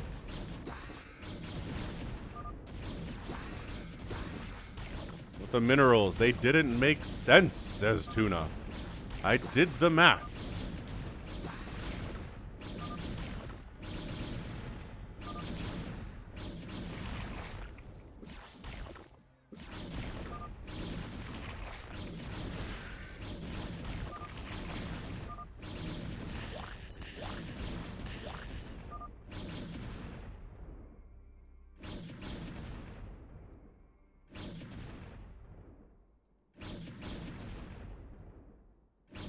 Alright, so RJB is dead, and we'll see what he is when he leaves. Which he might not do. And he was a phantom. RJB,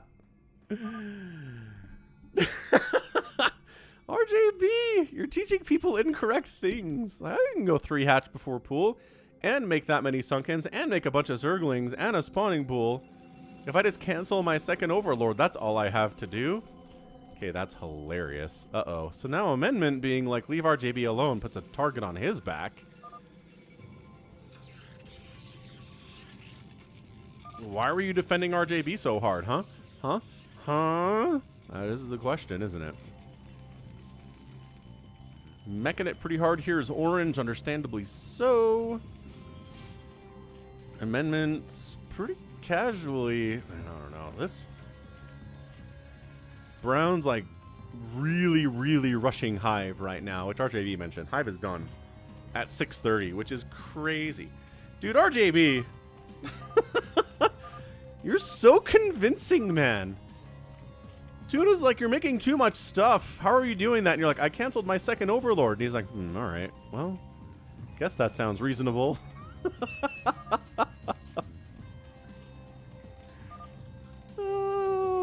And Amendment was also convinced.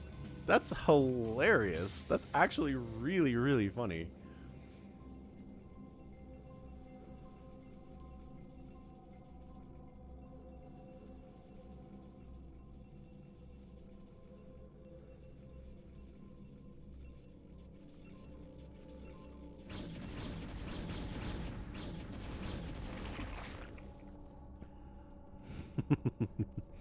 The second overlord thing is, yes, that is a way to save money, but then you were like, creep colony, creep colony, creep colony, a bunch of zerglings, another creep colony, sunken, sunken, sunken.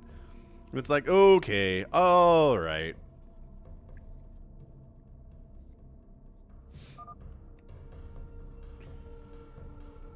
At some point, it is crazy. You didn't even cancel a second overlord. Yeah, you had up too many lings for that.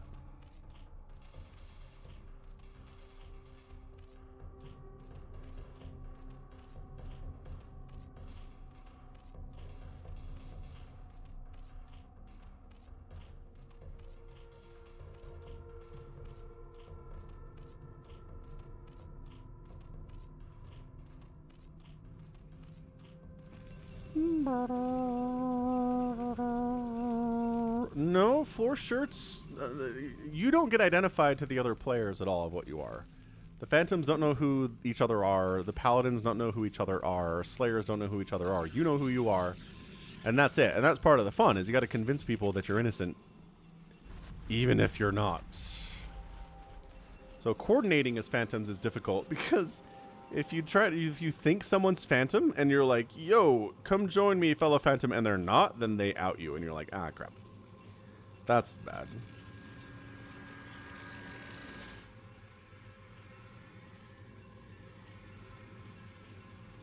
Sorry, Dave C.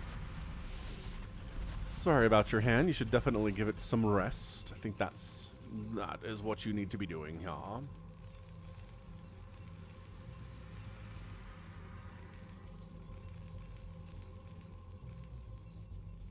Man, you guys looking at these Dolly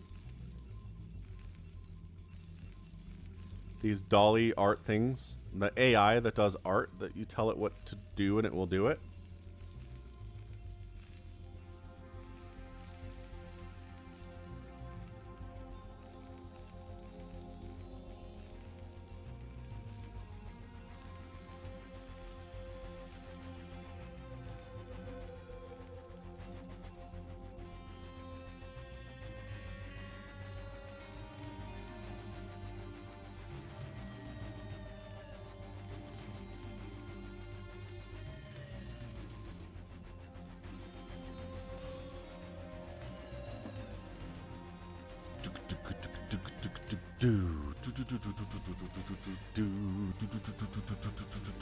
Alright, so after some early aggression here, we are now getting into more of a traditional Phantom setup where, well, everybody macros up and we mine the map out, and then the Phantom's being very patient.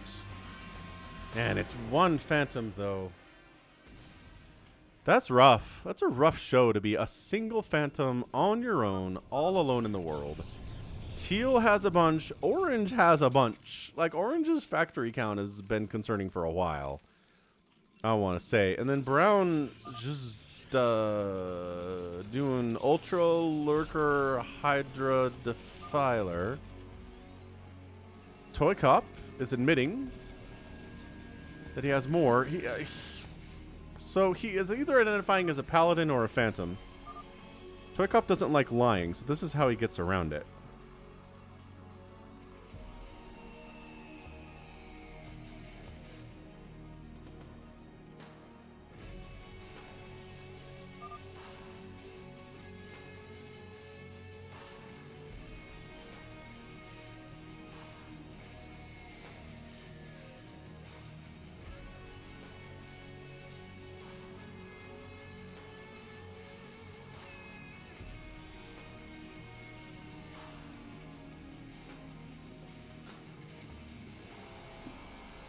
But who's on the move? Oh, just some Dragoons. It's fine. Pylon's up the wall here for yellow for amendment here. He's going all the Dragoon Reaver. This is all the Dragoon from Teal. Teal's making nothing but Dragoons. What are the upgrades at? Well, it's 1-1 versus a 0-0 play from yellow's Dragoons. Red Dragoons are +2, no other upgrades. And the mech is sitting here at 1-1. See how the Zerg upgrades are looking. This is hard to do. So 1-1 for the Lings, 0-1 for the Hydras. Fair enough, fair enough. No Spire to speak of. Very ground-based army with some Defilers. Yeah, so Defiler in the mix, doing the constant wiggling animation. But Defilers burn a ton of calories every day. Like, every other unit has an idle animation, but, like, see how the Hydras just kind of, like, twitch back and forth every once in a while. These guys are constantly moving. Wiggle, wiggle, wiggle, wiggle, wiggle. The Hive Tech was in about 7, like 650. It was a very fast Hive, to be sure.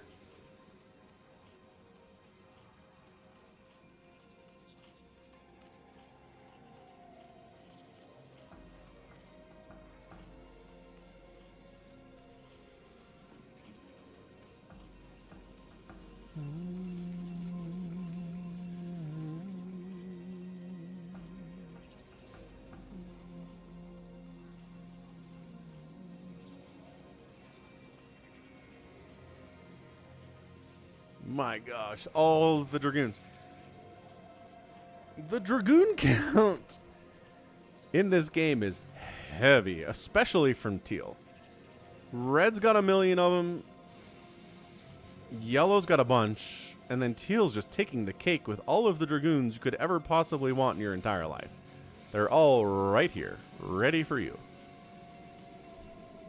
A video about salad fingers? Oh boy. Is there stuff to understand about salad fingers? I just find salad fingers to be one of the more unsettling things on all of the internet.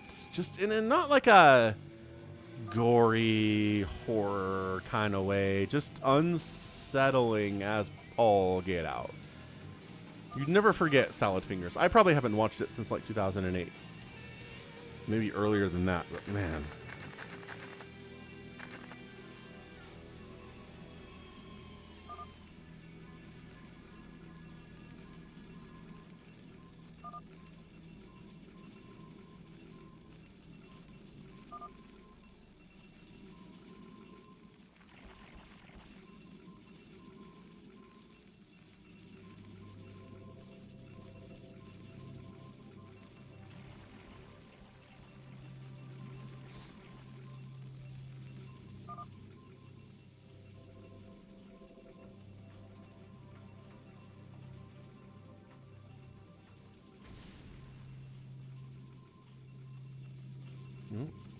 Tank fired on something there.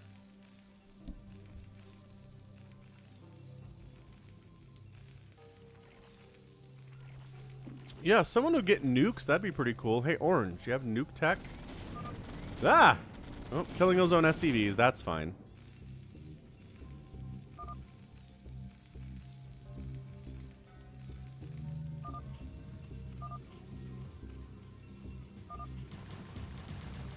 Wait.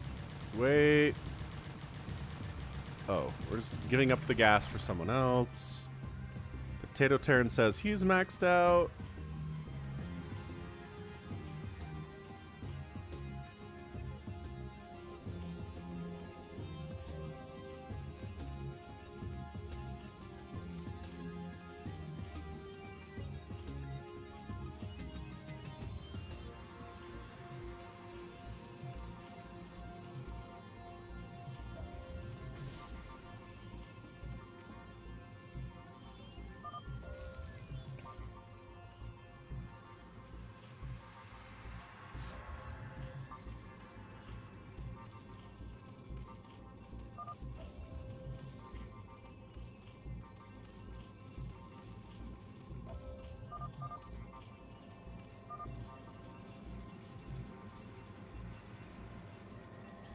Yeah, I feel like, man, the 2000s, I want to say, was just a time when there was a list of things that you didn't want to Google.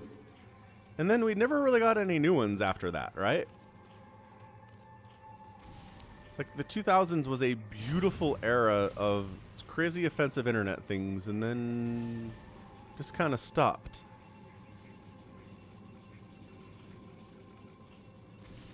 What's up, Swordfurb? Yeah, how's it going, Swordfurb? I haven't seen you and Savior Sword here at the same time in a while. Savior Sword was here last week. Maybe here earlier today as well. Killing his own SCVs with siege tanks. Line them up! Fire! Kill the Phantom, says Toy Cop. Yeah, we'll get right on that. I knew who it was. Bird's Eye View says we still don't know who it is.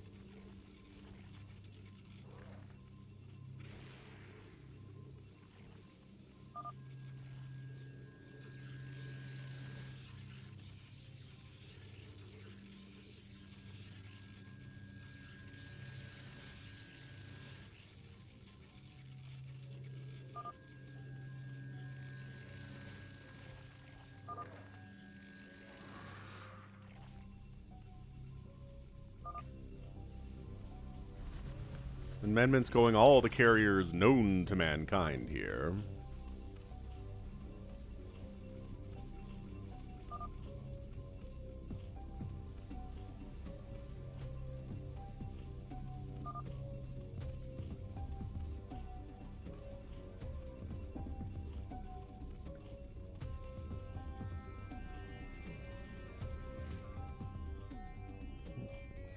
Yay, Swordfruit doesn't have to work Sundays anymore. That's always a good feeling. It's always nice to have days off when most other people have the day off.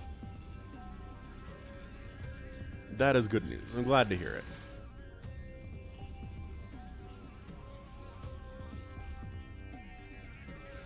Yeah, might be getting close to numbers time here, but they're chatting.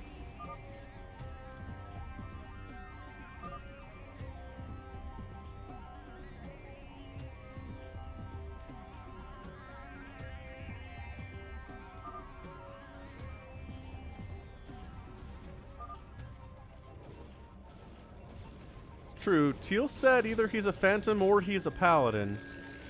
So, like, killing Toy Cop would not be terrible.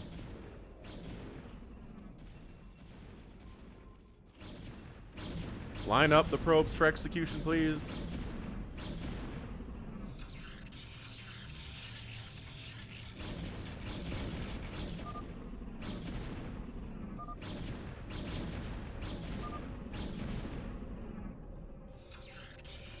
Ah, Slicky, honestly, the only answer to that is time. The only foolproof way to get over a broken heart is time. That's it.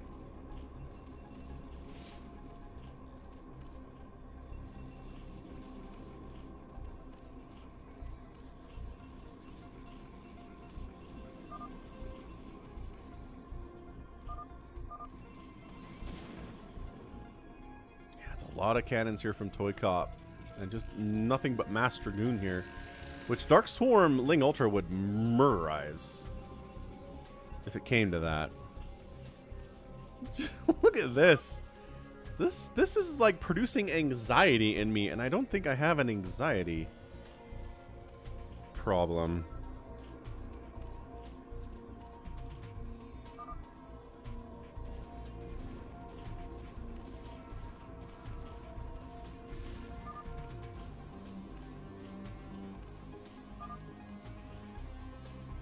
Alright, everybody's agreed that Toy Cop needs to die.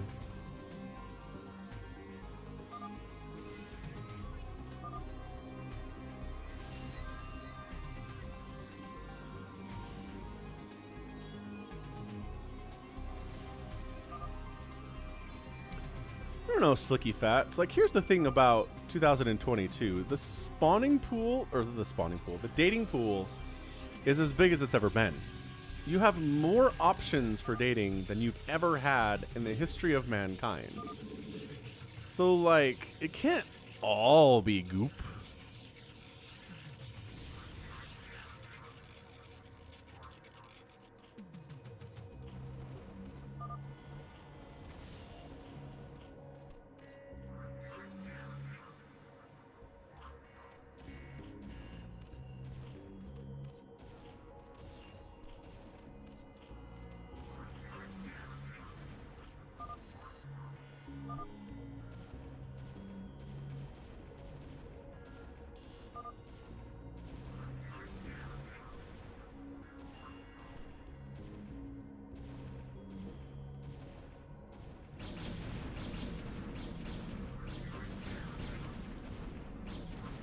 Nope, I know the feel, Slicky Fats. Look, man, as somebody who hasn't so much, like, talked to another woman since my divorce 4 years ago, I'm not one to talk about this. But I'm just saying, if you're interested in dating, your options now are better than they've literally ever been in the history of mankind. Can you imagine if you were, like, born in some small town village in France, and there's like 3 available people to have a relationship with, and it's like, huh, boy, I sure hope I get along with one of those 3 people. Alright, so Toy Cop with his Mass Dragoon strategy is getting Dark Swarmed, but it's... Oh, that's a nuke. That's a nuke. That's a nuke. What's up, Arvid? So I think the nukes are here, if I had to guess. Yep. Oh my gosh.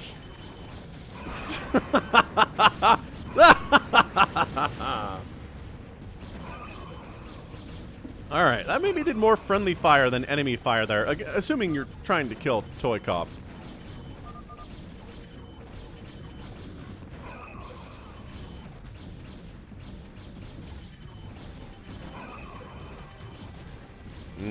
Rough stuff, Slicky Fats, I hear ya. I hear you, man. It can be rough out there. Friendly fire, but it was going nevertheless, says Tuna. There you go. So yeah, just Dark Swarm Hydra, Dark Swarm. Anything is going to do well here against Toy Cop, who just didn't bother with spellcasters today at all. So he's going to die, and we'll see who he is after he's dead.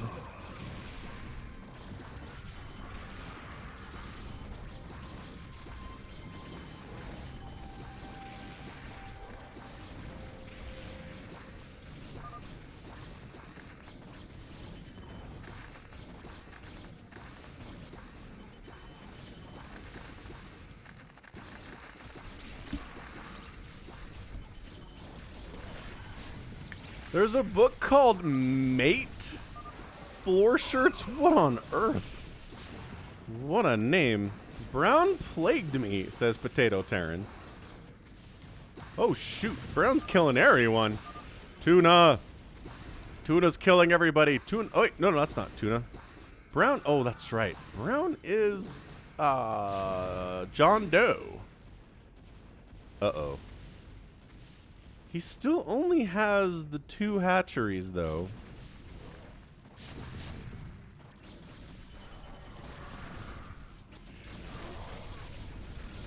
So the attempt... Wow. So the attempt to kill Toy Cop is slowed down a bit. It hasn't completely stalled. And apparently John Doe's decided that PotatoTerran needs to die without really talking to anybody else about that. So this could be interesting. Ah! Reavers are taking Friendly Fire Lurker Splash because the Friendly Fire Lurker Splash is a problem in these team games. Oh boy.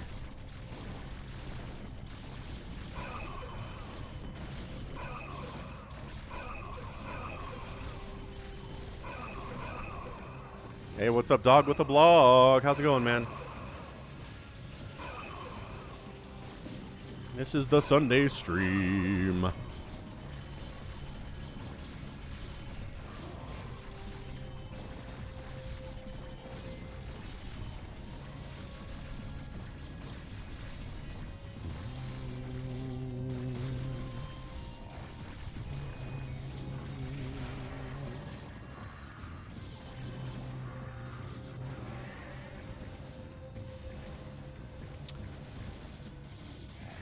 I mean, I don't know. Toy Cop isn't defending himself, but he never does, because his big thing is that he doesn't lie in these things. So I think he's got to be Phantom. He's not defending himself at all.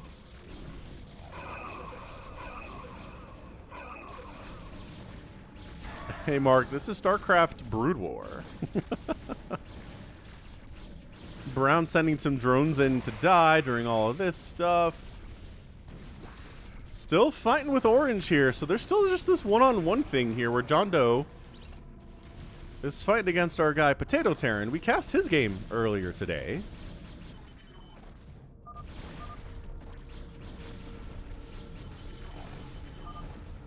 Don't attack those cannons. We need them for later. We need your units for later, he says.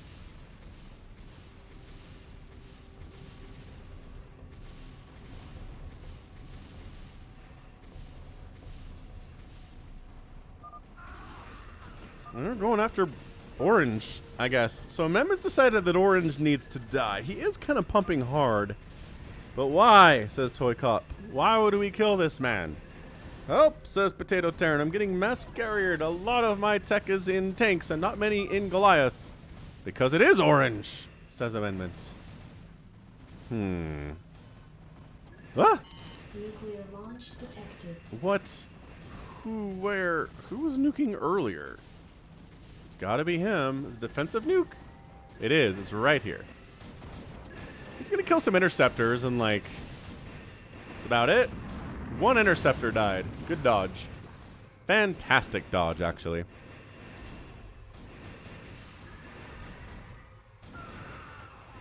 Alright, so PotatoTerran's gonna die. Toy Cop's gonna die. Oh, Red's... Okay, Red's decided that maybe he wants to try to defend a little bit here. Here's our other nuke. Nuke number, like, 5 today.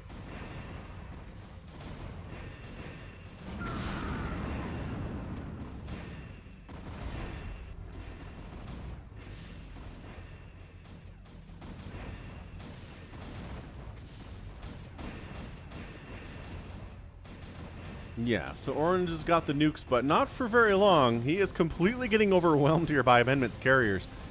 And here's the thing. Somebody's gotta have an answer. Oh, I didn't unally. Yeah, I left Tuna alive, he says. So Guardians are here to wipe out Toy Cop.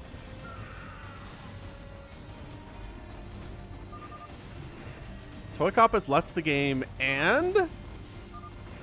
he was a paladin? What in the name? PotatoTerran's mad because he's getting rolled by Amendment and nobody's helping him. Amendment's the Phantom, guys. There's one Phantom. We're fine, says Toy Cop. Or Tuna. We'll be alright.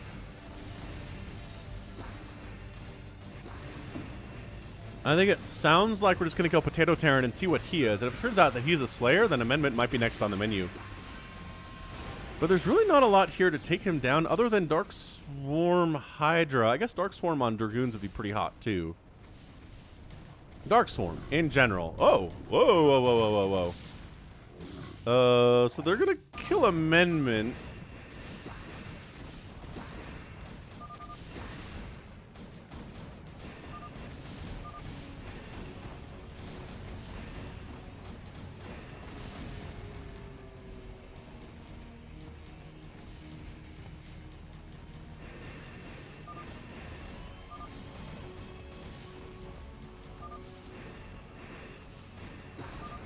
PotatoTerran, he was a paladin too.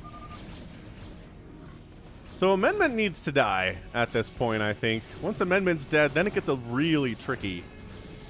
But like some Dark Swarm on these Dragoons would be amazing. It's red.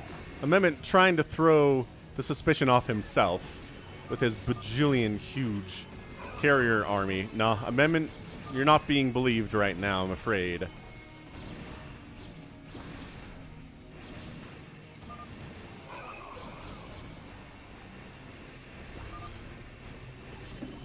A plague. Did I mention plague today? Oh, plague plus a storm. No, you storm them after. You storm them after they've been plagued, and then they just evaporate. Evaporates. Okay, so he's dead. Blue's kicking his butt. Tuna's in here messing with everything.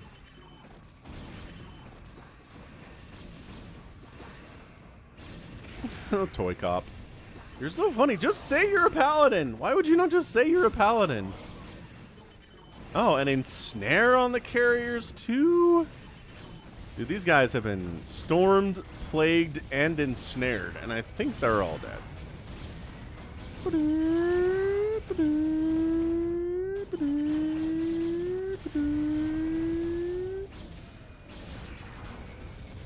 That's the sound. Amendment taps out, and what was he?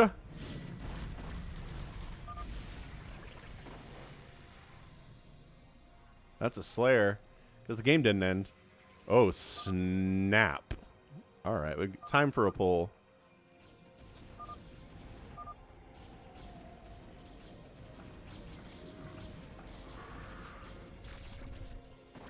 Wait, who's attacking already?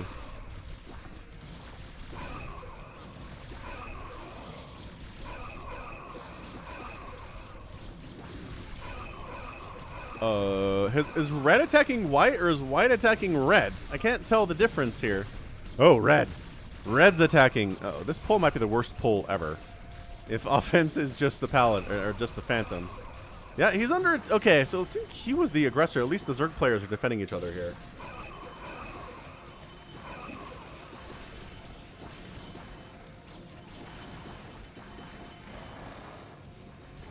Oh, he's got Guardians popping him on the right side here as well. I mean, if he's Phantom, he's very dead.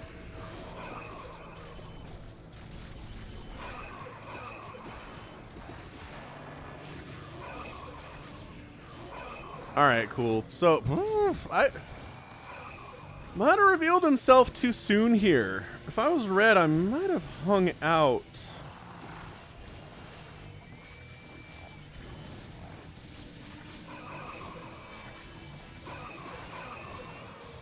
Might have just hung out a little bit. Maybe bought some time. Maybe let these Zergs kill each other, maybe.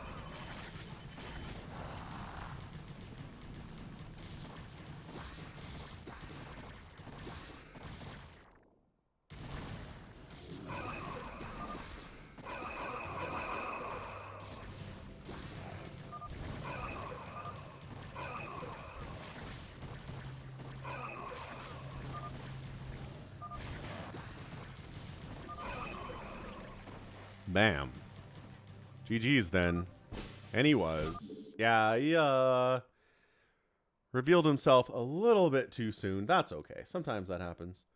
So GG, that's a Slayer win. So Phantom's going to win, but we're right back to the ways of the Slayers getting everything done. Yeah, offense. Tons of money there.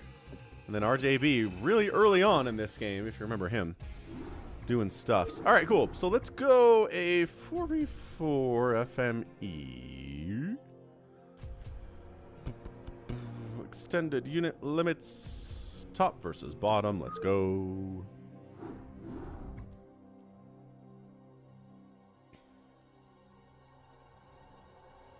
Critter wanted in on this, and he does get in on this, so that's great. I'm going to step away for a minute while this fills. I'll be right back.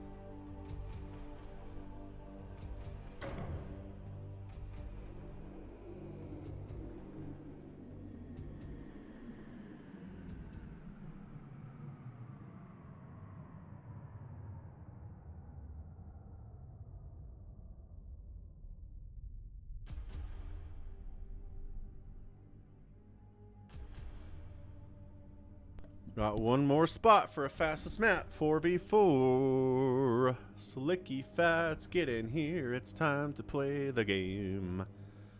Cabra. Cabra, who are you in YouTube chat?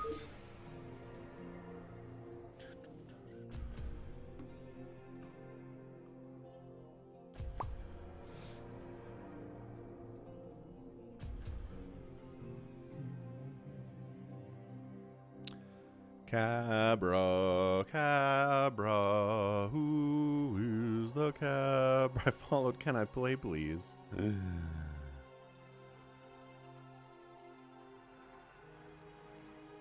I am displaced.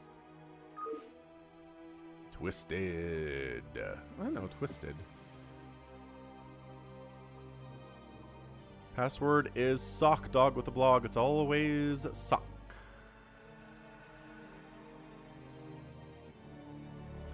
Alright, we're going. Whatever. Let's see what we get here.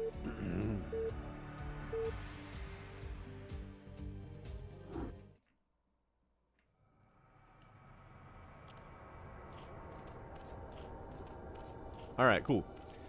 So we're here on RJB's version of fastest map for the RJB TV League. Oh, everyone is all right next to each other. How fancy pants. Is that how this works? I think it is. Team 1's Tuna on Toast. Next door to him, Can I Play Please? We also have Amendment and then Critter rounding it off. Team 2 is Offense playing Protoss. We got John Doe on the orange Terran.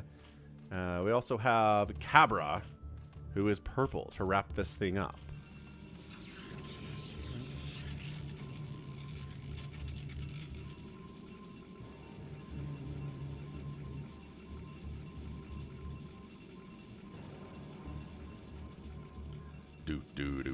Do.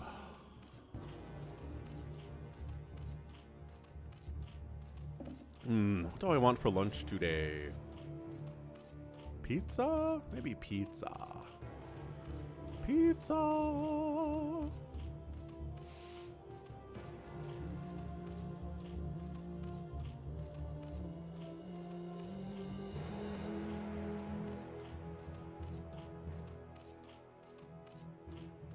Do.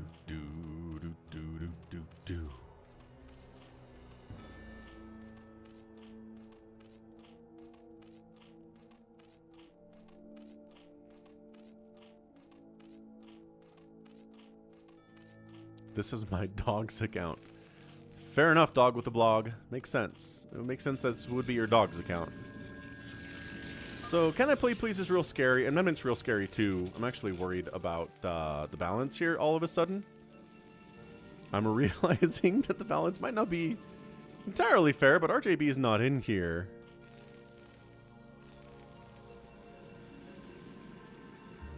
John Doe's really good. I don't know, this Cabra guy, if he came in with Can I Play Please, he's not bad either. Just what Zerg player is going to die here in the first 3 minutes is always the question on these fastest maps, right? Traditionally, yeah, very much so.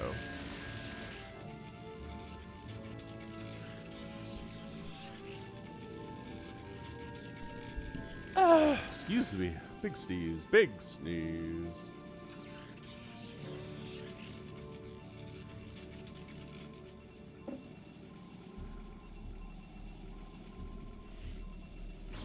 Yeah, cake cup. I've seen those before.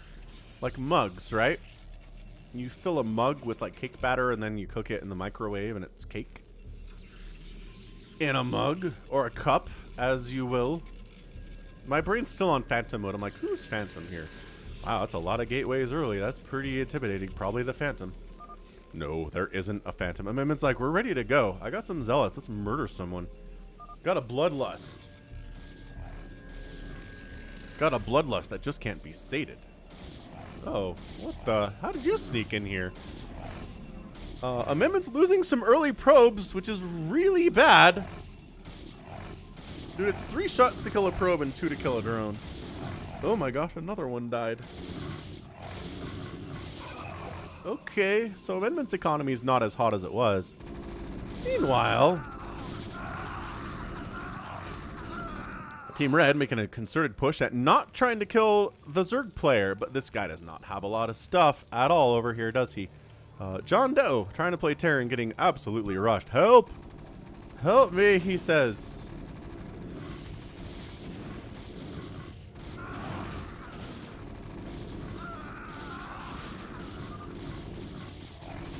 Alright, so he dead. Is anybody gonna try to come help him from Team Blue at all? The answer is no, not really. So John Doe, this early sacrifice today, I thought it was going to be a Zerg player, but instead it's a Terran, which is fine. Let's...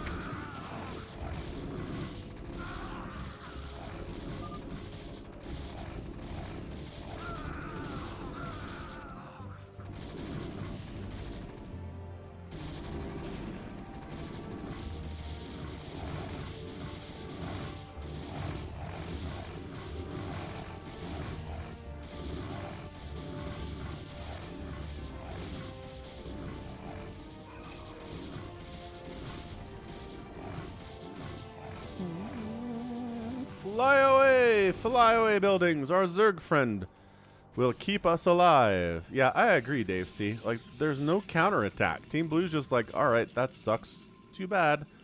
I guess it's just 3v4 now instead of like making a counterattack on one of these red players and maybe trying to kill him.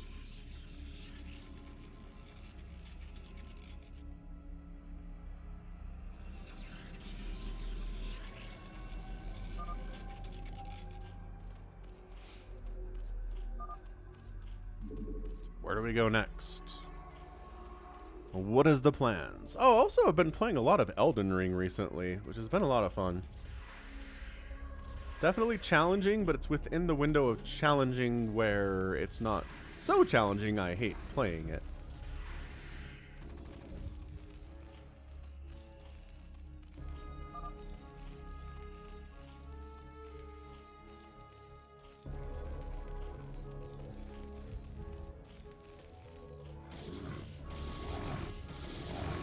Yeah, alright. Cabra getting double teamed here pretty bad. It's got Sunkens. John Doe GG's out. And he's out. I mean, the Sunkens are doing some work. The Hiders are doing some work. Some assistance is coming in to try to save everybody here. By everybody, I mean Cabra. So yeah, we got some Zealot, some Dragoons, and some DTs. all in the mix. Some Lings popping out from Cabra 2, trying to save the day. Sunken plus Ling together can handle Zealots pretty darn effectively, I gotta say.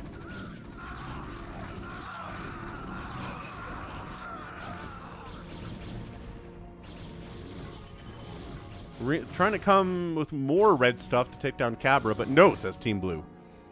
Not allowed. It's not going to be that easy. I'm doing Strength and Dex with 2 Scimitars, Testo.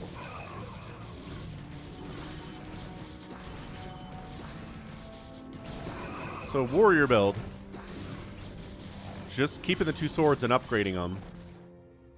And with bleed build, it's been all right so far. Pretty good. A lot of dodging, a lot of dodge rolling. Haven't used a shield once.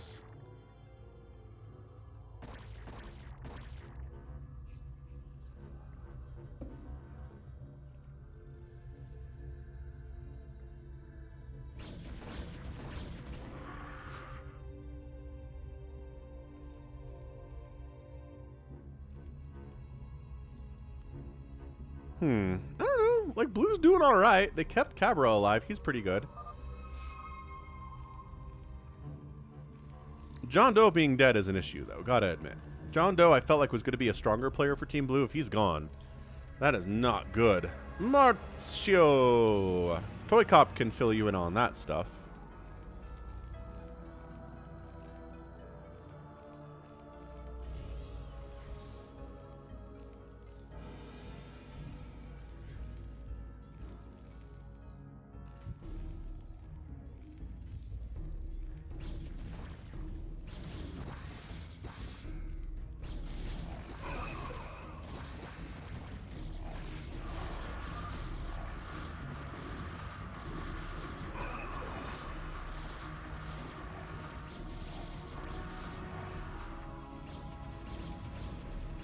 Yeah, I don't know, man. Blue's trying to make this thing happen, but there's a lot of red coming in from the backside, like a ton of it. What's up, Jedi Mind Trick? Happy Sunday. Welcome to the stream.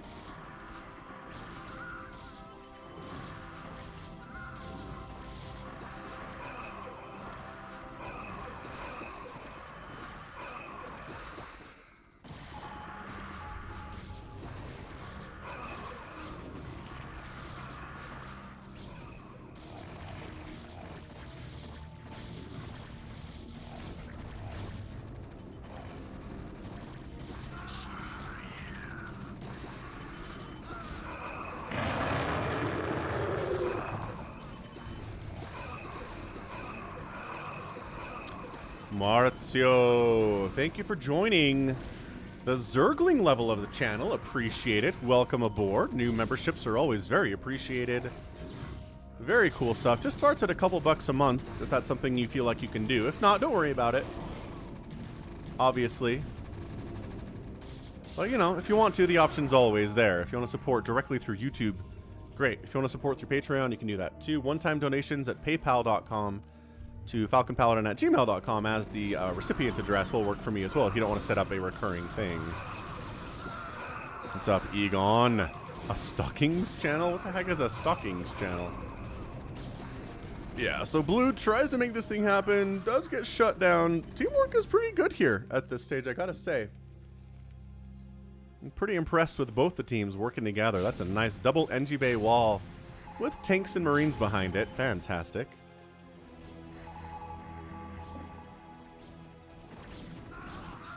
Jedi.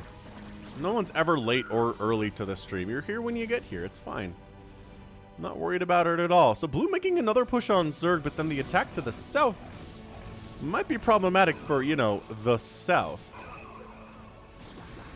Oh, lurkers are up, but detection is here. Oh, trying to sneak own lurkers back. Oh boy, pull, run.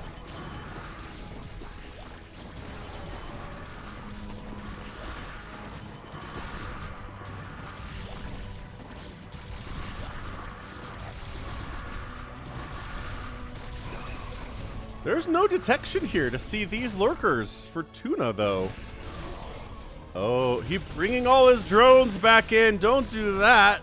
14 kills, 8 kills on these two. Oh, and then a storm? Okay, so Tuna's down to 25 total supply, which is not hot at this stage of the game at all. And then finally, Team Red comes in to clear this out, but his economy is toast. Toast, toast, toast. Oh boy, Egon. Okay. Fun stuff there.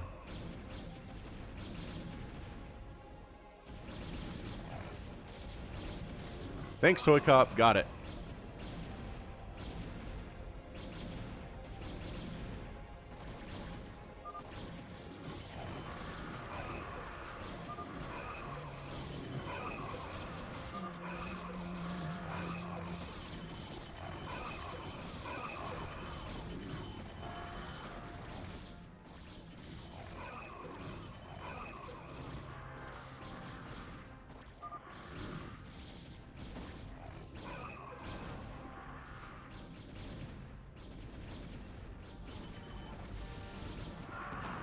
I don't know, kind of holding down here is blue, but it's still a 3v4 scenario, which is not ideal. I love this Sim City here. That's interesting. So Team Red putting together their forces to come murderize the everything. Yeah, they're heading south. They are mean. Cabra up here is alone, but he's only at 42 total supply, so he's not doing super hot, shall we say.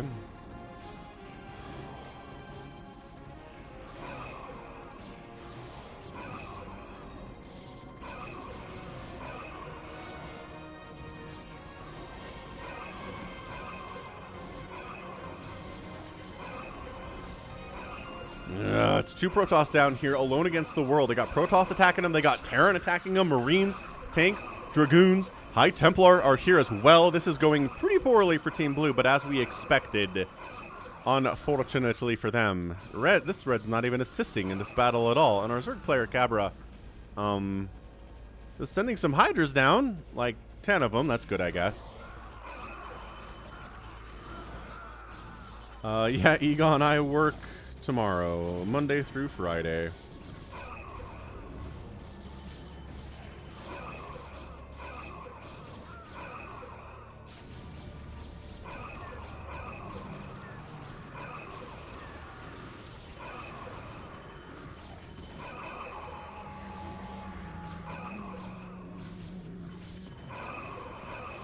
I don't know. Bottom left blue is holding.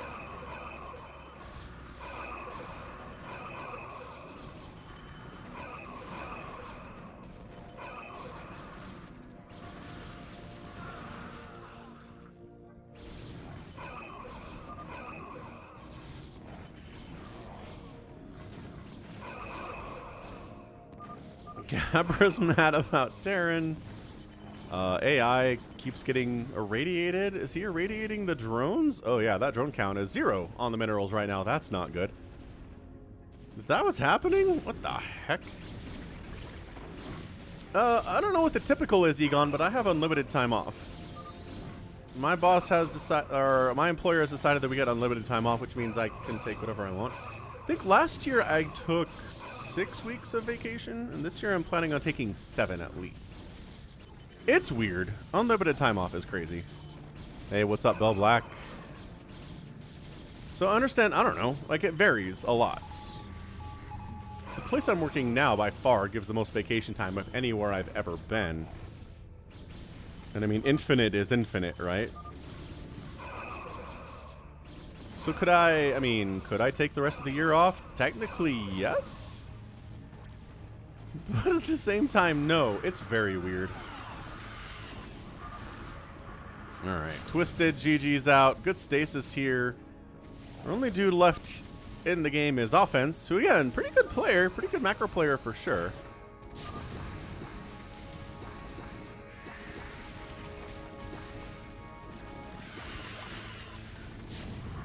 Yeah, Scourge trying to make connections. No, says the science vessel. We're alive. Offense leaves the game. That's your GG. bam. GG, everything is done. Yeah, I know, Bell Black. Usually people do, but my goal is to take more this year than I had last year. At least. By a week, maybe 2 weeks, maybe 3 weeks. That's the plan, anyway. Alright, cool. Good stuff. GG's all the way around here to Critter. Can I play, please? Amendment and Tuna on Toast. Critter, good game, man. Critter's macro's insane. Look at him. He had more resources than anybody else. He killed more than anybody else.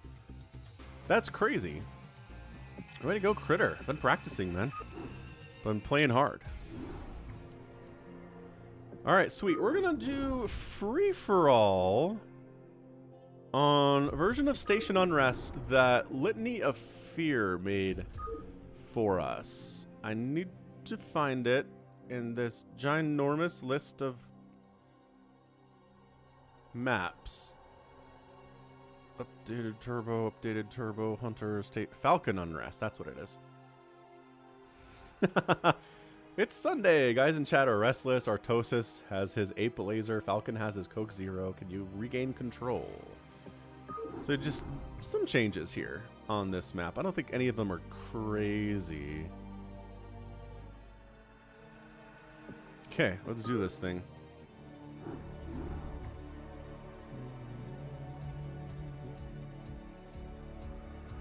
Can I play, please, Wanson?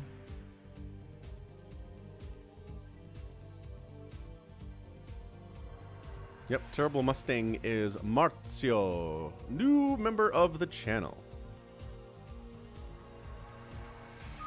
Tuna's in, Amendments in. Can I play, please, is in. PotatoTerran is in. Stuffing away. Fill this up. Let's go.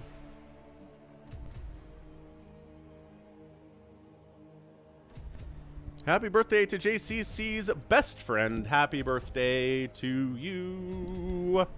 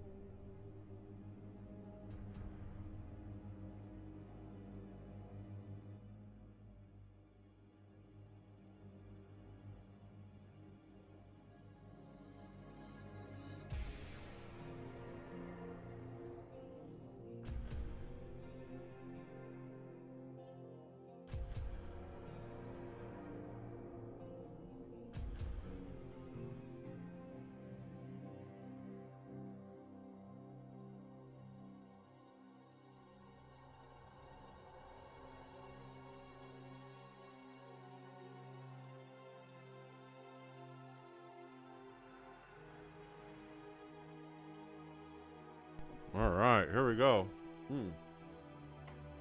Granola bar.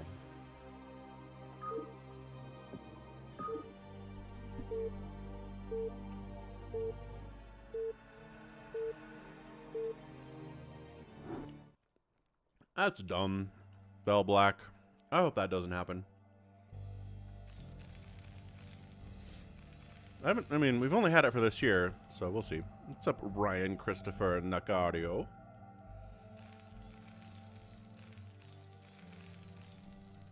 Alright, I'm gonna introduce these players. We got PotatoTerran. He's a Terran. We got a brown Protoss named Amendment. We got a pink Terran named PotatoTerran. I already said that. PotatoTerran. We got a yellow Protoss Critter up north. A purple Terran Protoss Tuna on Toast. Interestingly enough, playing Toss. We got Health and Wealth, who's a Terran over here. We got a Protoss named Offense. Another Terran named Terrible Mustang, who's Marzio. And then a Protoss, whose name is Can I Play Please? So Mehmet decides that tanks are OP. There are no Zerg here at all. No Zerg representation whatsoever.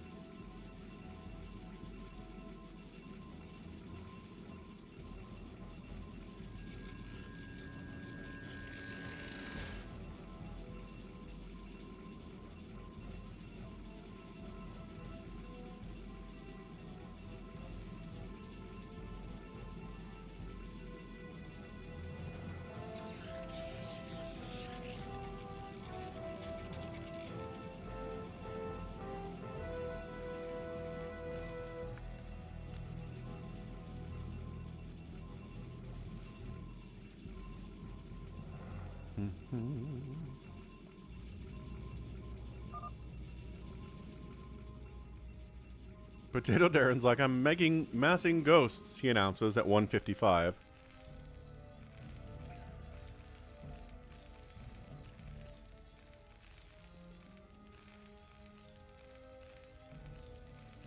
Yeah, I don't remember how many picked and how many were random.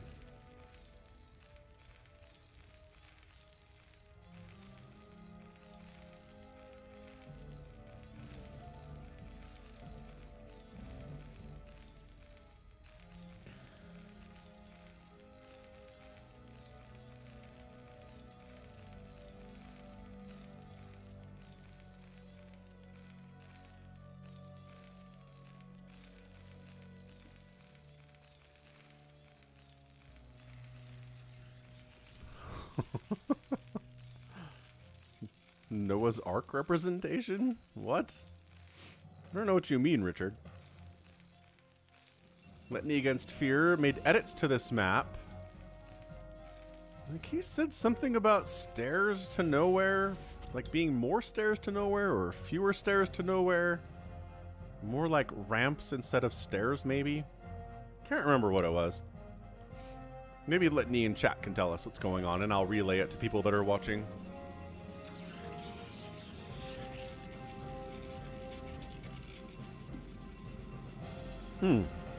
Ramps bigger, widened some of the paths, made mineral gas layout fair, added some more of those ladders to nowhere. That's what it was. Okay.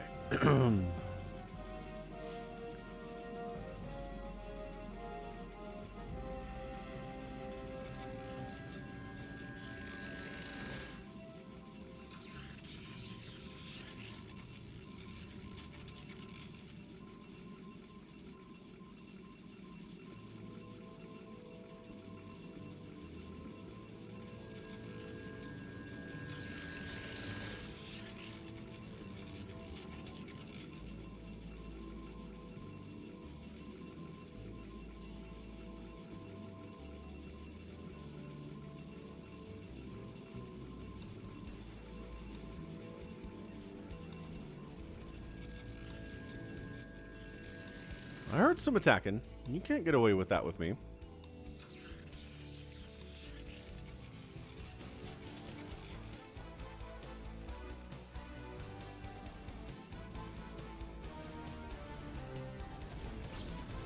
Zealot harass in a PvP. Nothing crazy about that.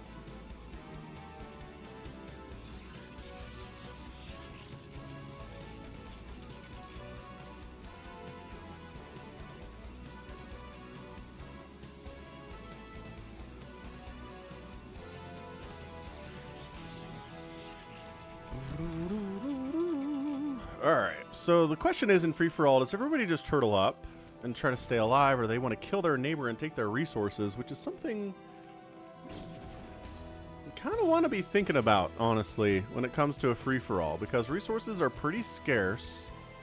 These mineral patches only have about 1,200 minerals on them.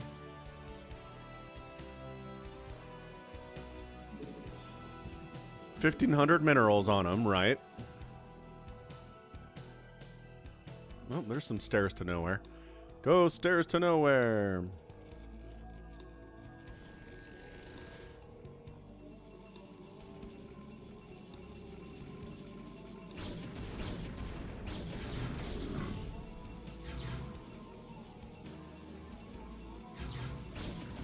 Ah, DT showed up, but there's a cannon here. So DTs are trying to find an angle where they're not getting smashed by this cannon. That is so well placed by Critter. Wow. He was ready for Lings, he was ready for DTs, he was ready for a lot of stuff with that. Enemy Zealots?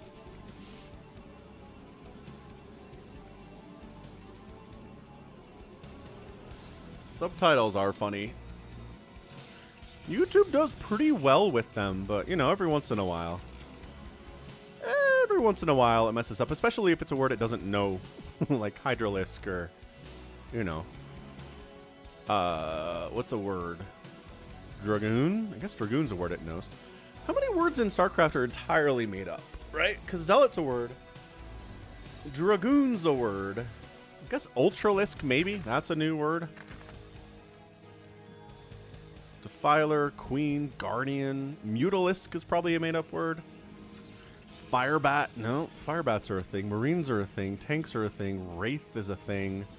Goliath and tanks are a thing. Medics are a thing. Spider mine maybe as a new word.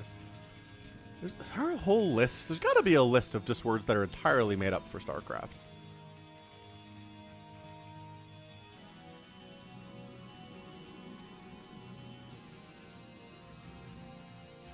Oh, oh, oh. Ah, how ironic.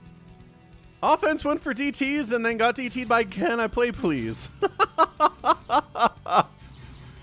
Oh no, how absolutely ironically delicious.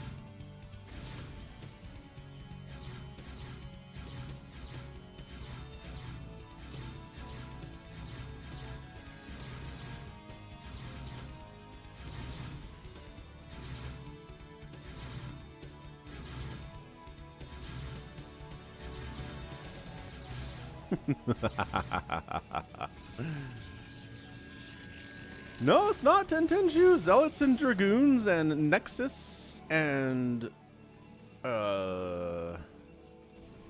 Carrier and Arbiter are all words, man. Scout's a word too.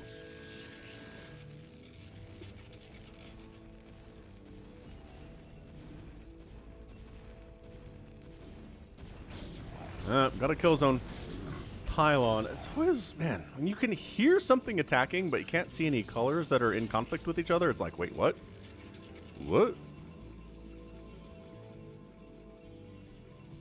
Yes, fine. All words are made up. But I mean made up for StarCraft. Did not exist before StarCraft was a thing. That's what I'm talking about here. Yep, Templar is a real thing. That's what I'm saying.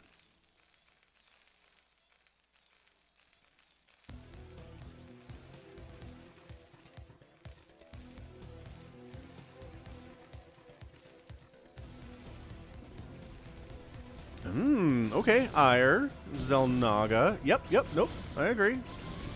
Those words are made up, probably.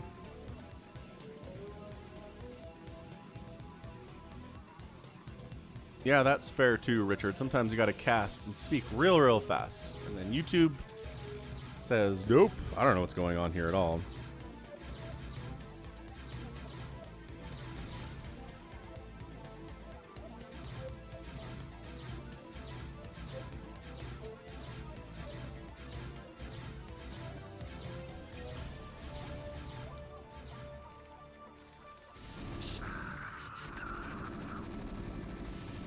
Trying to expand, or actually, is that the main? No. Trying to expand. Shuts that thing down, does Mr. Terrible Mustang. Completely wipes it out.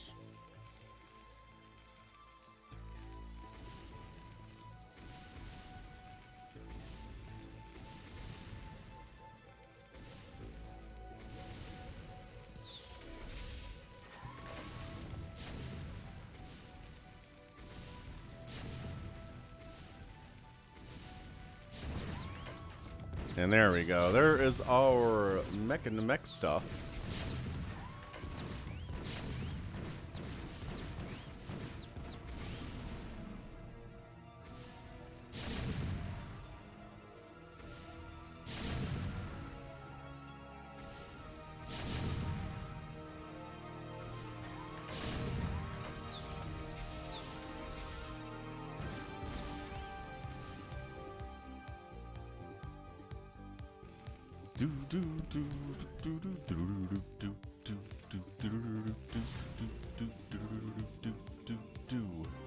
Yeah, so the DTs wipe out the entire main base of offense here, but he's pretty well protected with the cannon and dragoons and DTs here too.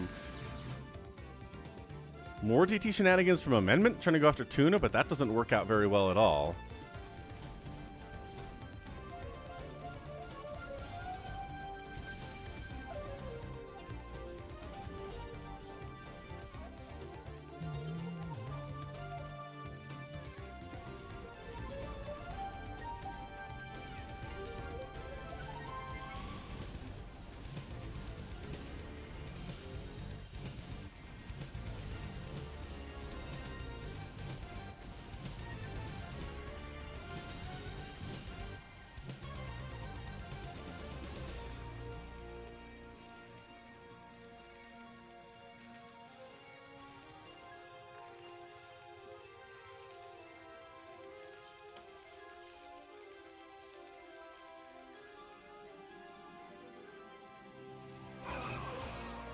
This DT is doing some work today. 3 kills is not bad.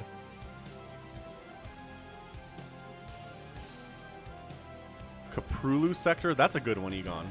I like that a lot.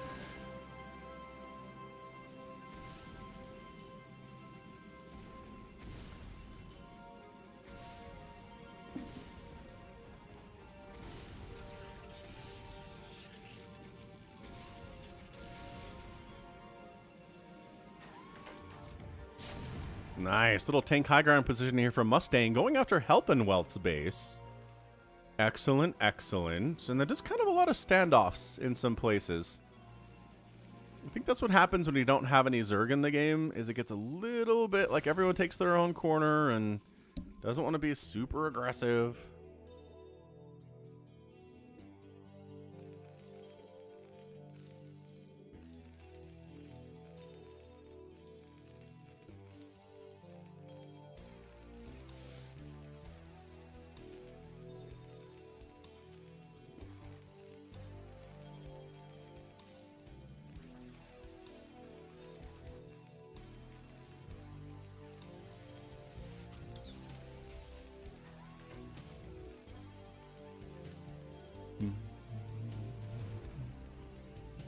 Yeah, so we just have these little Dragoon battles here that nobody wants to cross this bridge. Nobody wants to wander in here and get murderized, you know?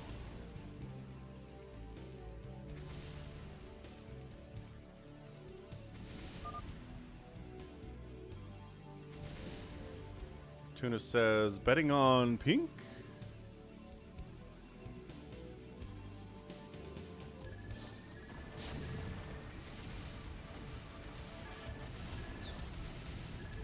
Trying to get vision for his low ground tanks to attack these high ground tanks using the command center. It worked. He got rid of a tank. Okay, killing some Marines there too. That's pretty good stuff. Meanwhile, Vultures are running into a Protoss base where there's already carriers here from Tuna. He's decided to go for the carrier route, and he is getting attacked by tanks from PotatoTerran, but guess what? Carriers counter tanks pretty darn effectively. Oh, and then the counter attack here, dropping his own tanks. Dropping his own Marines on these tanks from Health and Wealth.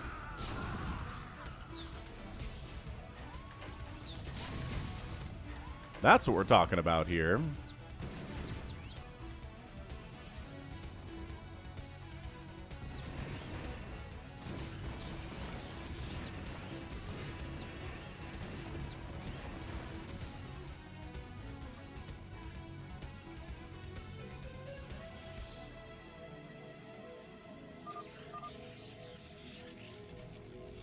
Amendment is like, what the heck is this map? All turtling. I mean, there are no Zergs. Zergs kind of turn into less of a turtle fest. But it should be fine.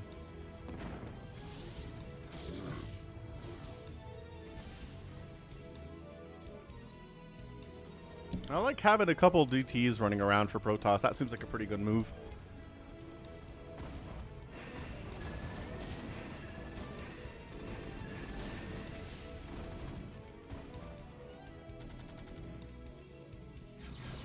Oh, DT takes down Reaver. One final shot, though. One final shot from the Reaver does make it happen.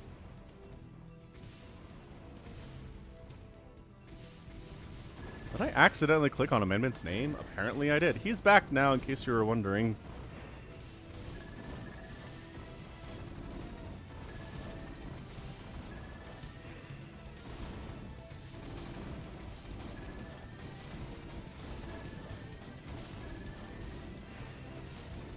So carrier control here by Tuna is pretty good, and it needs to be because he can take body shots from these Goliaths.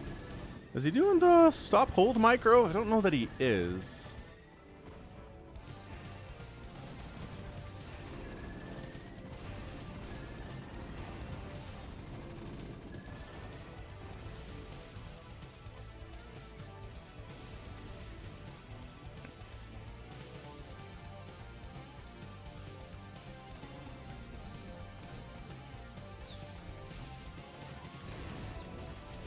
The tanks are like, well, might as well get as much damage done as we can.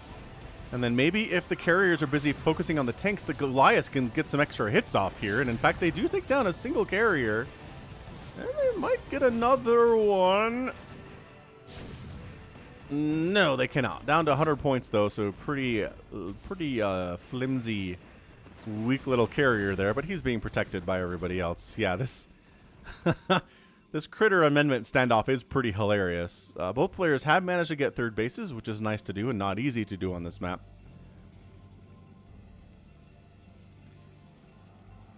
Yeah, so the island bases have been taken. The top and the top right, bottom left are minerals. Top left, bottom right are gas. They've been taken. So this is, yeah, this is definitely a change from the last time I cast on this game.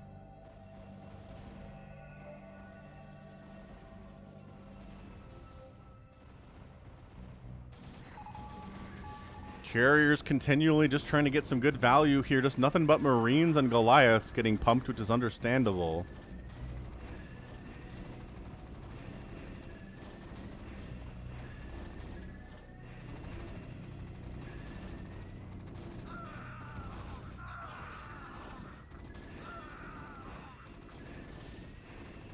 Yeah, he's just kind of stopped microing here because he's like, you know what? You don't really have enough to stop me at all. The Goliaths are a little bit scary, but guess what? They're all dead now. And sure, they're being produced, but they don't produce all that quickly. And yeah, Tuna main Zerg, but I don't know, maybe he's played a bunch of Protoss. That micro is pretty good. He's not doing the stop hold micro, but a lot of Protoss mains aren't doing the stop hold micro, and I don't know why. You'd think it'd be awesome. Ah, critter. The Mexican standoff continues again, and oh, he loses a Reaver with a shuttle with a Reaver in it. I mean, the Reaver's obviously the bigger problem here.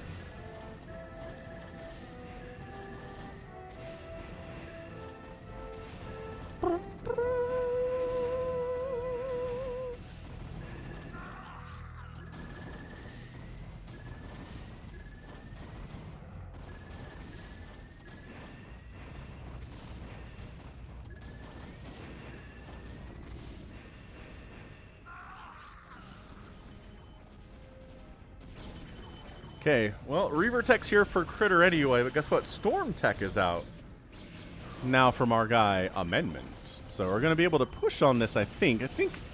I would argue that Reaver Tech is better than Storm Tech, although the Storm did just kill all of the Reavers. So maybe I was perfectly proven wrong there. Terrible Mustang's mined out. He's stuck. He's trying to do, like, science vessel harass as well as he can.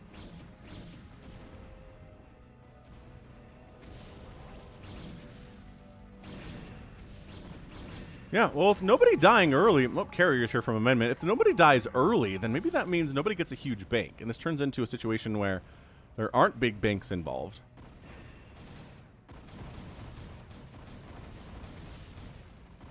Can I play, please? Has his carriers out, too. So, yeah, like a lot of fastest map... Fastest. A lot of free-for-all. This could just turn into carrier army versus carrier army. Thank you for joining us. Have a nice day. Goodbye.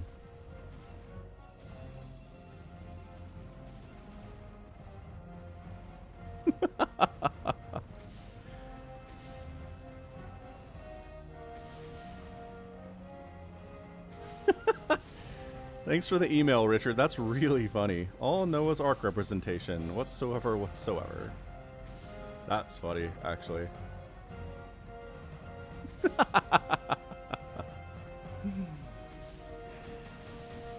Who's dying down here? Offense? Offense is dying down here? Alright, cool. So we got another dead Protoss player. A dead Terran player.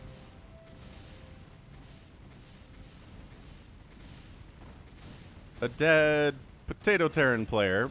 So another dead Terran player. Offense taps out, as I said.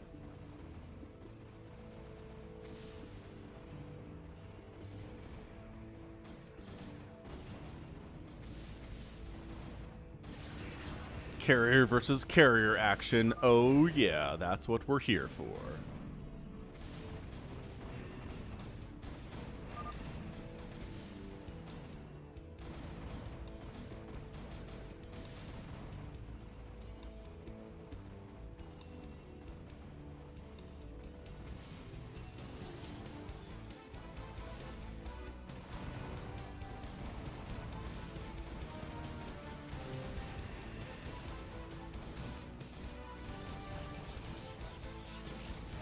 Yeah, it works on killing a lot of Marines or Dragoons or missile turrets or anything. That stop hold micro is great. Because normally, you just do a ton of overkill to every one of your targets when you attack it.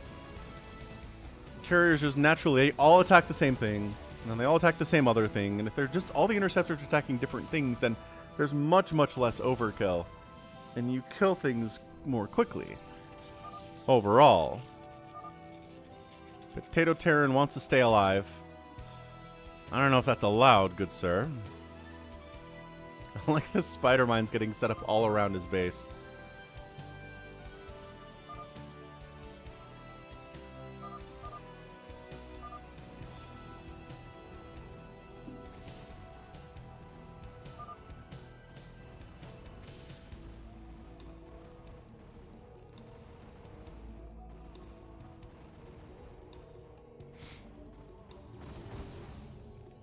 Battlecruiser is out for health and wealth.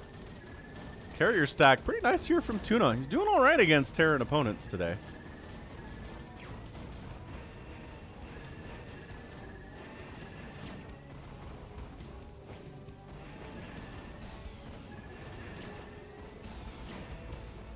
Well, you got battle cruisers, Orion. Check it out. I mean, by battle cruisers, I mean battle cruiser. And he's dead now because he just got absolutely blitzed by 12 total carriers, which is a lot of carriers. Only +1 attack on those guys, though. No further upgrades, which is a problem.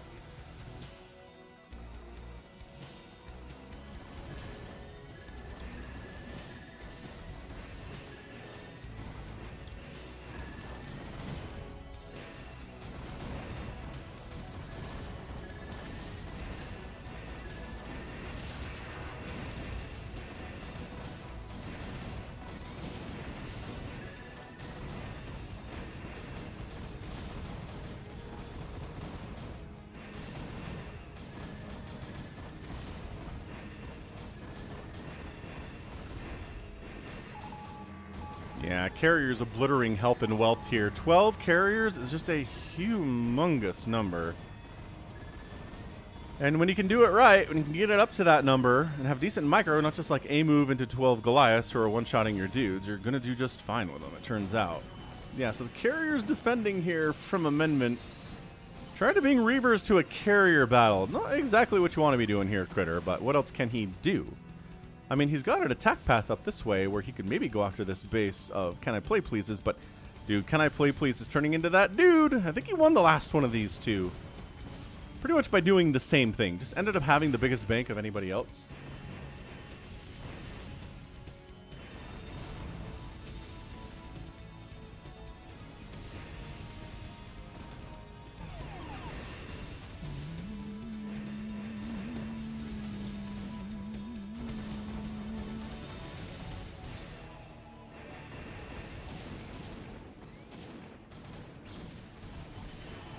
Good stasis on some of the carriers here, and Dragoons are coming in from Critter, bringing some High Templar along as well. Might try to get some Storm off on these guys that are all clumped up. The Dragoons upgrades here are +2/+2. Good Storm on the +0. No upgrades on these carriers, which is going to be a problem for Amendment for sure. He's attacking carrier bodies. He's getting beautiful Storms off as well. He needs to kind of target individual ones because a lot of them are weak. There we go. And finally, one goes down. Okay, these guys came out of stasis. You got to storm them. You really gotta storm him now. Dude, this is a lot of High Templar, actually. He's trying. Okay, he gets one off. And he gets another storm off. And you have so much more storm available here. He's trying to kill the Arbiter because he doesn't have any detection. Dude, oh my gosh, that's amazing. Okay, now he does. And now he needs more storm. Ah! You there! Another! Dude, these guys are all very injured. way better off than I would have expected. There's 6 HP on this thing. Amendment's like, wow, okay, that did not go well for me at all. So yeah, it's gonna be all the carrier battles of all time here.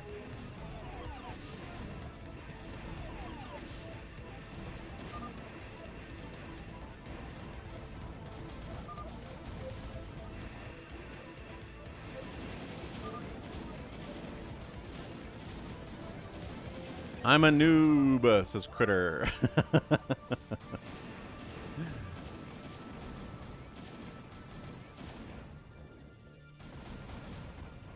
Yeah, what I'm concerned about here is that that Can I Play Please is all over the place on this right side of the map. And taking even more resources away from health and wealth here.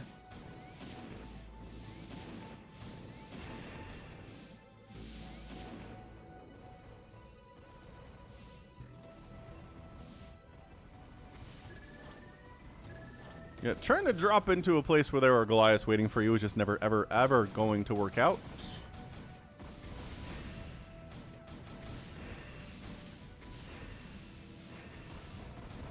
Bell Black, this is the final match of the day, but next week, sure, if you want to join in, we'll definitely have some more games happening next week.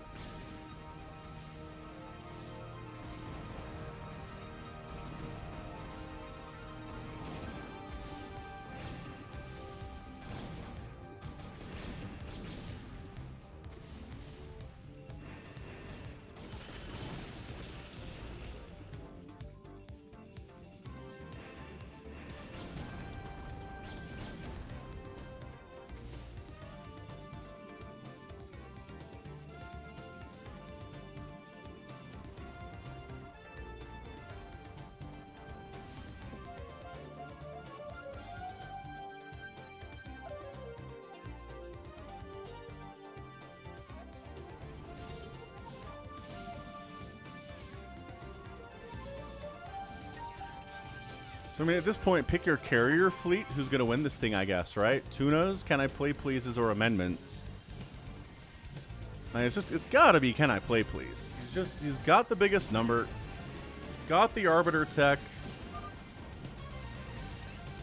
Amendment wants to know if we're going to... if we're mined out yet, and no.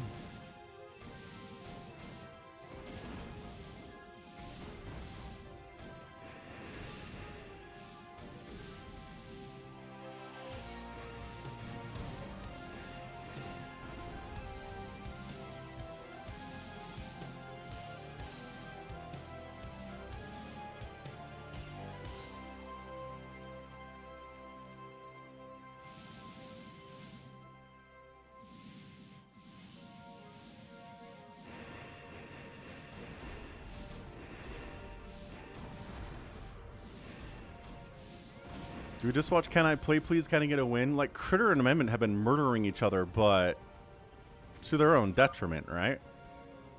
Man, Can I Play Please can expand here and here and here. And he's already got a 5,000 mineral, 3,800 gas bank, which is 5 times as much as anybody else in the game right now. I mean, substantially better than anybody else in the game right now.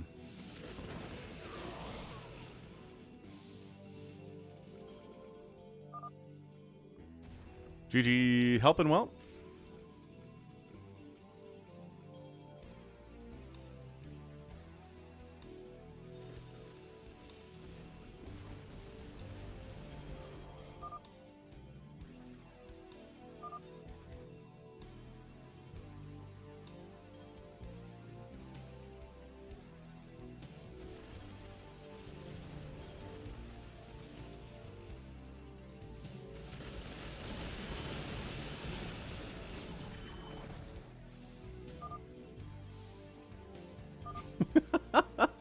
Counter storm looking good. It's really just kind of mass storm here from Amendment. Like, come over this ramp and die. It's a lot of Templar, says Critter. Yes, it is. Lesson learned. Don't cross the bridge, apparently.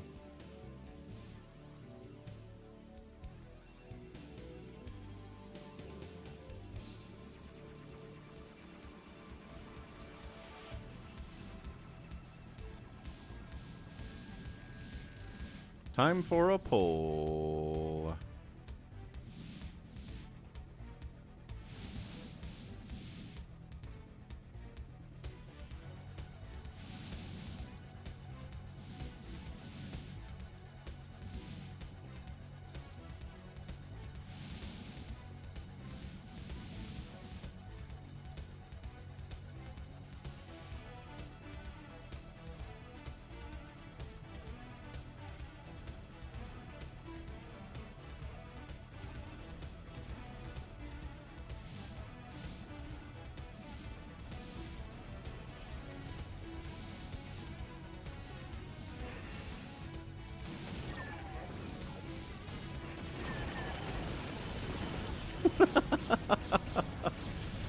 Sending Archons across the bridge here is Amendment. Wandering them into Reavers, who did end up completely dead. Cannon's doing some work there, too. And just storming the ever-loving everything out of everything. So trying to cross the bridge for Amendment is also very difficult. Let the rampage continue here from Can I Play, Please?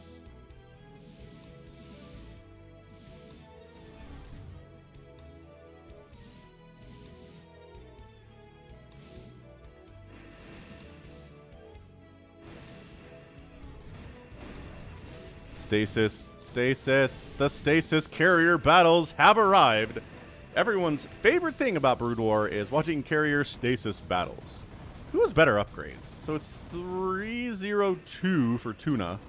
Can I Play, Please is at 332. So hey, better upgrades here, but also a lot of his army is stasis. Actually, both of these armies are stasis. So here's the problem. You can wipe out Can I Play, Please's army, but he's got a bank, whereas Tuna does not. Tuna can make 2 more carriers if he loses his entire fleet, and Can I Play, Please can make all of them. Is the problem. Amendment and Critter. Did we keep each other from winning? Absolutely correct. Yes, that is what happened here.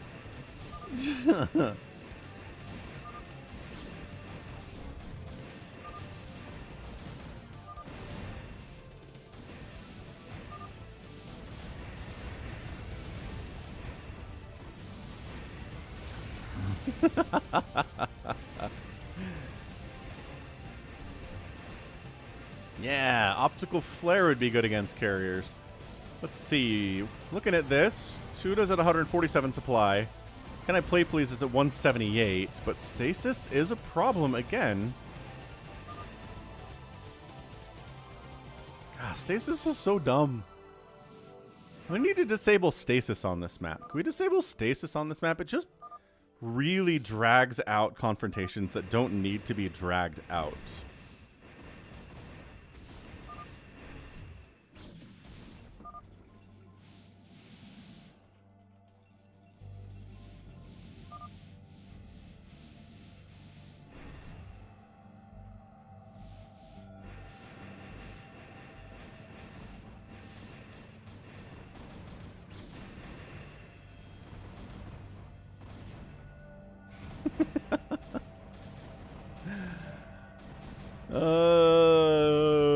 It's like, oh good. Now I gotta wait another 87 seconds while stasis wears off. Could stasis be shorter? Would that hurt anything?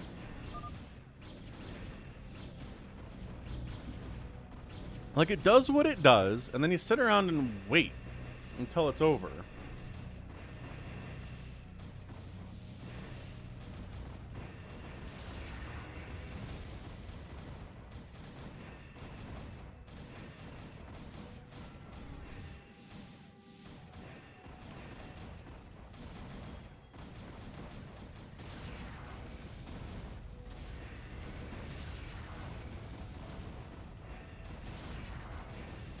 I love the sound of carriers dying in the morning, and as I said earlier, Bank is on Can I Play Please's side here.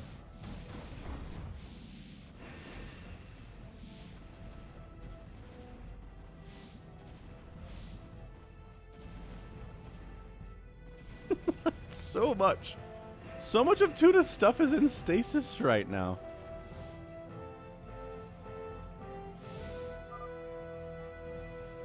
Amendment and Critter are just kind of slap fighting over here. Nobody is really winning. And nobody can hope to take on Can I Play Please at all.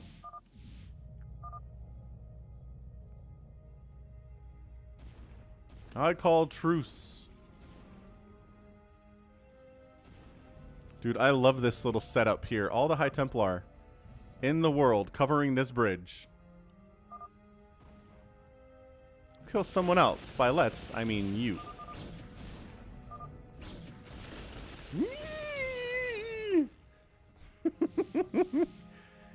Tuna says, I'm fighting Can I Play Please, but like, look, you don't know it yet, but you're all dead. Can I Play Please has won this game. It's got 6,000 minerals and 6,000 gas in the bank, and the next closest person's bank is Critters at 1,000 and 1,900, and he doesn't have any more income. I lied. He's got 60 minerals left in a mineral patch.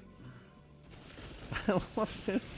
Oh, that High Templar just killed 4 other High Templar. Dude, that's some, like, cannibalism or something there.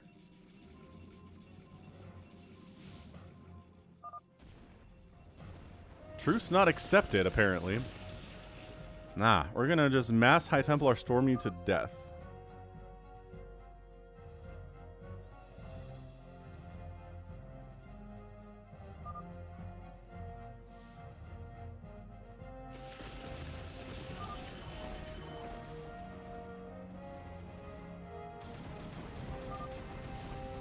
Can I play please? Randomly wandering around. Kill north and I'll kill left. Then I'll GG, says Tuna. I mean, killing Can I Play Please is going to be a tall order for anyone. Maybe with some amazing storms connecting. That might work. Oh, he's got some DTs in here too. Oh, man.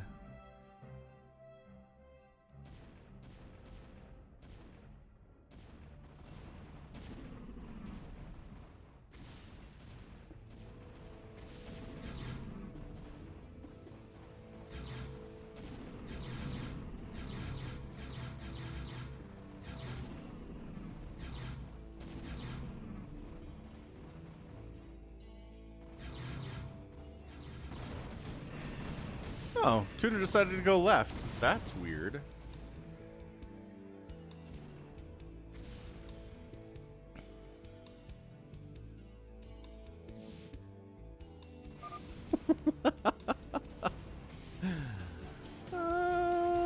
Look at this boy band just hanging out in sync. Ha, they're in sync. Get it? Wow, okay. Critter's like, well, I guess I'm going to GG out then. It's cool.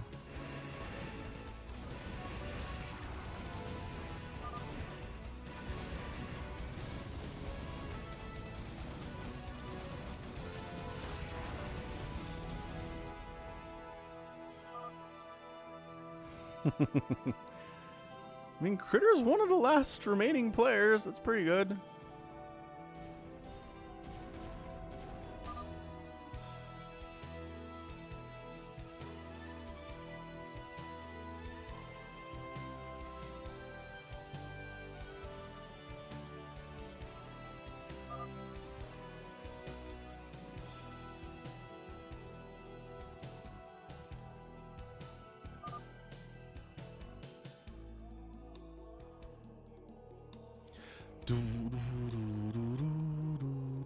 If Amendment and Tuna work together, then maybe they could kill Can I Play Please, but we are blue spawns. We do as he bids. Yes, true facts. True facts. So just kind of slowly, casually mining out the rest of the map here. Not actually doing much of it there at all. Tuna's in here trying to kill Amendment instead of, you know, working together.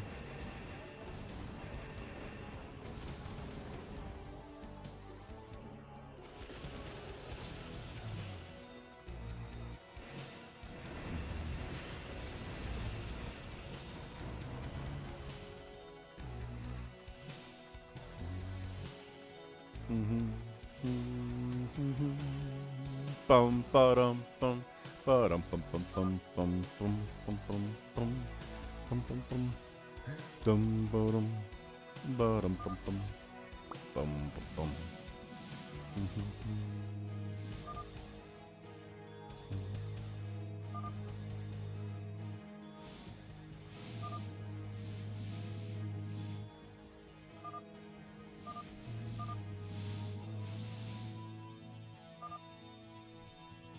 Terrible Mustang is gone. GG, Terrible Mustang. Yeah, so it's all Protoss remaining. 3 Terrans and a Protoss are all dead now.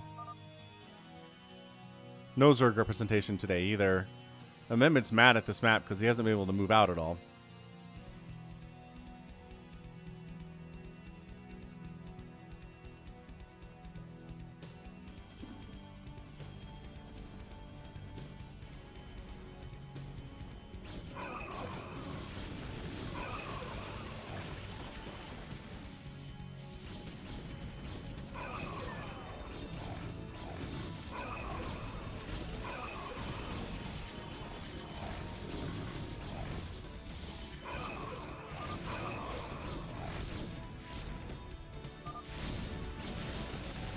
Ah, Tuna got random. I mean, it is a push into the heart of Can I Play Please's fortress. But then Daddy comes home.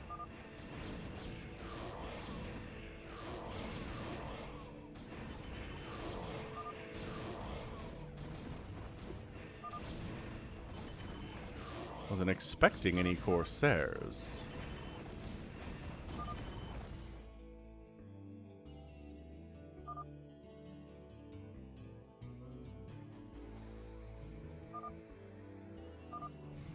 And Critter's out.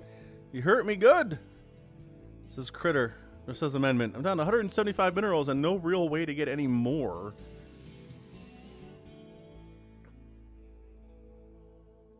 Man, Stasis. We didn't do this map last week, actually. We did it 2 weeks ago, but I understand how time doesn't mean anything anymore. Totally get it. So it's double the supply count right now. Tuna is half of what Mr. Please is.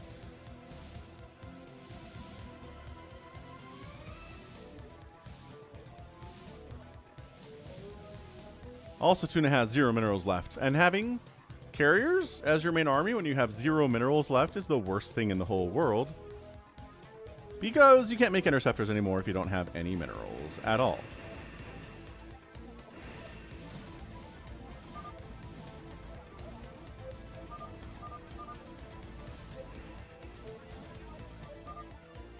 We gotta do it. Amendment. We can't help each other. Yes, you can. There's no rules about teaming up. I don't think it matters at all. My units attack you. Oh, that's right. Can you not ally? Just avoid your friendly units.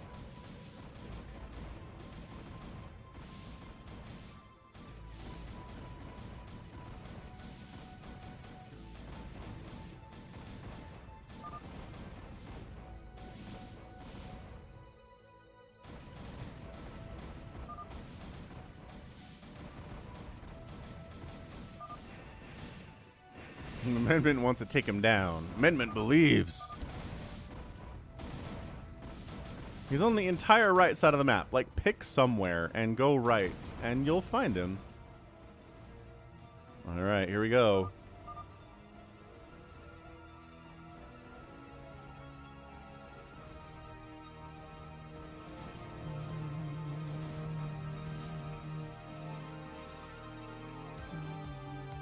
Okay, stasis here.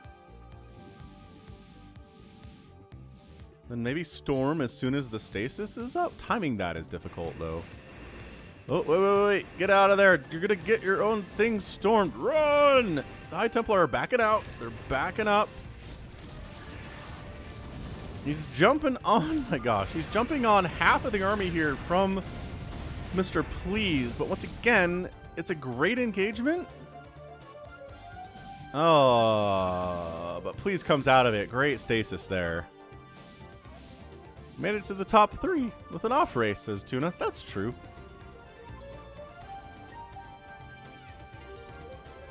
All right, so that's your GG. Tuna is interceptor count. I don't know what it is, but it's never getting any bigger than it is right now, and they are dying, and he is just outnumbered. Hardcore. Amendments carriers over here too. There's some. No truce. No truce. He ends up storming Tuna's stuff. Wow. All right, man. Oh, get him. Get him with the storms. Oh, no. Defensive storms. Tuna taps out.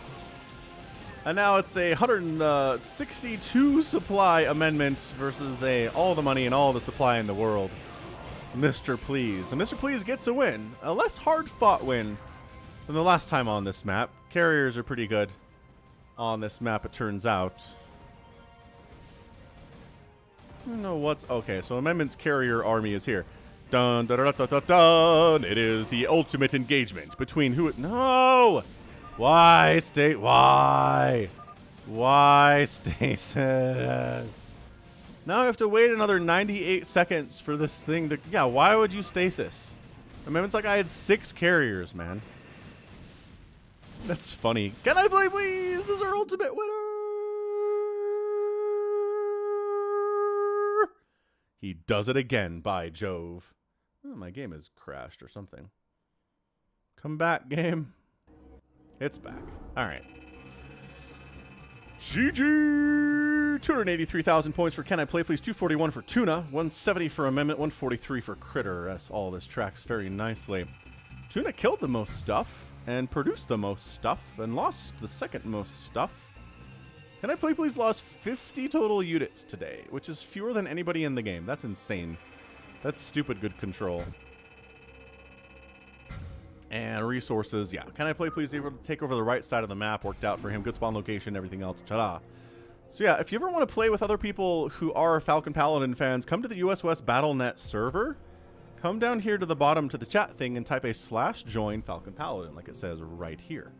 Then you'll be added to the list automatically, the Falcon Paladin channel, and every time you log on, you'll be here. You'll see people like Amendment and Tuna and Offense and Critter and DeadInfested and stuff, and they'll be here, all right? Cool. So do that.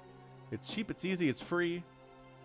And that's it. So that's going to be it for the stream today. Thanks, everybody, for hanging out. That was a really, really good one. A lot of fun stuff.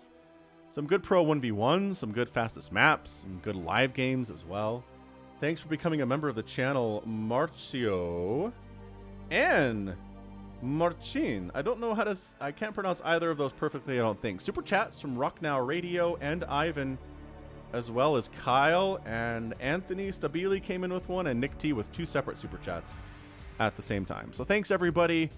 Appreciate the support. We'll be back next week. Same time, same bat channel. More StarCraft Brood War action. Letney's going to adjust the map for next week. Excellent. Yeah, until then, Searcher, thanks for hanging out. We'll catch you next Sunday. Don't forget, set an alarm. Goodbye, Omar. Goodbye, everyone. Thanks, Toy Cop, for modding. Also, DeadInfested for doing the same thing. So stay safe and stay healthy out there. And above all, take care of yourselves. Goodbye.